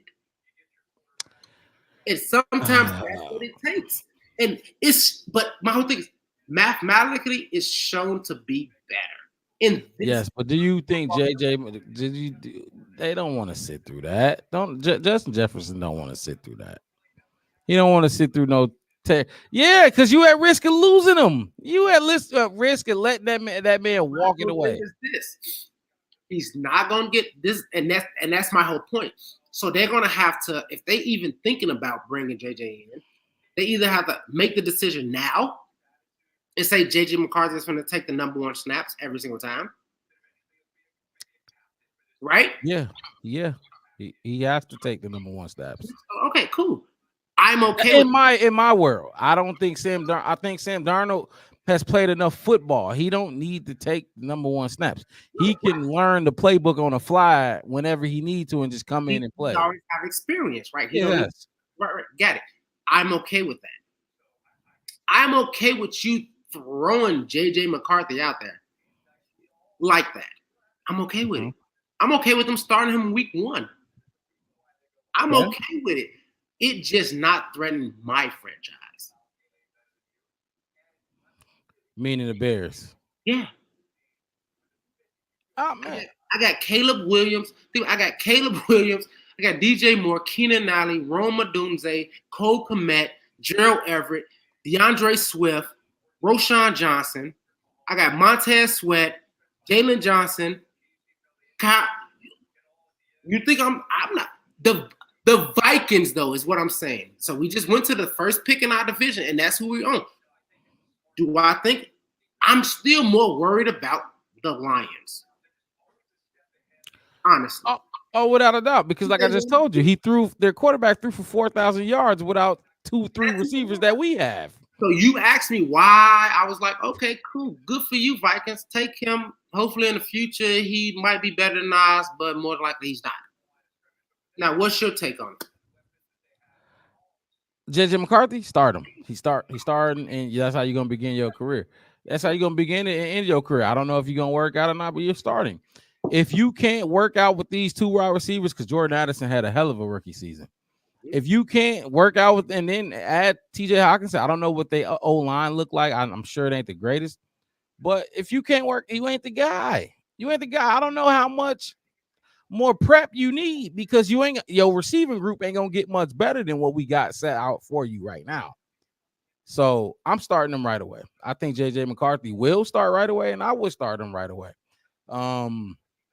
Sam Darnold is a backup. I don't know what you get out of sitting JJ. I don't know the benefits of sitting JJ McCarthy behind Sam Darnold. That's my issue. I'm struggling with. Proven. Proven what? What has he proved? No, I'm saying the formula of getting a quarterback and sitting them behind somebody with experience gives you a better chance. Do you want to pick apart those quarterbacks you talking about? Because we talking about Alex Smith, we talking about Aaron Rodgers, we talking about Brett Favre, we talking about Drew Bledsoe. All of these guys are much better than Sam Darnold ever was. No, that's why I said the formula. And you can't just this ain't no plug and play form. This ain't chemistry. This ain't math. You can't just plug in numbers and get this. That's not how this works. You got to have the players. The players matter more than the formula matters. That's what I'm saying. Mm-hmm. I hear what you're saying, but I'm just like I said, I watch all sports, just like the NBA where everybody shoot threes because they saw the Splash Brothers go crazy and dominate. Everybody's trying to do it now. Everybody's trying to do it. Speaking of that, did my boys win or lose? I don't know what I'm talking about that. If you want to do a basketball podcast on another station. Oh my gosh, we're down by 11. Oh boy. That's funny. I already said that, Devin. Devin gonna send me to DeMar Rose and showing up. Like Devin needs to pay more attention to the group chat. Wait, what he said the DeMar Rosen with the Caleb Williams #1 Bulls jersey on, saying welcome to Chicago. Been there, done that. I was that 2 hours ago. But no, I hear what you're saying, and I'm okay with. My whole thing is, this is how do we feel about? I mean, we could talk about our picks too if you want. If you want to go on, but I feel like we talked about them enough. But I was thinking, how do we feel about the rest of the division? And I'm more worried about the next person we're gonna talk about than the person, which is Dallas Turner. Dallas Turner. Now that's somebody I said it when they picked him. He's gonna fucking destroy Braxton Jones. He's gonna kill Braxton Jones every time he lines up. They're gonna make it a point when they go in the fucking scout room or whatever. He's gonna make it a point to make sure he lines up on the side of Braxton Jones and not Darnell Wright. That's what they're gonna do. He's gonna eat Braxton. He's gonna kill Braxton Jones. And this is why I told you we needed a left tackle, a first round left tackle, not this 5th round left tackle that ain't got no weight in his legs, nothing from waist down. The dude probably weigh 50 pounds waist down, not even that 40. Dude is not. Yeah, no. That's what I think about the Dallas Turner thing. But I told you, we need a left tackle. And now you talking about Dallas Turner. He's going to kill Braxton Jones all game. We're going to have to double him. which gonna leave other dudes want look. He's gonna kill Braxton. They already blitzed. So you said that Braxton Jones is the starter at left tackle for us? Yeah. Yeah. Who else started? Who? You think he still is? Yeah. Who else gonna start for us?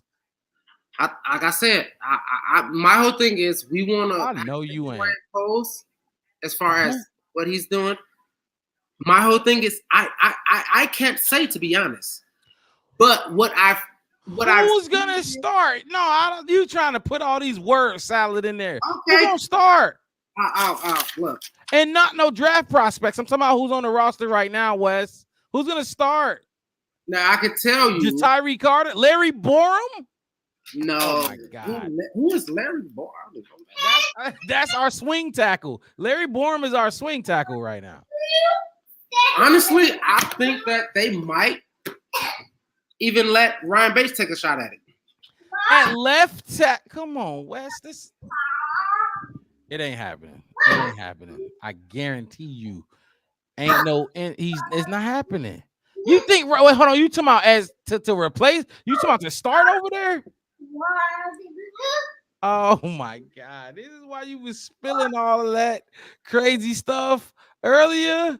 I think he knows something that we don't know, and like I said, I can't be exact. It's.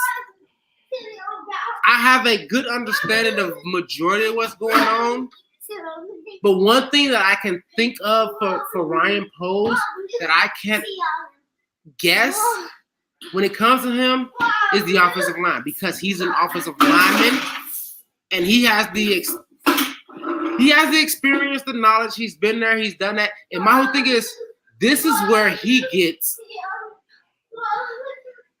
fancy. And now, just like you said, this is where he might be exactly wrong. Ryan Bates, though. You told me who I had to pick if I had to pick somebody? There's nobody else. It's either Braxton Jones or Larry Borum, or you move Darnell Wright to the left side. Those are our tackles. Tyree Carter is not a tackle. He's a guard. Tevin Jenkins is not a tackle. They moved him to guard a long time ago, and I think that's where he's staying. Nate Davis, tackle. Shelton Coleman, guard. Those are guards. Dyer is a tackle. Ryan Bates is a tackle. Balloons is popping out here. And like I said, I mean, why? My whole thing is, for me, it's, and the reason I say Ryan Bates is because we traded and possible as a 5th round pick. Everybody can be mad about it, but like I said, Tom Brady was a 5th round pick.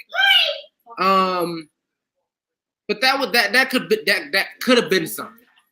You see what I'm saying? We didn't just sign him for nothing. We traded for that pick. Oh my God! For him to be an interior line depth, he can play center for us. He can play right guard. He can play left guard. Tevin Jenkins had to move to right guard last year. As an offensive tackle, though. Ryan Bates is not a tackle. He probably played guard. But he's listed as an offensive tackle. Oh, my God. Do you want me to show you the snaps from – I got the snaps. His snaps. He's not a tackle. I seen the snaps. I'm telling you, I know where he played at. But he was listed – when I looked him up, he was listed as an offensive tackle. And I don't know what that was. He's not a tackle. He's played all across the offensive line. Yes. He ain't no tackle. He probably played 20 snaps at the tackle as opposed to 850 at the interior offensive line position. He's not. Look, we need a tackle. Look, Dallas Turner. Let's get back to Dallas Turner. Dallas Turner is going to wreck Braxton Jones. I know he is. He's faster. He's probably goddamn stronger than Braxton Jones, soft ass. And this is what y'all wanted. Y'all want Caleb Williams to show y'all, right? So he's going to have to be Superman with that weak ass left tackle he has, a 5th rounder at left tackle. I know you worried, I'm very worried. Saying it's like I said, okay, cool. That's the only pick that's the first pick coming down that I'm like, okay. Maybe my rock is kind of right. Look. We gonna have to set this up for Saturday because I do got to get up out of here. It's almost 11:30. It's about to be midnight where I'm at. I know you 2 hours behind, so you got the luxury of. It's only 9. It's only 9. 9. I'm on the 9th pick right now. I'm still. But like I said, okay, all right. Let's just shoot through these two. We really got 2 more people to talk about really in this first round, and we can go ahead. Who you got next? We can do Terrian Arnold, who's a cornerback from Alabama for the Lions. Which I'm like, okay, but I think we got enough. I mean, they took Arnold. Look, they made the Lions. That's like you said before. You're not worried about the Vikings over the Lions. The Lions is the team to worry about. I'm definitely damn sure not worried about the Packers. Packers went with the Packers with Morgan. They shored up their line, and that tells me they not so sure about the other Jordan. Jordan. That's all I'm saying. I'm gonna leave it at that. Look, because they want to protect their assets, which we should have done the same. Asset. He's a what if. He's a wish upon a star. Yeah, I got to see it again, but he did throw for 4,036 touchdowns. I mean, I wish I was shrugging like that with our quarterback numbers when we moved them. I wish I was just like, fuck it, 4,000. I still want Caleb. So my whole thing. What? And then, I mean, come on. You can't say that. Like, you can't say that Jordan Love was in a better position offensively than Justin Fields? As far as what? As far as assets, receivers, and line. No, hell no. They receivers were not bad. Dobbs, Wicks, Bo Melton, look, no. We had better wide receivers. They may have had a better offensive line. Packers didn't. Go ahead. We had DJ Moore and Darnell Mooney. Yeah. And Cole Kmet and Tyler Scott and but name their guys: Jatavian Wicks, Romeo Dobbs, Romeo Dobbs showed out, which we need to see again. He did well, which I don't think okay. Okay, but I don't think he's gonna even be okay next season. Right? I don't think any of their receivers had over 600 yards. Okay, you know what? The quarterback was spreading it. The quarterback was spreading the ball around. The quarterback was doing that. Then they got 2 rookie tight ends. They had 2 rookies.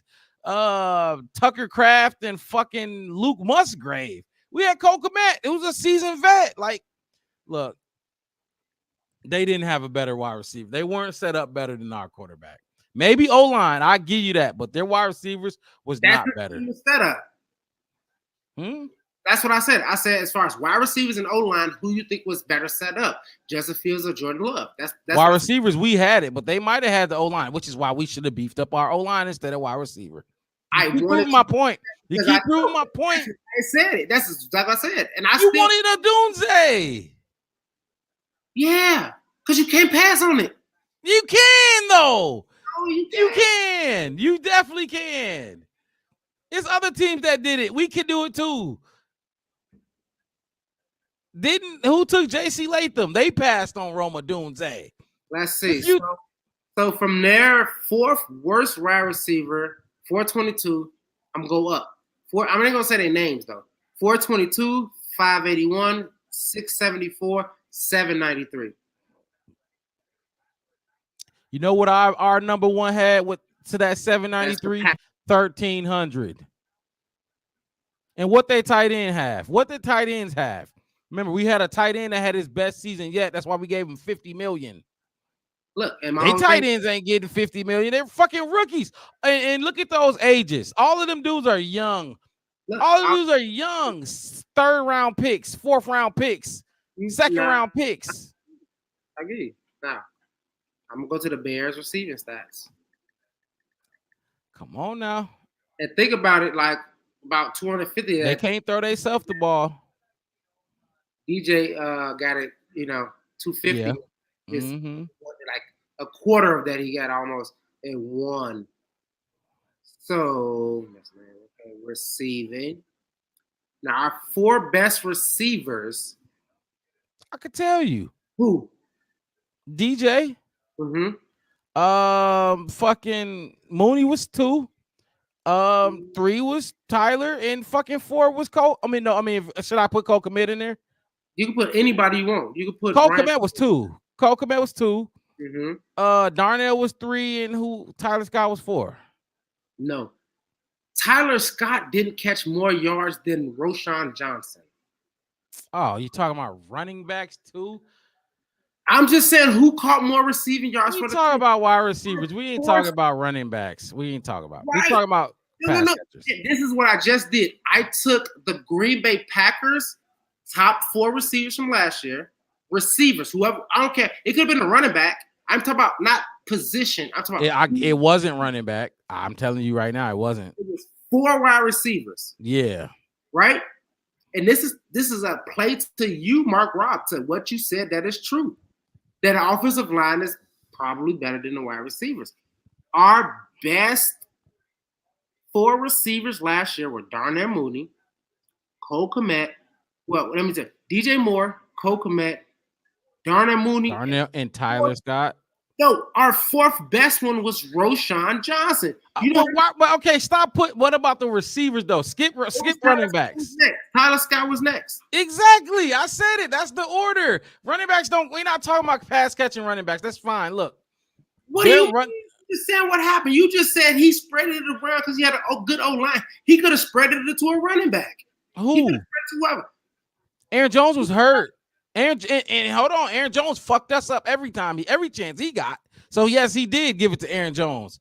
Aaron Jones was a dog. He wasn't the top 4 though for them that season when it came to receiving the ball as players. Because he gave it to the running backs because he had time. He had time to look across the field. Listen. Okay, name them. You don't even know those Packers wide receivers. Name them, please. I can give you the names. Romeo Dobbs. Latavian Wicks. I said I wasn't even gonna give you their name so you could. No. Now, okay, we did that. Now name them. Because now I'm finna tell you this quarterback plays a big role in this. That's why Tank Dell and Nico Collins was dogs in Houston.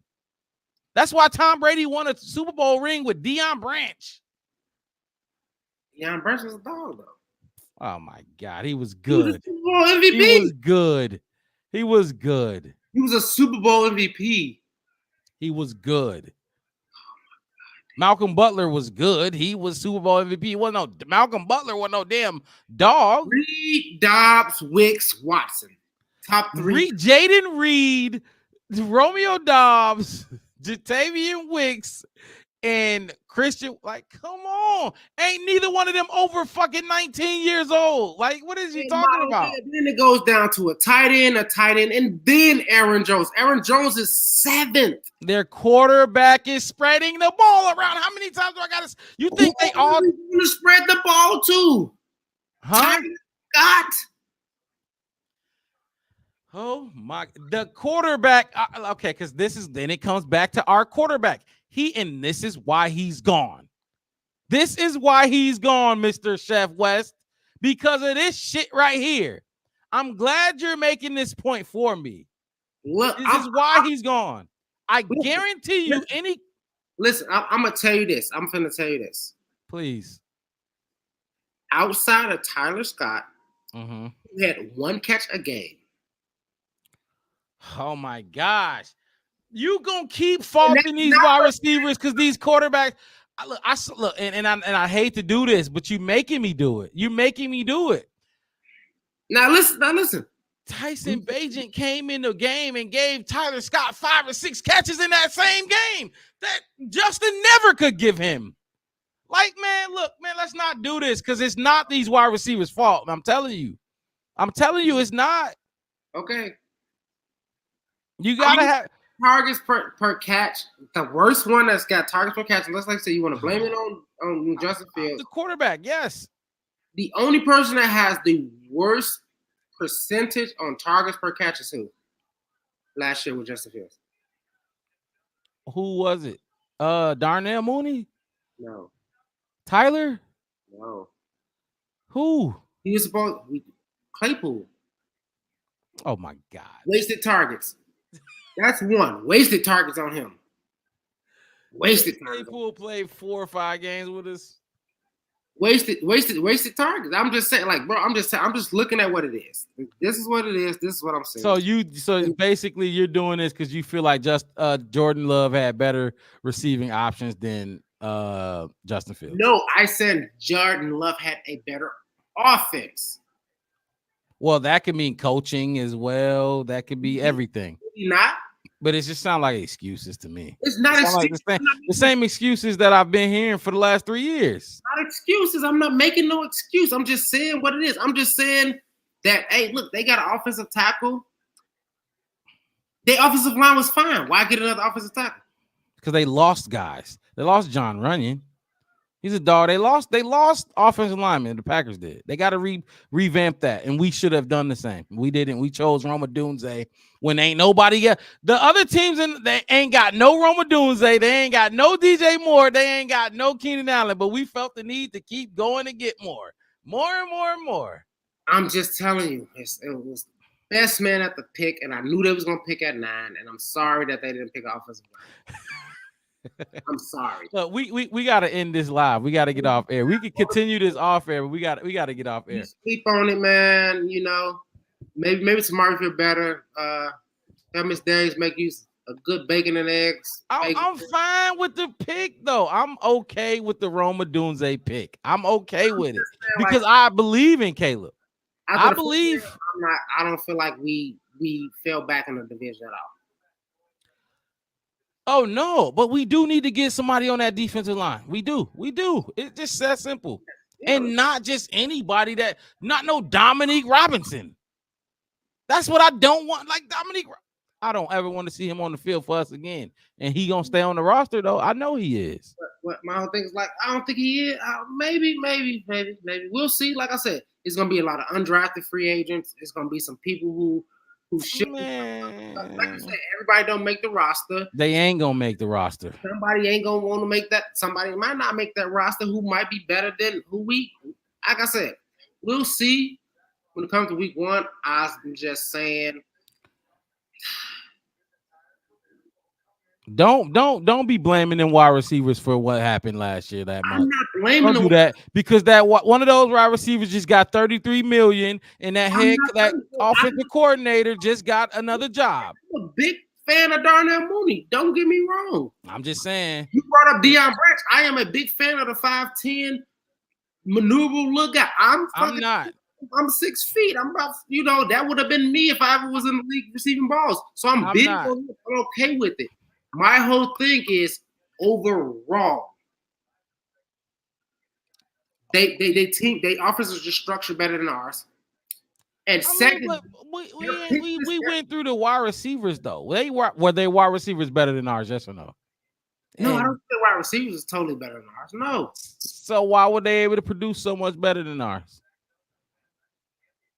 What was our receivers at? What we can't see. You gonna go see the drops and the misses and all this stuff. And it's overall. It's overall. Yes, O-line, wide receiver, quarterback. They had a better O-line. They had a better quarterback. And They had I'll give. They had a better quarterback, a better offensive line. We had better wide receivers. Right? That's what you're saying? Yep. So now we have a better quarterback, better wide receivers. Have better wide receivers, but we still got the same shitty ass O-line. That's it. We one match strike away from blowing up the building. And you think we still can't do it? I think we went greedy. We got a plethora of wide receiver options. I think Caleb Williams gonna use them all. Offensive lineman. JT Latham already left. Joe Alt was already down. So we were supposed to take. You see how many went? Tyler Guyton went. Talise Fuaga went. A lot of offensive tackles went in this first round because they was best player where they. We should have moved back. You think Roma? Maybe, But they said we wasn't moving back. We're taking the best blue chip player at 9. Yeah, he took Roma Dunze, and I think that was a little greedy for my liking. I'm just saying, what you said is subpar. It's not like it's Joe Alt. And I said it didn't end at Joe Alt for me. Or if it was Joe Alt, or I could even been like, yeah, okay, I'll take JC Latham. You right, Mark. I would have sat with that. But my point is, none of those other offensive linemen over Dallas Turner or at 9. Yes, you're saying at 9, but guess what I'm saying? It's not about at 9. My thing is not taking a wide receiver there. That's my whole thing. It's not about who I would take, it's who I'm not taking. I'm not taking that wide receiver there. So that's very greedy to me. So you're gonna swap with the Jets and take I'll swap with any of those teams back there. Pick one. You said the Jets? Yes. Yeah. Even though that's one pick, so I think that's pointless. But that's 2 picks. You got JJ McCarthy got traded up in the middle of that. If we want to talk about realism, you got with the Saints trade back to 14. Give it to me. I'm doing it. Give me 15. 20. Who? Yes, I'm not taking Roma Dunze at 9. That's me personally. I'm not doing it. I don't need him. I don't need him. I need other stuff. I can get a dog. I can get one of these dog left tackles, trade back, and get some more draft capital. All right. I'll leave it at that. I'm gonna let you have the last word. You say what? I'm gonna let you have the last word, man. It ain't even about that. It's just time constraints. We have to move on to the late night news, man. We gotta go. We 4.5. We hitting records like Steph Curry and 3.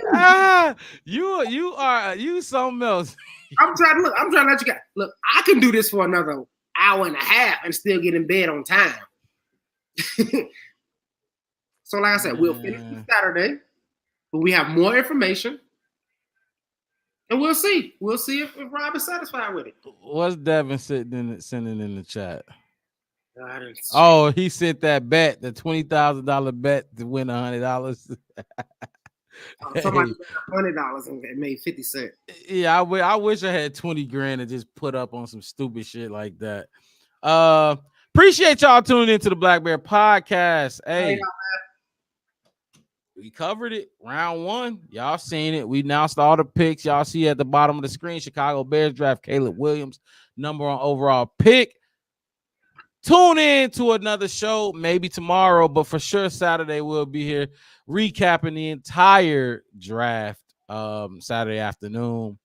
And then other Bears news, because there's gonna be a lot of little news that come out from this draft. You know how it go. Like we just heard about the Falcons, they weren't too happy about that pick. The Black Bear Podcast, you can find us on YouTube. The Black Bear Podcast, one word, no spaces. We also on Twitter. Follow the page, follow the channel on Twitter and Facebook. We gonna see y'all again this Saturday. Appreciate y'all. I'm gonna leave y'all with this last hype video. Play Caleb video one more time. And we gonna, and we gonna get up out of here. Here you go. And I tend to create history and rewrite history. Stepped onto a college football field as a freshman at Oklahoma, down 28-7 against Texas in the biggest rivalry game in the country, leads them on a comeback. It generally never happens where a quarterback that I evaluate is excellent in all 5 categories that I'm trying to evaluate him. We were hired to break a cycle. The same thing when I was in Kansas City. Coach Reed, all of us were brought there to break a cycle. It's good that this quarterback is different, because what's never different is the result every single time you play the Packers. And I'll tell you what's weird. You know what's the weirdest thing about Caleb? That he's going to be a Bears quarterback who is actually good. Yeah. It's church. Hey. Feel like a king, feel like a god. I don't think no one can stop me. I'm on my way straight to the top. These niggas looking so sloppy. I know he wish he could copy, but that little boy is just not me. I am a one of a kind, nigga. There is nobody else like me. Feel like a king, feel like a god. I don't think no one can stop me. I'm on my way straight to the top. These niggas looking so sloppy. I know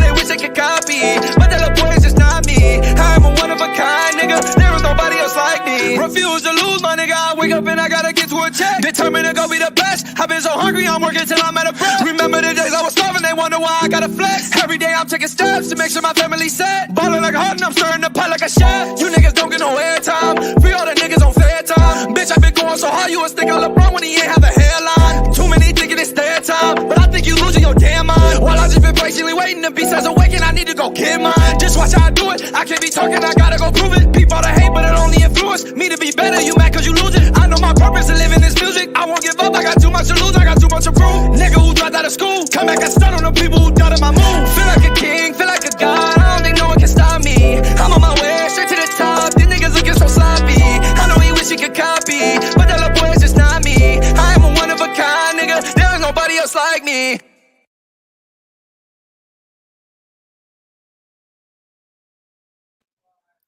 Shout out to the Windy City Productions for putting that hype video together. I had to switch up his audio a little bit so I don't have to fucking black out 5 minutes of the podcast. But like I said, we're going to leave y'all with that. My guy, Chef West. I'm Mark Robb. We out of here, man. Y'all have a good night. Peace out.